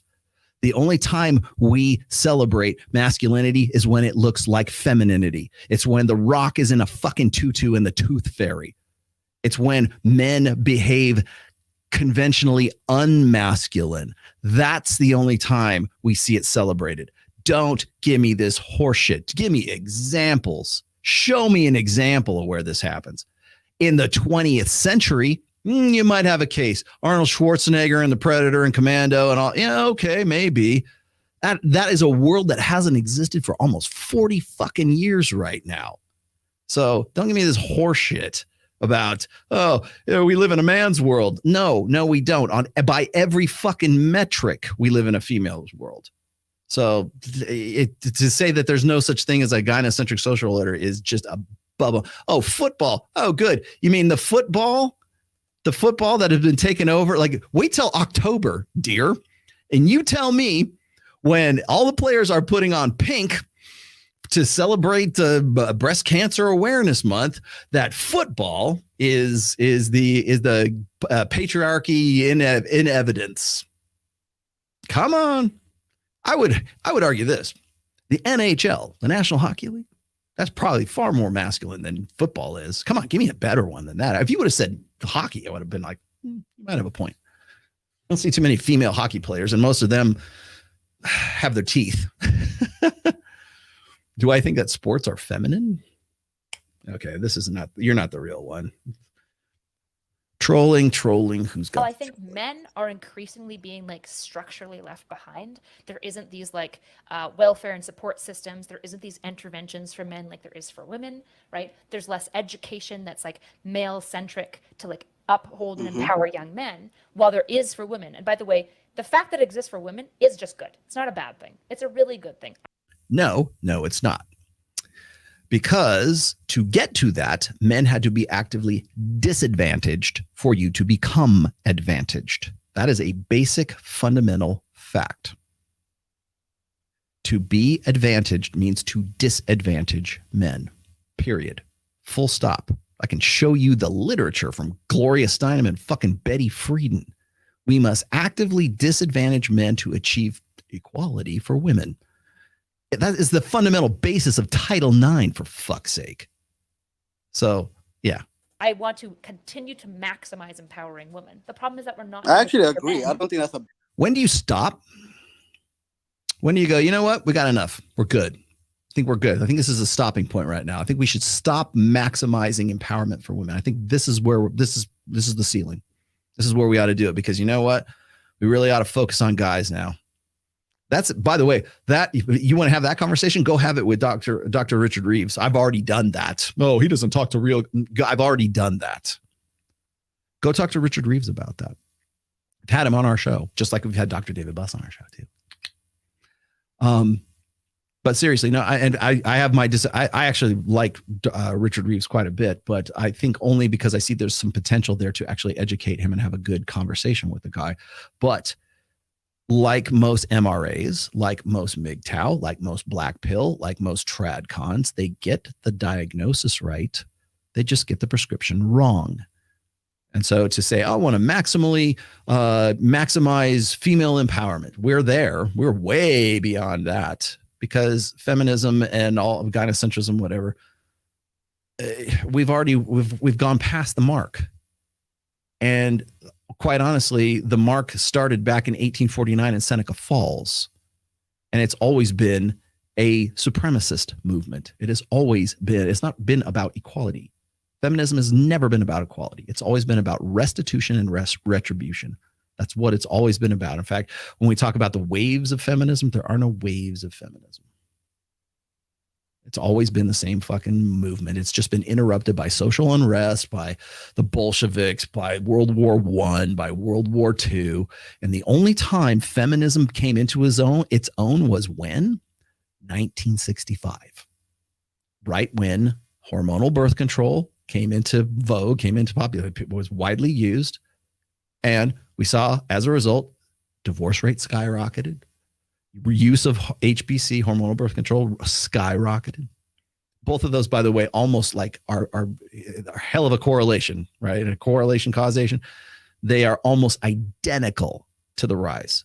And then, of course, what happens is, HBC stays the same, marriages drop, divorce drops as well because people aren't getting married. Simple as that. The one thing that the one invention by men, the one invention that put us into a gynocentric social order was the pill. Period. And if you want to debate me on that, I will gladly give you every bit of information I have in my 1971 essay, which I think I might make a book. So this isn't a call-in show, girl. I don't have a phone. Nor do I have Blog Talk Radio. So hang on. Bad thing, because that's equal human rights, whatever. I don't disagree with that. Yeah. The issue is that in our society, when we look at like masculine and feminine traits, we always respect masculine traits, whereas feminine traits are nice. Our society still selects for masculinity in a lot of ways, which is kind of How so? If anything, we have emasculated men. In fact, we want to. Why do you think there's such a thing as toxic masculinity? Why do you think that that's even a fucking narrative? Why would there be a qualification? Why is there a qualification for masculinity, toxic and non-toxic, versus there is no toxic femininity and toxic or non-toxic femininity? Why would there be qualifications like that if patriarchy or if, masculinity was so celebrated and so over the top right now? As I said before, the only time we celebrate masculinity is when it looks like femininity.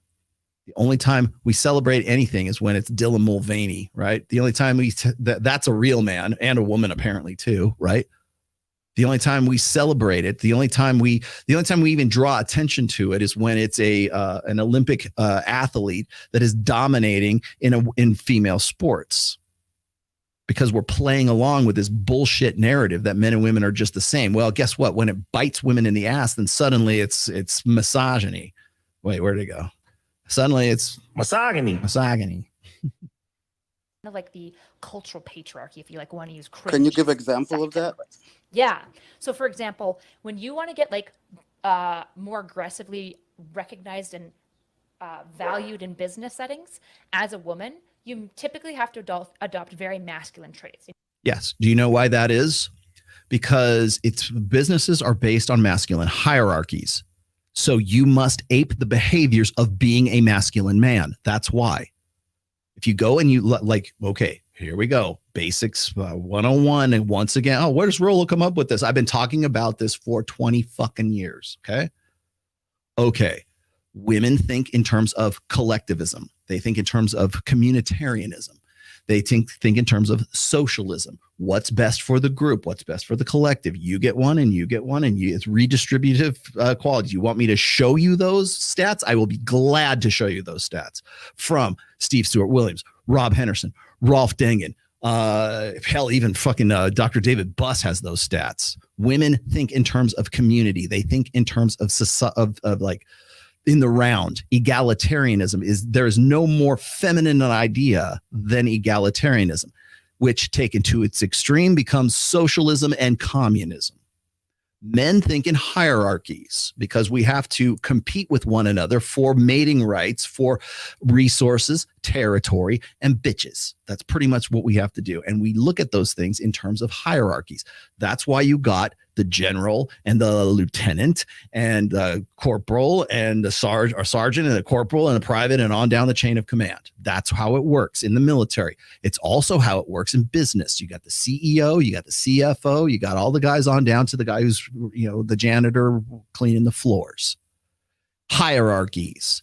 When you insert yourself into that male hierarchy to compete with other hierarchies that are businesses that are trying to put you out of business so that they can outcompete you because it is a man's hierarchy, that's what those businesses are based on.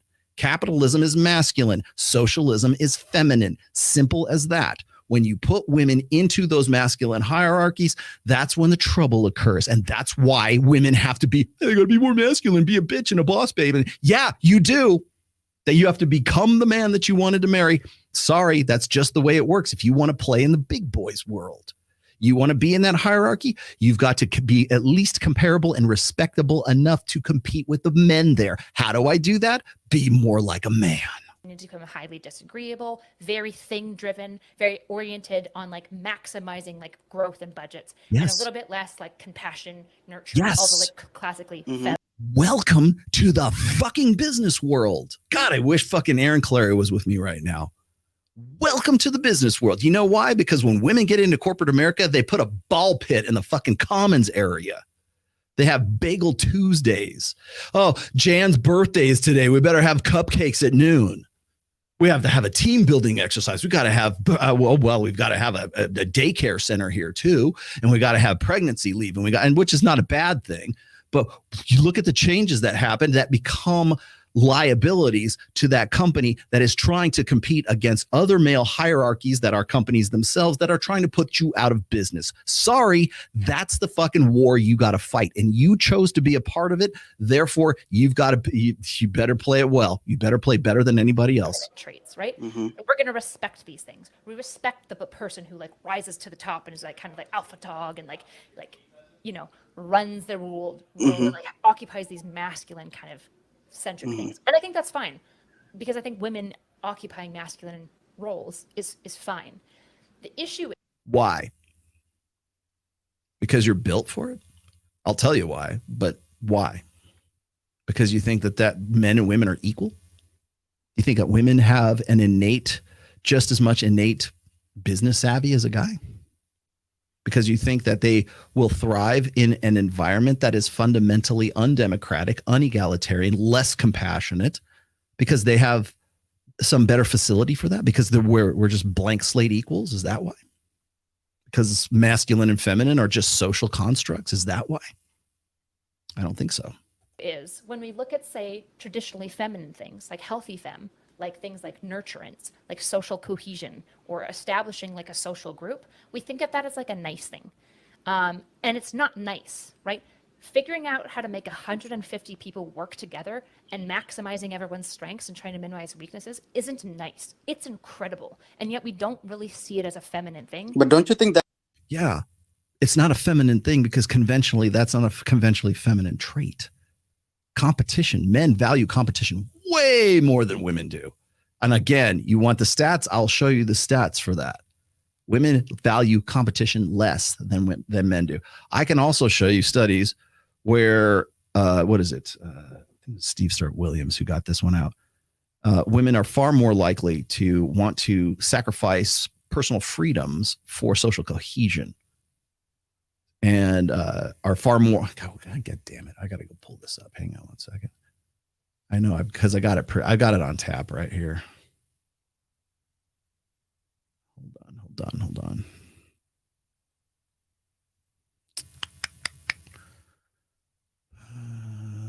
Where'd it go?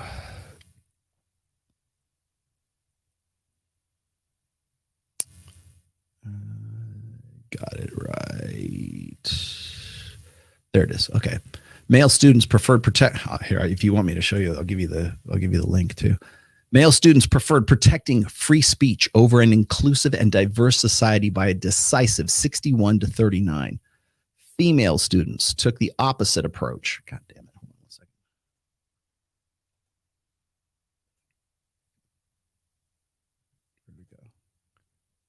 Oh, sorry, it's behind a paywall. My bad. Here, let me grab it for you. I'll just go scroll down here.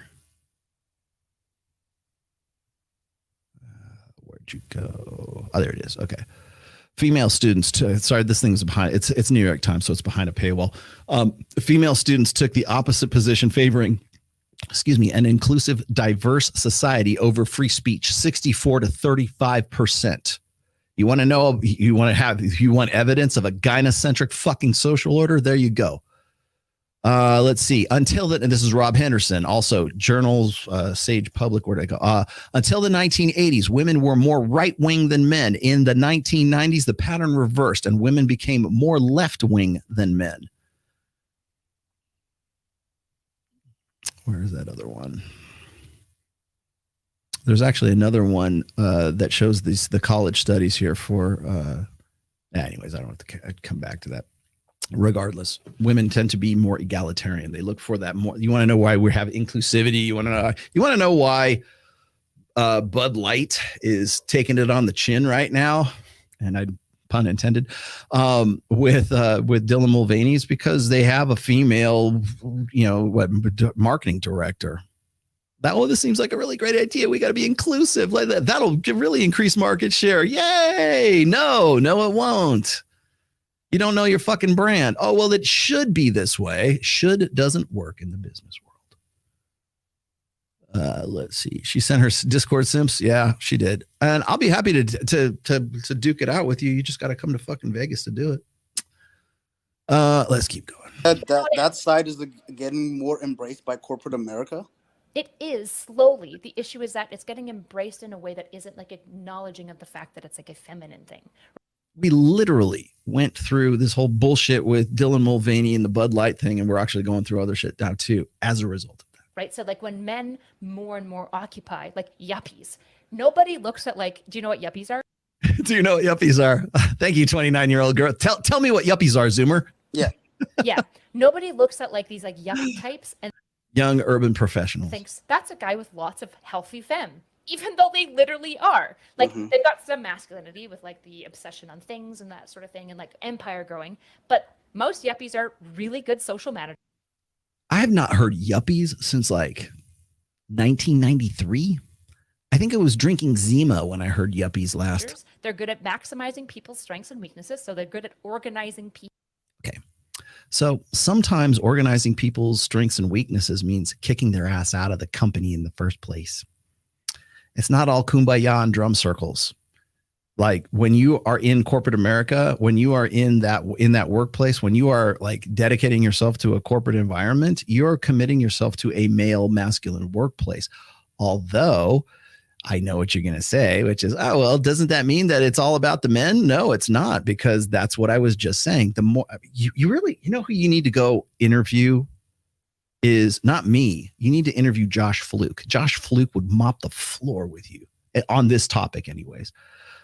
Simply because when you look at corporate America right now and you look at women coming into the corporate workspace, what happens is it takes that fundamental hierarchical nature and it turns it into work in the round. It turns it into a communitarian situation. That's why you have, like I said before, it's taking these companies that were, like bedrock empire companies for hundreds of, like in some cases 100 years, and destroying that company because we had to put diversity hires in there, because we had to get more women in there, because California is mandating that we've got to have like 50% women on the board and 50% men on the board.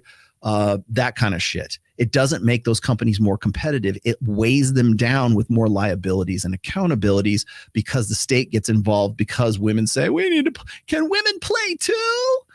That's what it comes back. That's basically what it comes down to. So when you put more women into the workplace, look what I just showed. I just showed you this. This is what happens when you put more women into the workplace. Fertility goes down, but productivity goes up.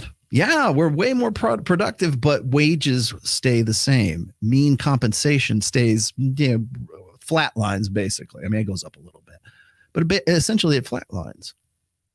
So you're busting your ass. We're working twice as hard for the same amount of money. Bravo. You did well. Thanks. And by the way, it was inevitable too. Again, this is not me blaming women for this. It's actually I'm blaming corporate America for this because they're only going to react to what's going to make them money, right? Or what they think is going to make them money, or what's going to destroy their competition. So, for instance, 1971, what happened? We went off the gold standard. Well, now, of course, that's a feminist triumph because now women can get a bank account, they can get a credit card, whereas they couldn't get it before. That's not because Gloria Steinem and Betty Friedan said, we need credit cards. You've come a long way, baby. That's not because of that. No, it's because they said, you know what? Now we can make twice as much money because we have a fiat currency and it's not backed by gold anymore. Sure, ladies, here's your free credit cards for everybody. Here, bank account, no fucking problem. You're going to divorce your husband anyways because you now have hormonal birth control and the divorce rate's skyrocketing and you got to be able to provide for yourself. How are you going to do that? Well, you got to get a job. How are you going to do that? Well, guess what? We got Title IX starting in 72, 73. Oh, don't worry. We're going to give you free abortions, free, safe abortions because your body, your choice, right? Here you go, ladies. 1972, 73, Roe v. Wade, 73. 71, go off the gold standard. By the way, voting for 18-year-olds, 1971. No fault divorce, 1968, to compensate for the rise in divorces, courtesy of the pill. And now we've got to get more women into the workplace. Now we've got to get more women because they got to be able to survive on their own. I'm going to be a strong, independent woman. Independent of what? Independent of men. Women need a man like a fish needs a bicycle. And in fact, it wasn't Rollo Tomassi who said women are becoming the men that they want to marry.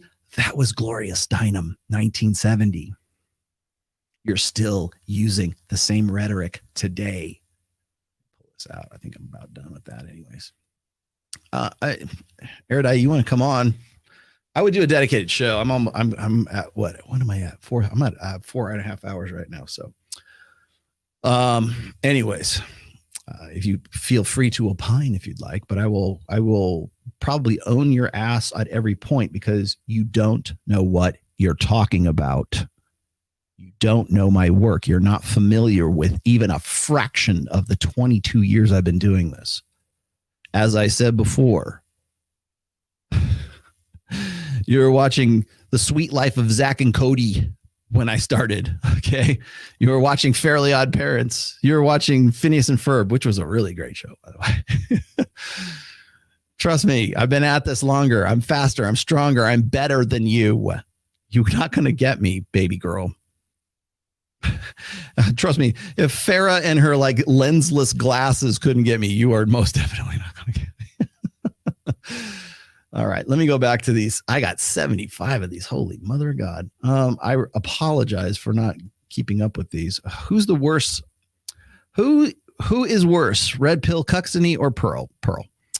Rollo, you're the one that kept me grounded. Always turn to you for the basics. Thanks. Staying true to the red pill, regardless of who it hurts, because the truth hurts. Yes, it does.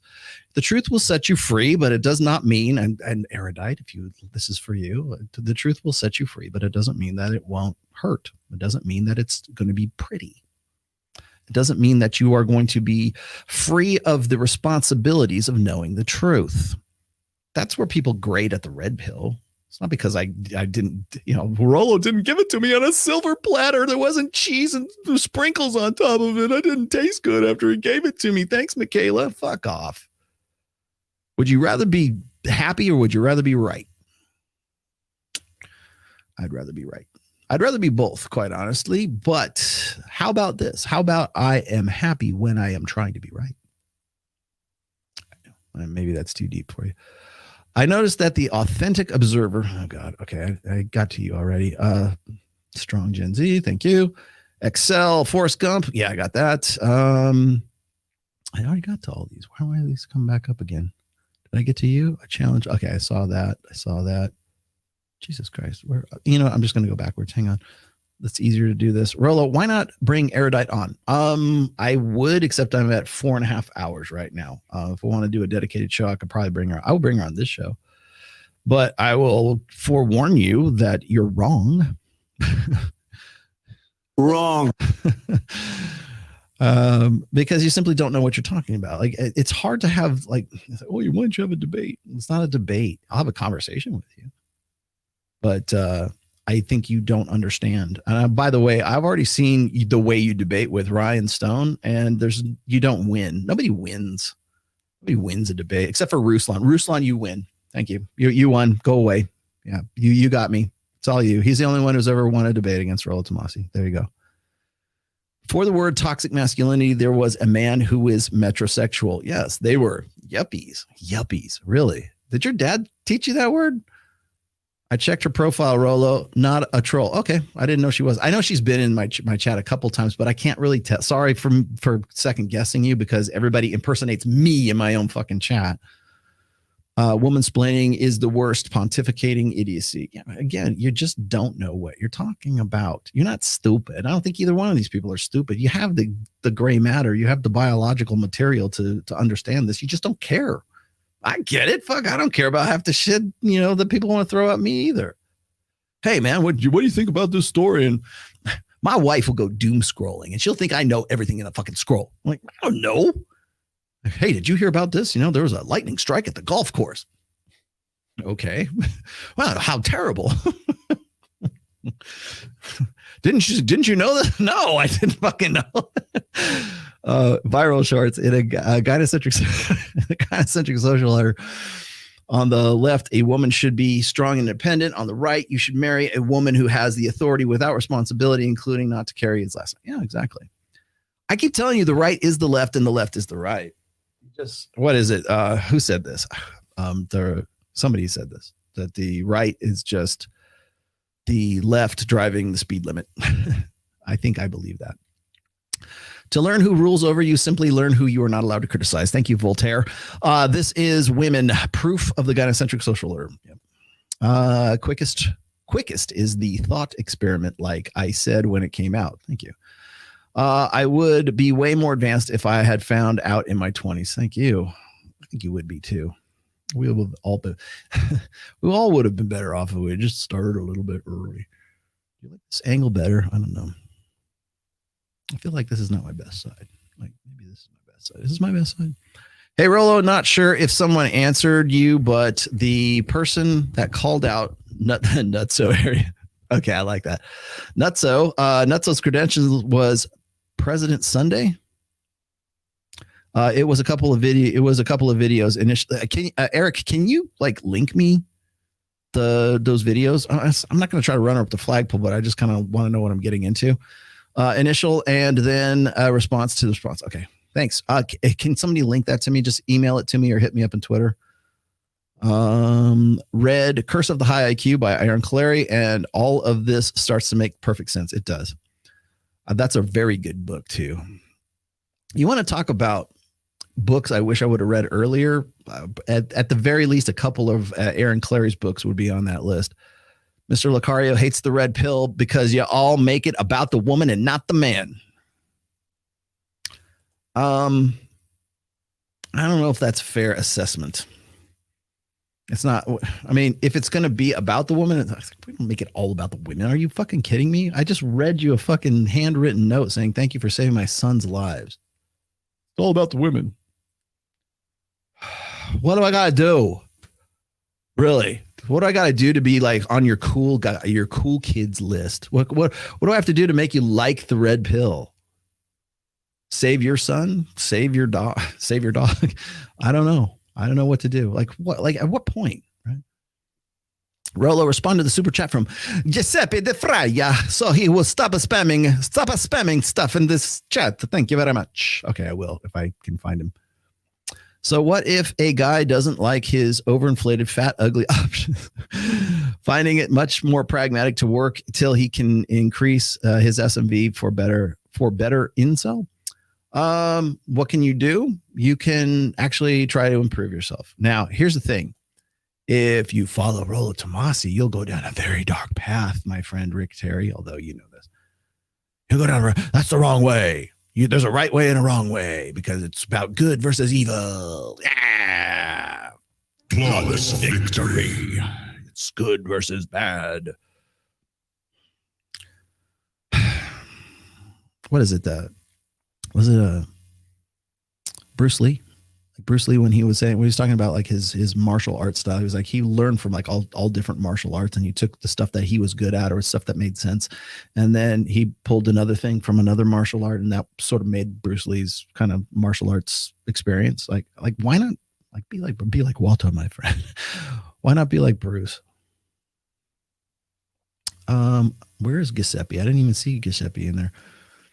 Rollo, what do you think about Zerka? I think he's fun. Yeah. Okay. So Zerka is, I've given him a title. So if Zerka's watching this, here's your title. Zerka is the Andrew Dice Clay of the Manosphere. Like he just throws out like grenades, like Molotov cocktails, and he doesn't give a shit about anything. If you know who Andrew Dice Clay is, he was a comedian in the late 80s, early 90s. And, essentially his act was like he was just trying to be as over the top offensive as he possibly could be, and it worked. It was the funniest fucking shit. I mean, in its time, it was really funny. Probably now people would hate it, but he's like the Andrew Dice Clay of the Manosphere at this point, and I like him. He came at my daughter, and I think maybe he just did so mistakenly because he picked up a picture that some spurg probably gave to him, but I don't know. But so I blocked him. I unblocked him after I watched the Fresh and Fit interview with him. I would very much like to get Zerka out. If he's watching, I would very much like to get him out to Vegas too. What's this? They hate you because you're teaching slaves to read. Mm-hmm. Hey, somebody who has also read that essay. There's nothing more threatening. Okay, then arrest. Okay, so thank you very much. That's from The Threat, by the way. Also in my book, because the people in my chat are smart and they read my stuff and they actually understand what I'm about. Got it? Okay. Vash Stampede. Rollo, I'm going to tell you in advance, President Sunday is poli-sci lefty. Okay. He doesn't know what a psychometrician is. He legit doesn't understand what a person that makes psychological tests is. Okay. All right. Well, I mean, again, I don't take anything at face value, especially in this fucking business. All right. Any other questions? Anybody else? Because it's Memorial Day. And I want to barbecue something. I want to eat some flesh of a chicken that I have marinating right now. I got to throw on the grill. What do you say? We're trying right now. I actually I think he actually got back to me. I DM'd him on Twitter. If he's in Vegas, I have a feeling we will have a very good time with Zerka in Vegas. I think he would probably really enjoy hanging out with me and Mike, because Mike can Mike will get you in a lot of trouble, Zerka. Oh, no, I'm going to be straight up with you, but maybe it's good trouble. Andrew Dice Clay. Yeah, he is. He's the Andrew Dice Clay of the thing. Be like water, my friend. And thank you. Zerka being like Andrew Dice Clay is fitting, isn't it? I thought so too. And thank you for that. Super there. All right. How much is $69? You did that on purpose. In Canadians. Is that what you call it? I don't know what's a Canadian dollar. Is it just a dollar? I think it probably is. Let's see. Before I get out of here. And by the way, if that really was Erudite, and by all intents, I have no reason to believe it wasn't. I'll do a show. Not this show right now, because I'm almost, where am I at? 4:41. Fuck, I'm almost at 5 hours. Let's see. She's a waste of fucking time. What? Really? You got that out of there? I also need to, I'm not going to do it right now, clearly, but I also need to address the, the mate switching hypothesis versus ovulatory shift is really what it ought to be versus, but people will say dual mating strategy, whatever. I'm going to get into that, I think, with Mike Sartain. If I'm there on Wednesday, I think the Wednesday show I'll do live from Sticky Paws, and I'll do it on here. So you won't have to go anywhere else. It'll be on my show. The midweek show, if everything goes according to plan, I will have the midweek show on Wednesday, probably 1 p.m. Pacific. I think I'll do it at the same time. And it'll be myself and Mike, and you bet your sweet ass we'll probably go for at least 4 hours on that. So just get yourself a nice drink, get yourself a tall lemonade or whatever, and get something to eat and hang out and listen. And by the way, all of my podcasts from now on are going to be available on Anchor/Spotify, because Spotify bought out Anchor. I got my good friend Giovanni Sanders is doing my audio breakdowns for just the audio podcast. So those will be available on Anchor. By the way, if you don't know where that is, you can just go into the description down below. And if you want those, the audio of this or any other show, there's more and more shows. I'm having him do all of my shows that I like within recent months anyways. Because Spotify decided to buy out Anchor, and now I've got a little bit more reach and a little bit more freedom to do some stuff in it. So it's a subscription. I think what am I charging? Like $5, $6? It's not even that much money. It's a pretty low rate. Whatever like Spotify is charging for it. But and some of these are so long, as you know, because they are hold on a second, let me pull that out. Because I'll go for 4.5 hours. Well, that means I got to do a 2-parter. So some of them will be 2 and 3-part podcasts. If you only want one, fine, go get it. But it's a subscription thing. But the link for it is down in the description. It's below the fold. So you have to click more, and it'll be down there. Let's see. I am going to be in Vegas because I have to go to the DMV to get the damn Camaro, my bitchin' Camaro. My bitchin' Camaro, I have to get it registered in the state of Nevada. And if I don't, then I'm going to actually, if it won't, I have to drive it back to Reno because I got to go to the Carson City. Like the main headquarters for the Department of Motor Vehicles in the state of Nevada is actually in the capital, which is Carson City, which is all of like a half an hour, 45 minutes from where I live. Now, maybe an hour. And so I might have to go get a bonded title for it. And if you've ever had to get a bonded title for a car, you know what a pain in the ass it is. So long and the short of that is I will probably be driving it back on that Friday if I have to. So I'll still be doing the Saturday show and the Sunday show and everything else. But just thought I'd let you know. I might actually maybe I should do some Instagram from the road from that long ass. To drive from Reno to Las Vegas is usually about a 7-hour drive. But I have a feeling I could do it in 5.5 in the Camaro, as long as I have a good radar detector. Remember how I said I was going to die in a fast car listening to Slayer? This might be it. Who am I going to pass the torch to? Remember? Oh, man. Okay, that's good. That's good. Thank you. Thank you. Thank you. Thank you. And where is your super chat? Where is it? I didn't see it. Sam, can you give me Giuseppe DeFria? He wants to feel special. Where does it go? Giuseppe DeFria. Where is it? I didn't even see that you had one. It's not even in my fucking... Oh, there it is. Sorry, my bad. Let me see if I can get it. Okay. Giuseppe DeFria. I will even read it to you in an Italian accent. Okay. I truly believe a man and a woman are incompatible for one another. With an asterisk by it. We can't coexist together. So to bring lasting peace, unfortunately, either men or women species have to extinct. Two different dominant species can't coexist.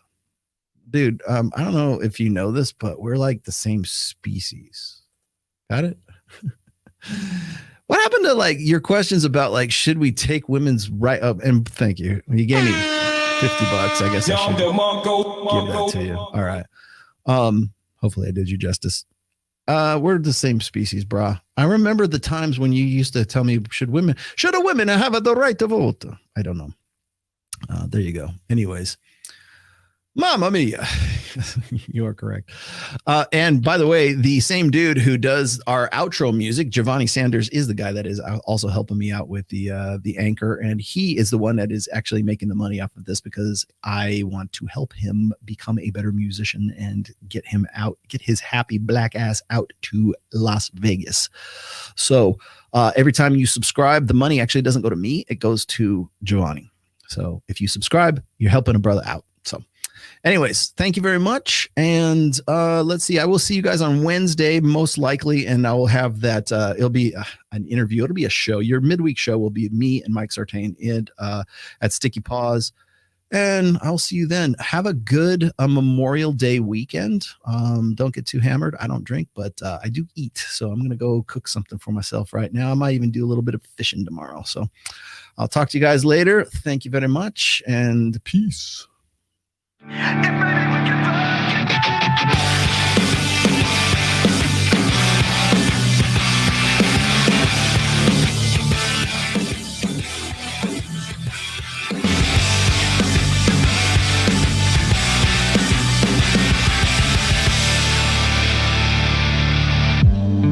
Would you do it again? I need to feel you on top of me. It was my first time,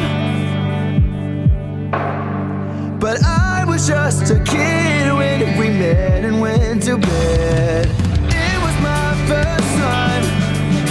What do you expect from me? I'm breaking up the rules now in the game. I've got some new tools. Please do the same.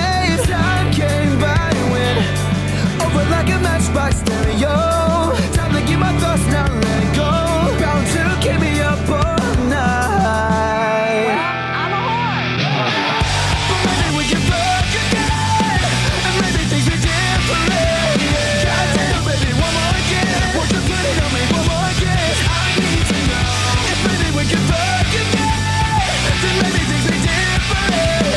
Goddamn, baby, one more again. Could have the best in my life. The best in my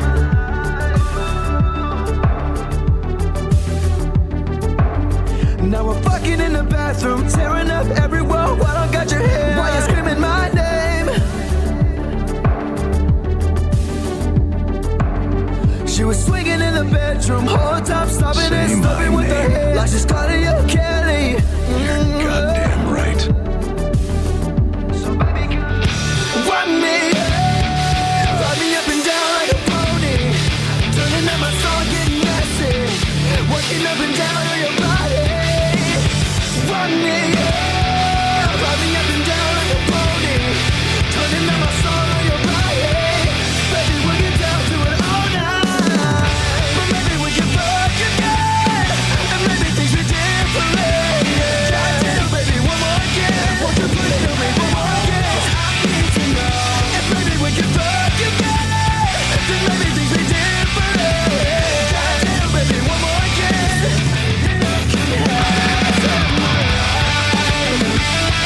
Preceding podcast has been a production of the Rational Male.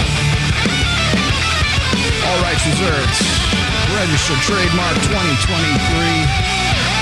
Don't steal my stuff.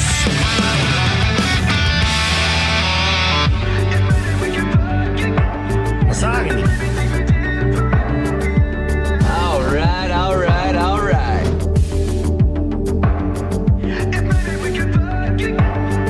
Man, Rollo don't get no hoes, man.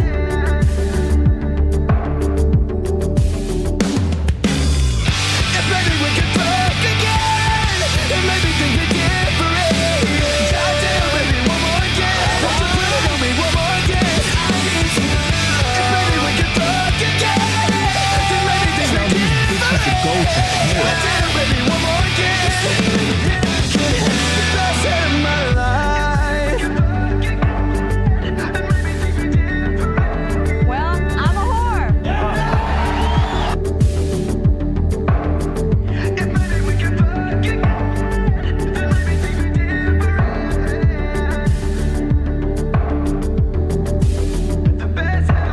That's nasty.